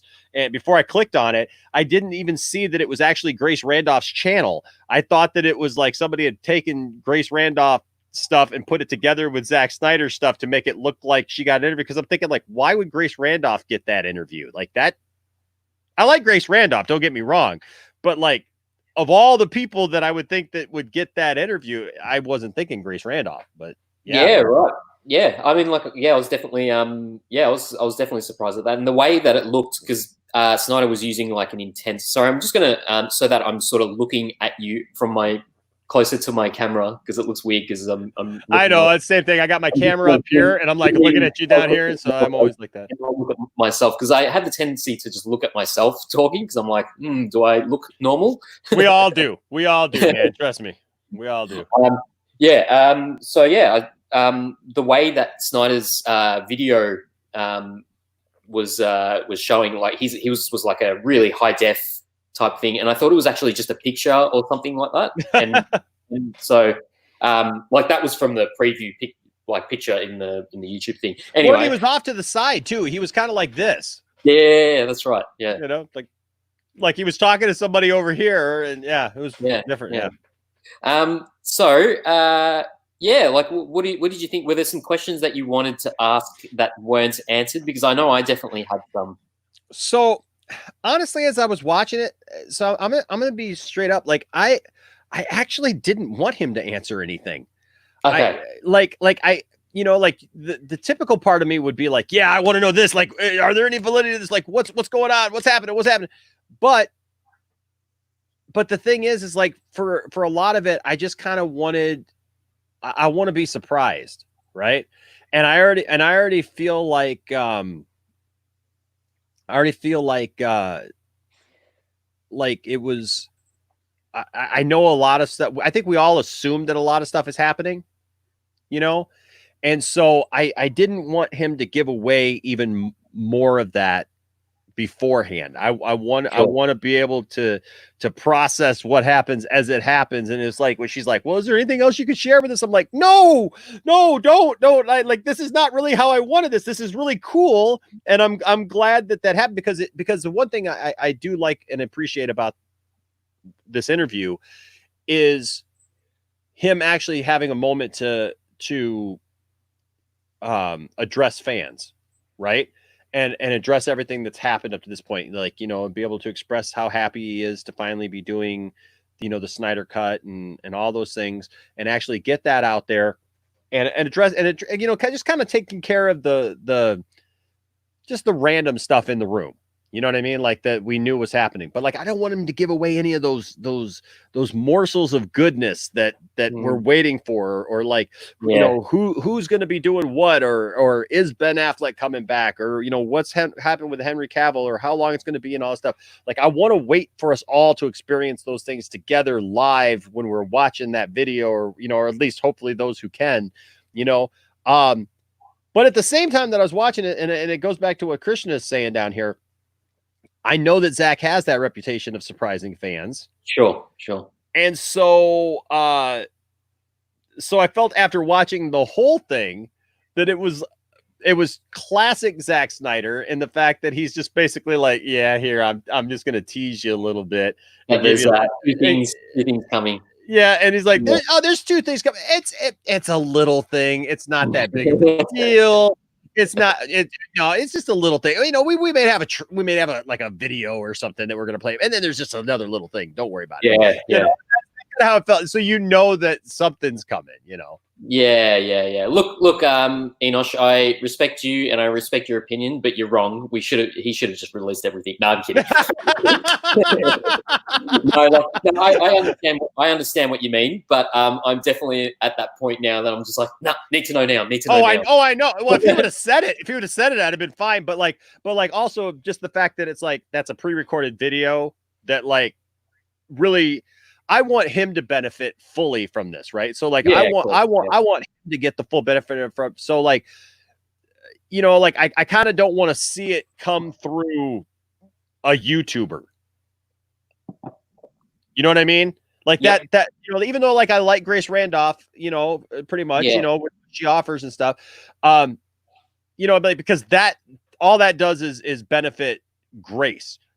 His information is going to come out no matter what. But, you know, this benefits Grace being able to land this interview. And like, if he revealed everything, you know, then I think then the story after that then becomes like her. Sure. You No, I get that as well. Yeah. What are you thinking in terms of what we're gonna get? Well, if I go off what the people have told me, which now I feel like I can say some things just because they've been talking about it at length. I think we're going to get the Ben Affleck information that Ben is coming back to play Batman in some capacity. Yeah. Okay. Yeah. That Ben is either going to do this this HBO Max either series or film or whatever, but that he is back in some capacity as Batman, because it's been rumored out there, it's been talked about. It was not talked about in that interview, really. No. But that and I believe also we're going to get the Henry Cavill reveal that Henry's back. I think that they're going to be like a two for like a big punch, Batman and Superman come together. So here's a more interesting sort of question. How do you think YouTube will go? Let's say we get we get Ben Affleck, because that's the main one.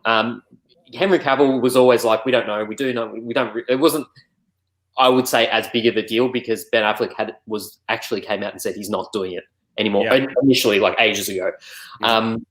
What do you reckon the fallback will be on YouTube in terms of people who are talking about we won't name names, but people who are talking about the Snyder cults, and then those types of people just saying, yep, no, he's not going to come back. And I'm not saying this against them, because obviously you and I have chatted about this, and your source might be right, and then 2 weeks later the studio makes a different decision, But do you think this will cause a bit of an uproar? Again, just like the Zack Snyder cult. So let's name names here. Let's name names. I'll drop some names here. So this is the thing. Andy Signore is going to be Andy Signore. Andy Signore is going to come out and go, I'm excited about this. I think it's great. I think it's great that Ben Affleck is going to come back and do this thing. And I understand all the people who have the negative things to say about it and stuff. But, guys, we got to remember that it's a multiverse and that, it's going to be okay. We're still getting Pattinson and it's going to be all right. And I'm going to play every side of every angle because that's what I do, because I'm Andy Signore and I have no opinion of my own. And so there you go.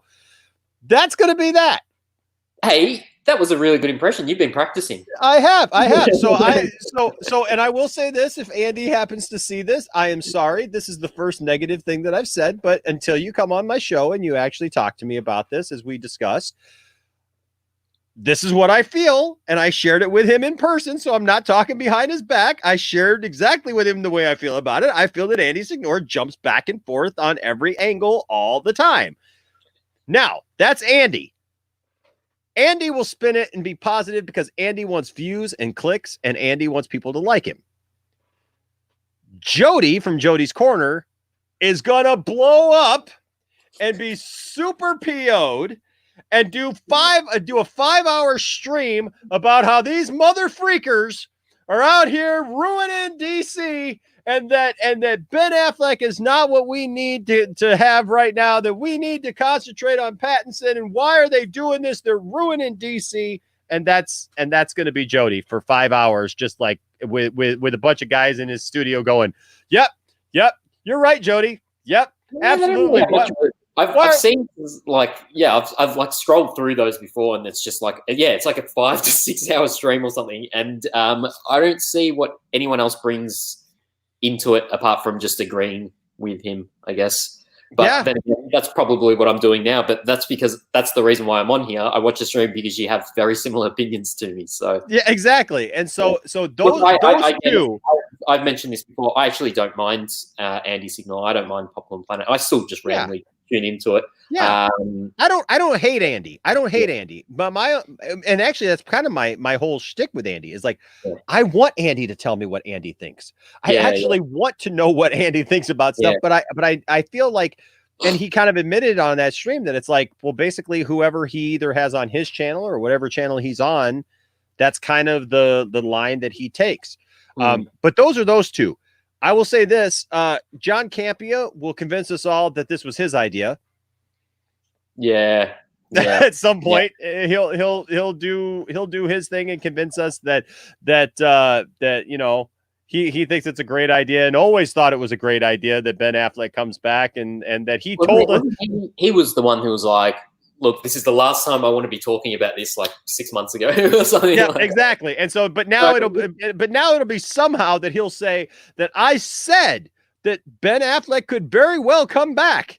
And I went on record as saying that. And then of course you'll have Robert there with him that he'll keep talking about, but never actually get to Robert. And you know what? It's funny because I watched that stream of you guys. Again, I was kind of dropping in and out of that one. I feel like these days I'm on a lot of your live streams within your group, and like, but I'll usually have it on in the background while I'm like doing other stuff, and I'll type every now and then and stuff. So it's funny that you guys mentioned that, and I thought it was hilarious because that was something that I noticed a little while back as well. So it was good to actually see. And I think I saw like Film Gob actually ended up doing a video cutting that part of the video. Yes. So. Yes, that was brilliant. It was brilliant. Yeah. So that those three, especially that, I think that's how those three will respond. Yeah. To the news of Ben Affleck coming back. You know. Yeah. And then the rest of YouTube is going to be a freaking battle royale to see who can make the most videos and you know. Because obviously, when it happens, I'm going to make a video. Everybody and their brother's going to make a video because you can't not make a video about that. Oh yeah, it's massive news. You know, and so literally, I think we're going to get like such oversaturation. And the thing is like we're going to have the news, and it's pretty much just going to be everybody's response to it of you know like what their personal feelings are. It's going to depend upon what is said. It's going to depend upon what is actually announced that he's doing. Yeah. Like, what does that mean that Ben Affleck is coming back as Batman? Yeah. You know, because it can mean a lot of different things. Well, yeah. I mean, if we're talking about a series as well, how busy is Ben Affleck in general? He's probably super busy. So maybe like he'll come back as Bruce Wayne, but a lot of the Batman scenes will, and this is obviously speculation, a lot of the Batman scenes would be done by like a stunt double or something like that. That's probably a way that they could sort of get around his busy schedule kind of thing. Obviously, you can't have a stunt double as Bruce Wayne, otherwise that would be pretty hilarious. But yeah. I mean, and I think it also, you know, is it him coming back for reshoots or for new information, or if, like Krishna said here, you know. What if we get a Batman solo movie, you know, and then that breaks everything on the, you know, not only the internet, you know, so there is that possibility that they're talking about that, you know, like, I don't think that we're going to get a theatrical release Batman movie from Ben Affleck. Okay. Yeah. I don't see that happening because of the fact that Robert Pattinson is going to be our theatrical Batman for right now, as far as solo movies. I think that if they do something going forward, maybe like that, you know, with Flashpoint or something like that, or the DCEU somehow continues and there's those, I think that Ben could maybe do a cameo here and there, you know, like he could show up in something. But I don't believe that if they do a Batman solo film with him, that it's going to be in theaters. I think that anything that we see will be on HBO Max, whether it's a HBO Max film or whether it's an HBO Max series, with Ben Affleck being able to, you know, well, hey, look, Joe Pesci, Robert De Niro, Al Pacino, they weren't opposed to doing a Netflix movie, right? Yeah. Henry Cavill is already doing The Witcher. So and obviously that's doing well. So he's not opposed to doing a straight to a streaming service show. And all shows are pretty much the way of the future anyway. That's what's adapting for the future.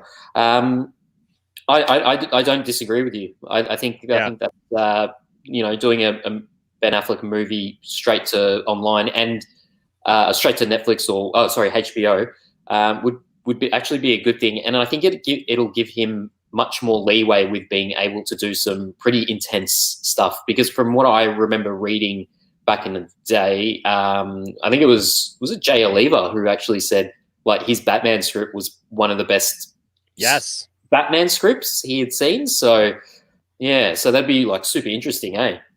Oh yeah. And that's what's made me interested in seeing his Batman. And I think it's a shame that he's had one of the best incarnations of Batman that have ever been realized on screen. Yeah.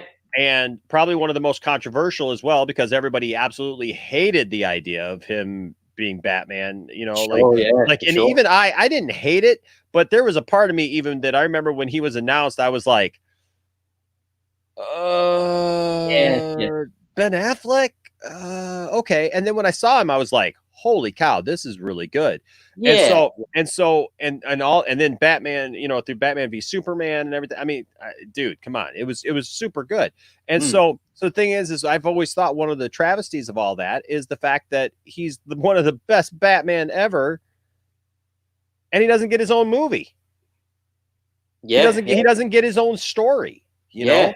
Sure. So that's what I want to see. I want to see that Batman to be able to have his place in a vernacular where like we have stories about this Batman, and we have things that we've seen of this Batman other than just Batman v Superman and Justice League and the cameo and, you know.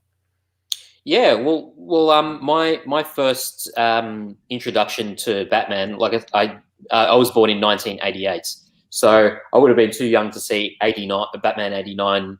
I didn't see that until years, probably like within 95 area. Sure. So I think the first film I would have seen was Batman Returns when I was like super young, and then you know, seeing it on TV. Wow, Batman. You started dark. You started dark with Batman Returns. I watched those two movies, and in addition to that, I used to watch the animated series. So the animated series was like the lasting thing for me. So I base all of my most of my knowledge is always that's the first main depiction that I saw of Batman was that cartoon, because that was when I was old enough to remember what was, you know, while watching it, what was happening, I guess. Yeah. So one of the main things was that I loved the Joker in that one, and which is why I particularly very much love Jack Nicholson's Joker, because I feel like Mark Hamill and Jack Nicholson very much coincided within that same kind of feel, which is actually why I love Heath Ledger's one, and he's an Aussie, so I should obviously love it. But I love Heath Ledger's, but I think there's something very special about Jack Nicholson, and that's why I think I rate him still my top type of Joker. But in addition to that, Bruce Wayne is of the animated series is Ben Affleck.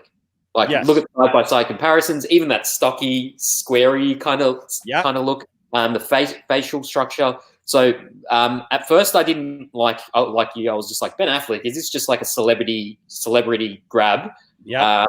But then, like, you know, like a couple of months into it, like doing more research and stuff like that, and then I hadn't seen at the time The Town, and and was it Gone Girl?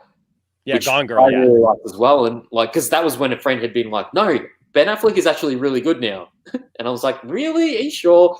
And then I watched those films and The Accountant as well. I'm like, "Whoa, actually, yeah, this is cool." And then I started doing more research, and I'm like, "Man, this would actually be a really good Batman." So yeah, after seeing it, I really enjoyed it. So yeah, I very much hope that we can get that Batman. Although I got to say, Deathstroke,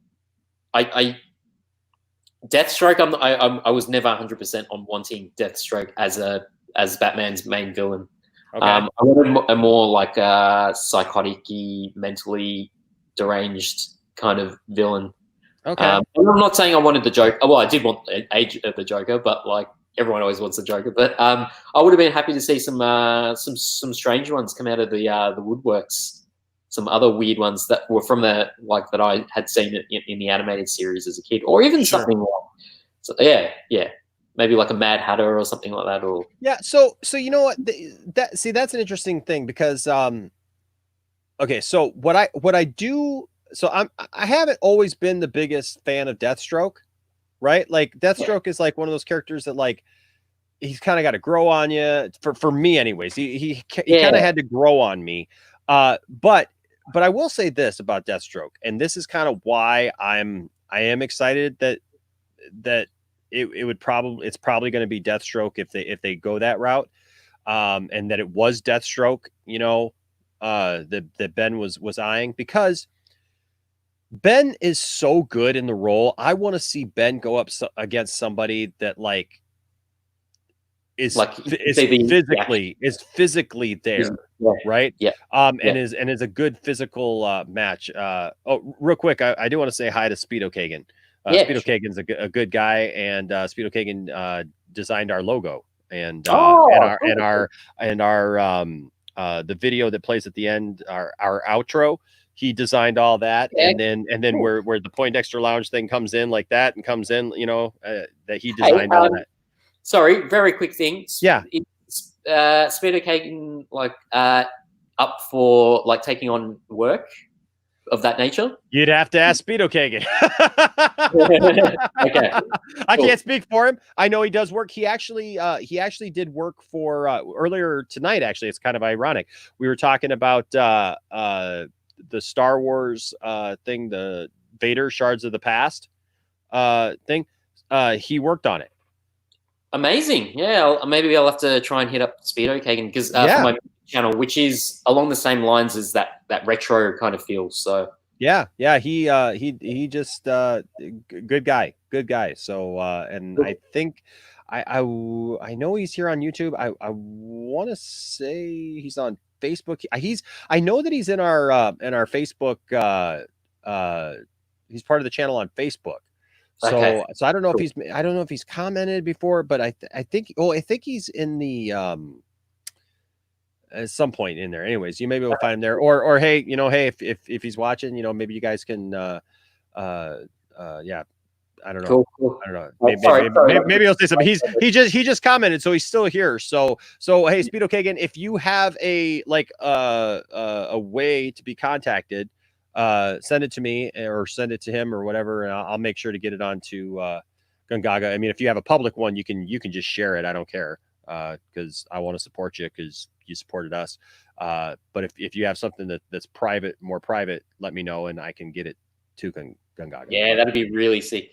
But either way, if it can happen, see, we're making stuff happen tonight, man. We're making dreams come true. Sorry, let's not divert away from your stream, man. No, I know, man. Right? It's like a feel good moment, man. We're giving away Jedi Masters. We're putting people together. It's all good. But yeah. So the thing is like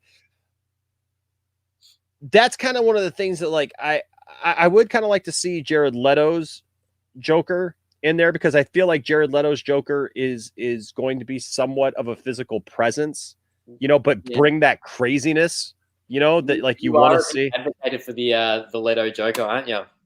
Dude, I love Leto Joker. I know there's a lot of people who just hate it, but I dig it, and I because it's different. It's something that's a little bit more fresh. I get people don't like the tattoos and everything, but you know, the Joker has had that. I think what I see in the Joker is like the Joker is very multifaceted, right? Yeah. So like the Joker does not fit in. That's the whole point of the Joker, is that like he doesn't fit into this box that we make for him. And it's like I don't know what happened. I think that because people loved the Christopher Nolan Batman so much, right? They love that so much. And I love it so much. I love Christopher Nolan's Batman. Don't get me wrong. And Heath Ledger did a really good job as that version of the Joker. But that Joker is really not comic book accurate. Okay. Yes. I am so glad you said that, because I have a lot of conversations with people about Nolan's trilogy in general, which, I mean, I didn't like the third one, but... Me either. I hate it. Yeah. I'm right there with you. I've only seen it once, and that was at the cinema, and I've never watched it ever again. So I just pretend that doesn't exist. So every time I watch it again, I'll watch Batman Begins and Dark Knight. But I agree. I agree with you because I have conversations with people all the time, and they always refer to Nolan's Batman or Joker in regards to like different things. And I'm like, I find it very strange why people always go back to that one because that one isn't. That one's probably the least accurate one. I would say even Joel Schumacher is pretty accurate as well to an older version of Batman. You know what I mean? Yeah. As far as that goes, yeah. No, I get what so you're saying Batman in general. Yeah. Well, I think I find it strange that people are willing to accept the difference of Nolan's one, probably because it was really good. That's why. Well, I think. Well, that's the thing. So is like because before that, the only thing that we gotten was Batman and Robin. So Batman had been kind of ground into this cheesy. It started off so good and dark and brooding, and then by the time we got Batman and Robin, it was cheesy and over the top, and he's using Bat credit cards, and you know what I mean. And it's just, you know what I mean. And it just it became it was like it regressed back to the other stuff.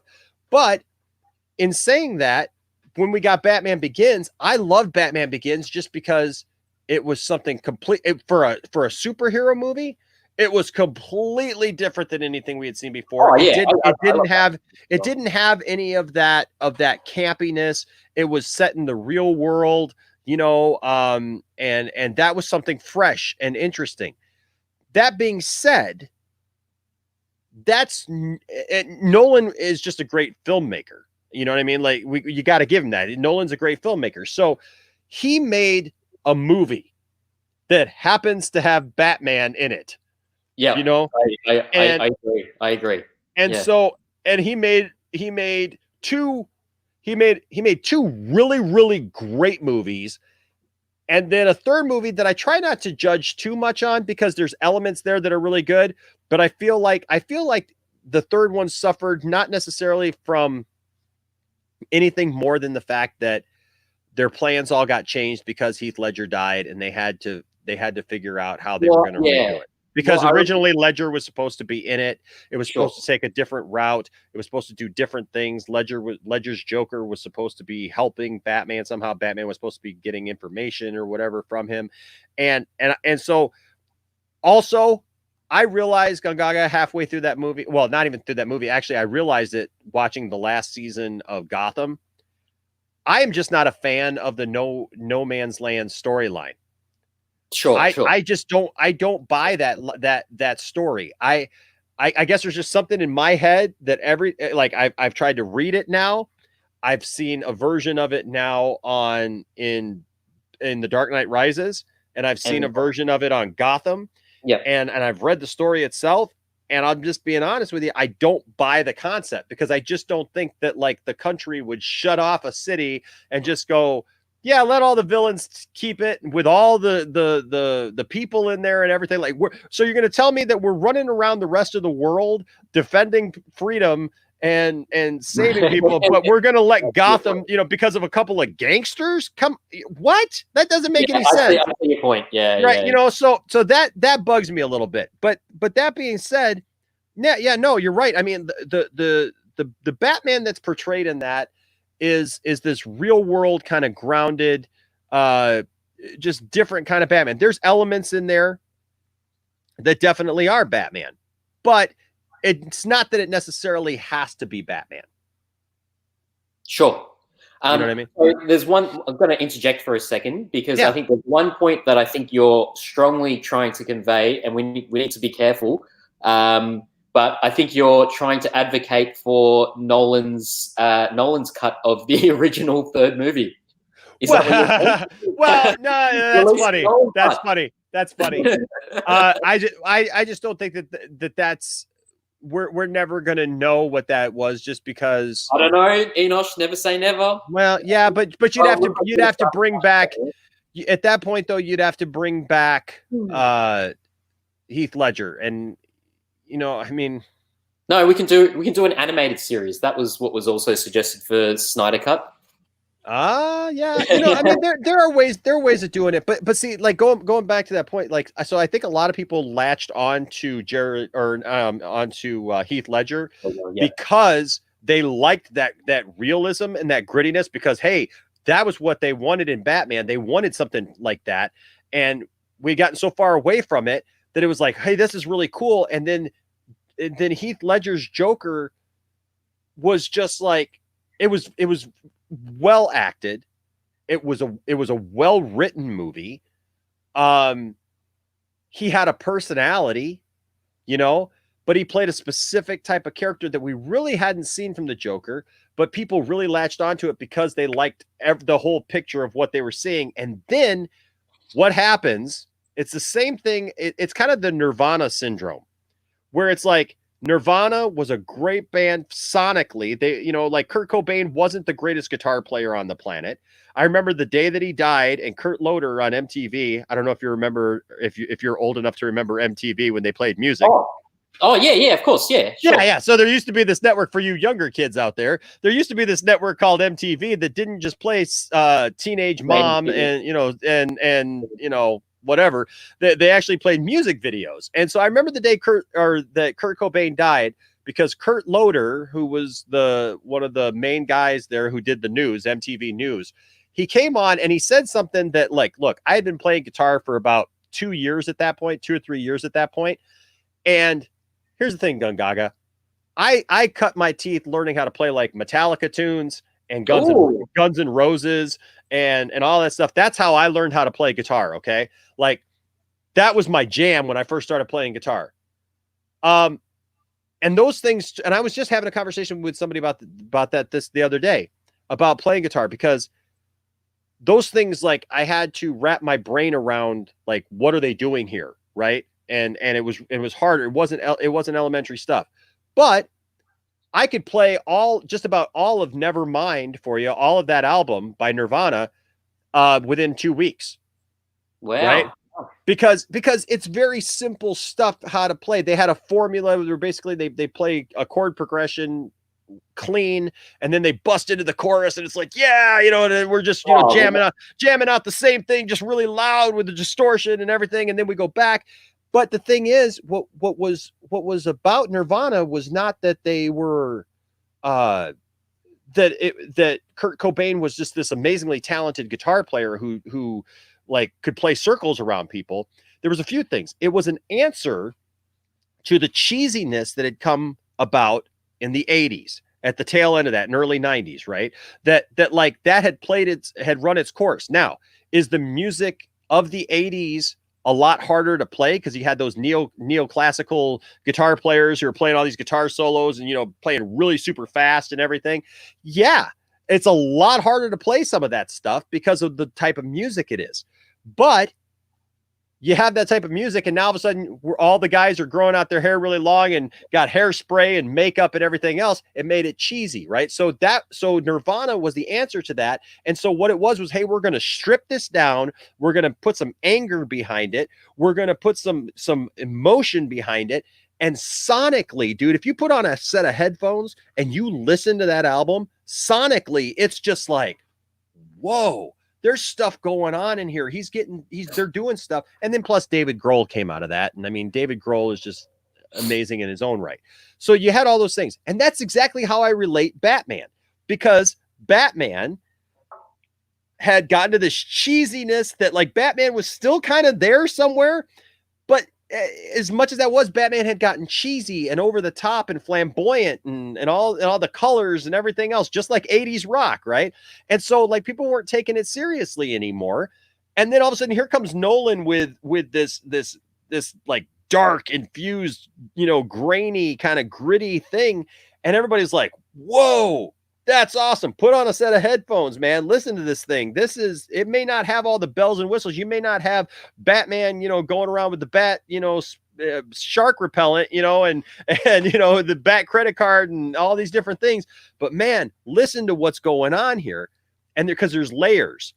And so people latched onto that. And so with Heath Ledger was like a great part of that. Now, but what happened with Nirvana? Nirvana was big, but they weren't legendary yet. when Kurt Cobain died, they became legendary. When you can't get something anymore, it puts you in a different stratosphere. There ain't no more coming. There ain't nothing else to see. All you have is your memories, and all of a sudden your memories become very nostalgic, even if it's something recent, you know? And like I said, Kurt Loder came on board and said the day that Kurt Cobain died, that Kurt Cobain was this like amazing guitar player. And I remember like having only played guitar for a couple of years going, I don't think you're getting what makes Kurt Cobain special, because it's not necessarily his fantastic guitar playing, because he plays really sloppy.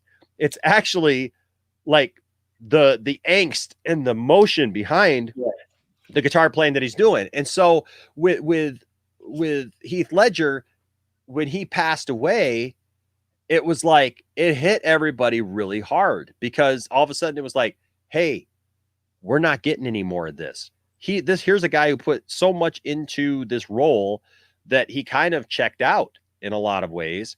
And this is, you know, I think he had one more movie after that he had already filmed, whatever, but that was like one of his last performances. It was a great performance, even if it wasn't the Joker. He took an iconic character like the Joker, and he really, between him and Nolan, made it his own.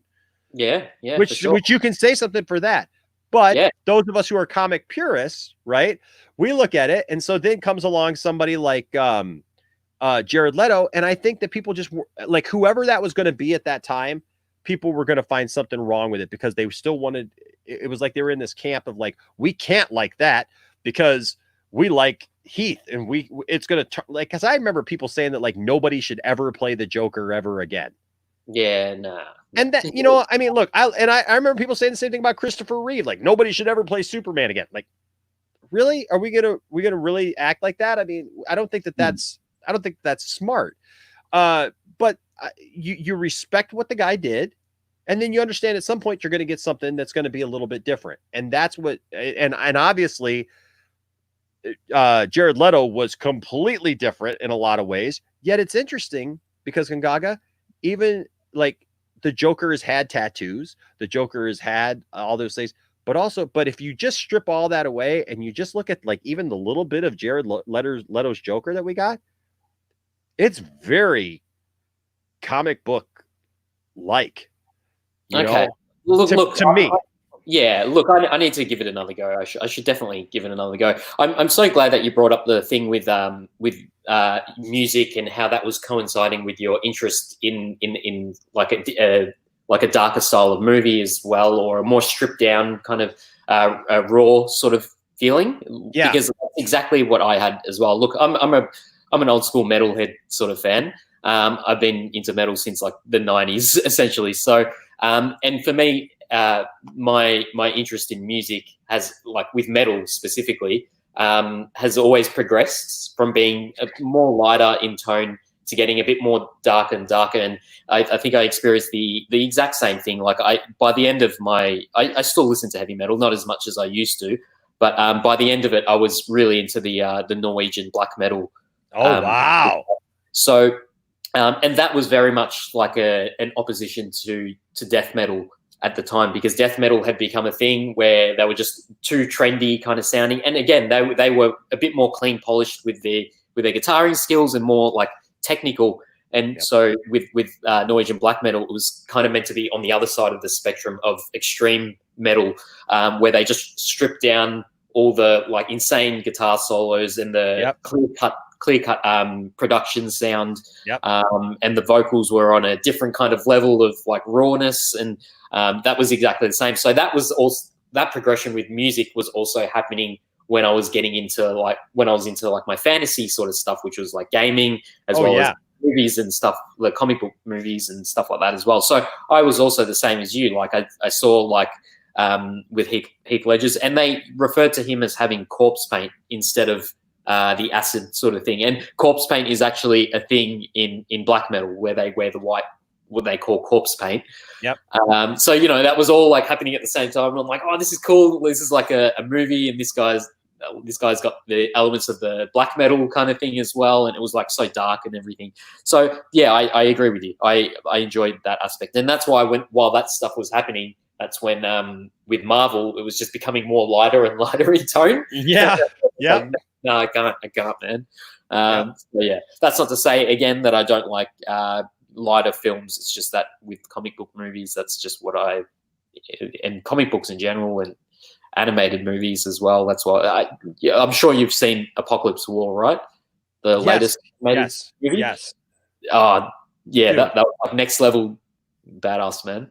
And and they've said that apparently that borrowed a lot from Snyder's vision. So yeah, I'd be interested to see how it plays out, or whether how this ends up playing out. Whether it's just going to be a thing where like at the end of the film, like Darkseid sort of takes over, and they're kind of screwed for a bit, and look, man, because watching that was when I started seeing that play out, I was like, well, this is the stuff that they've been like talking about forever that Snyder had planned. Sure. Like, yeah, for sure, good stuff.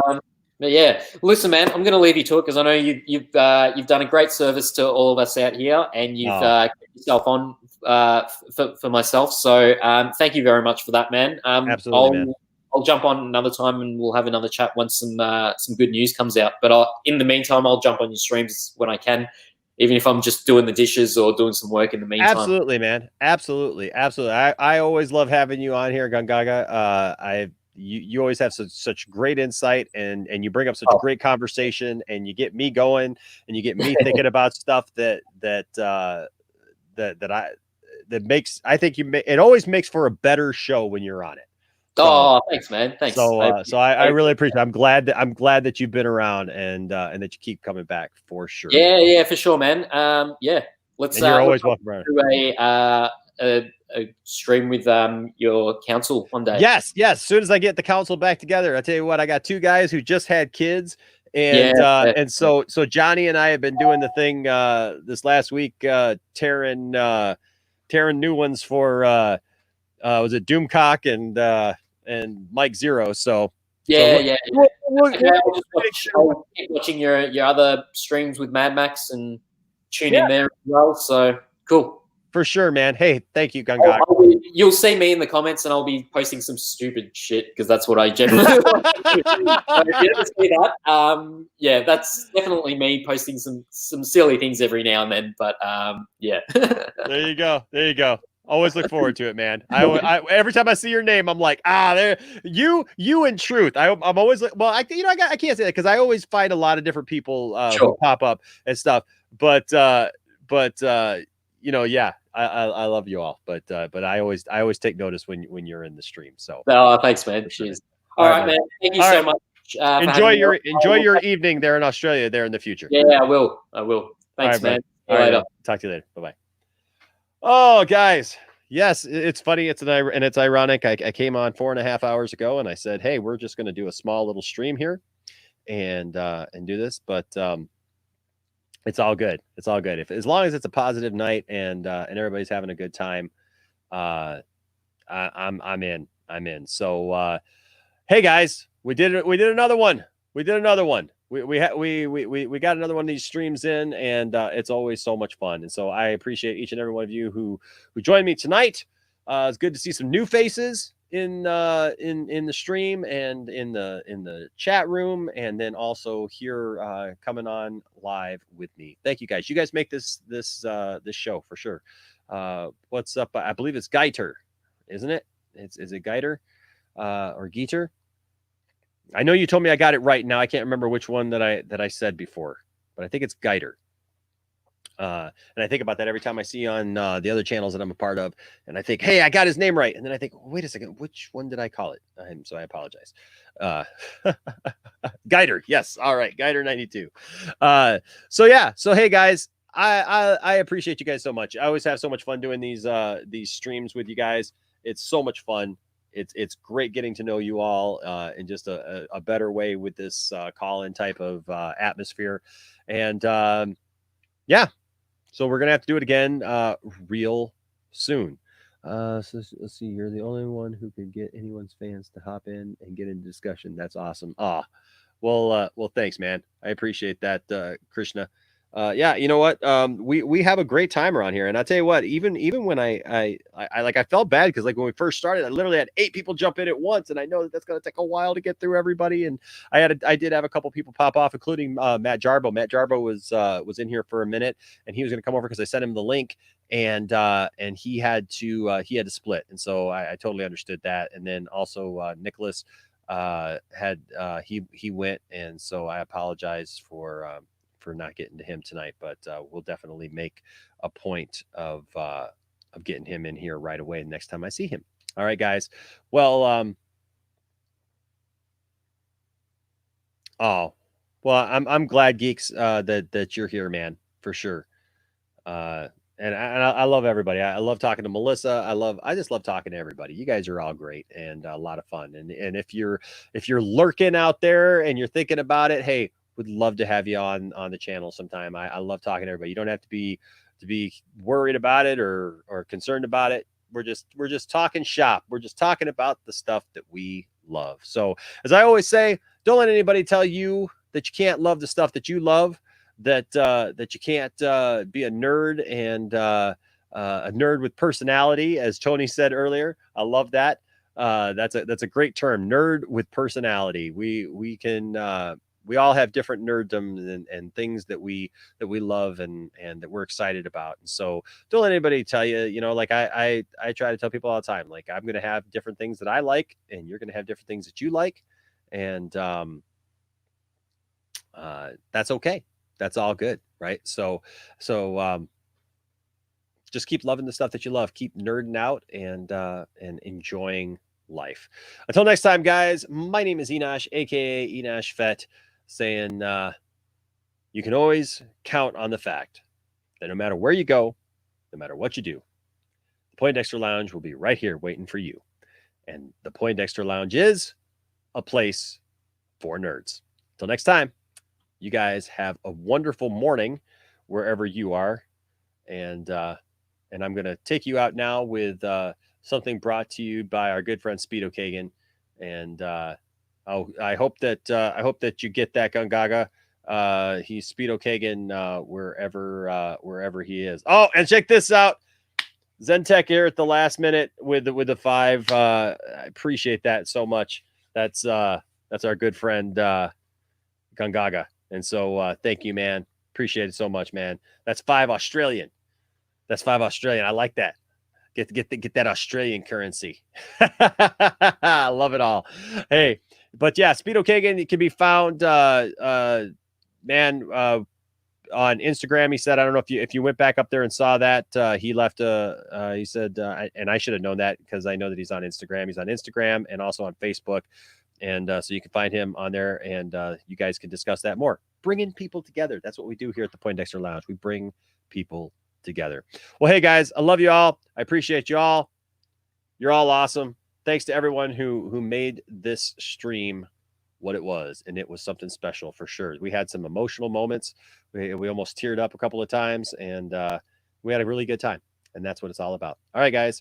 Until next time, I'm Enosh, and this is the Poindexter Lounge, and I already said that. So here's Speedo Kagan's awesome artwork to take us out with some music that I put together and a little talk box thing that I did to say Poindexter Lounge in a really creepy talk box voice.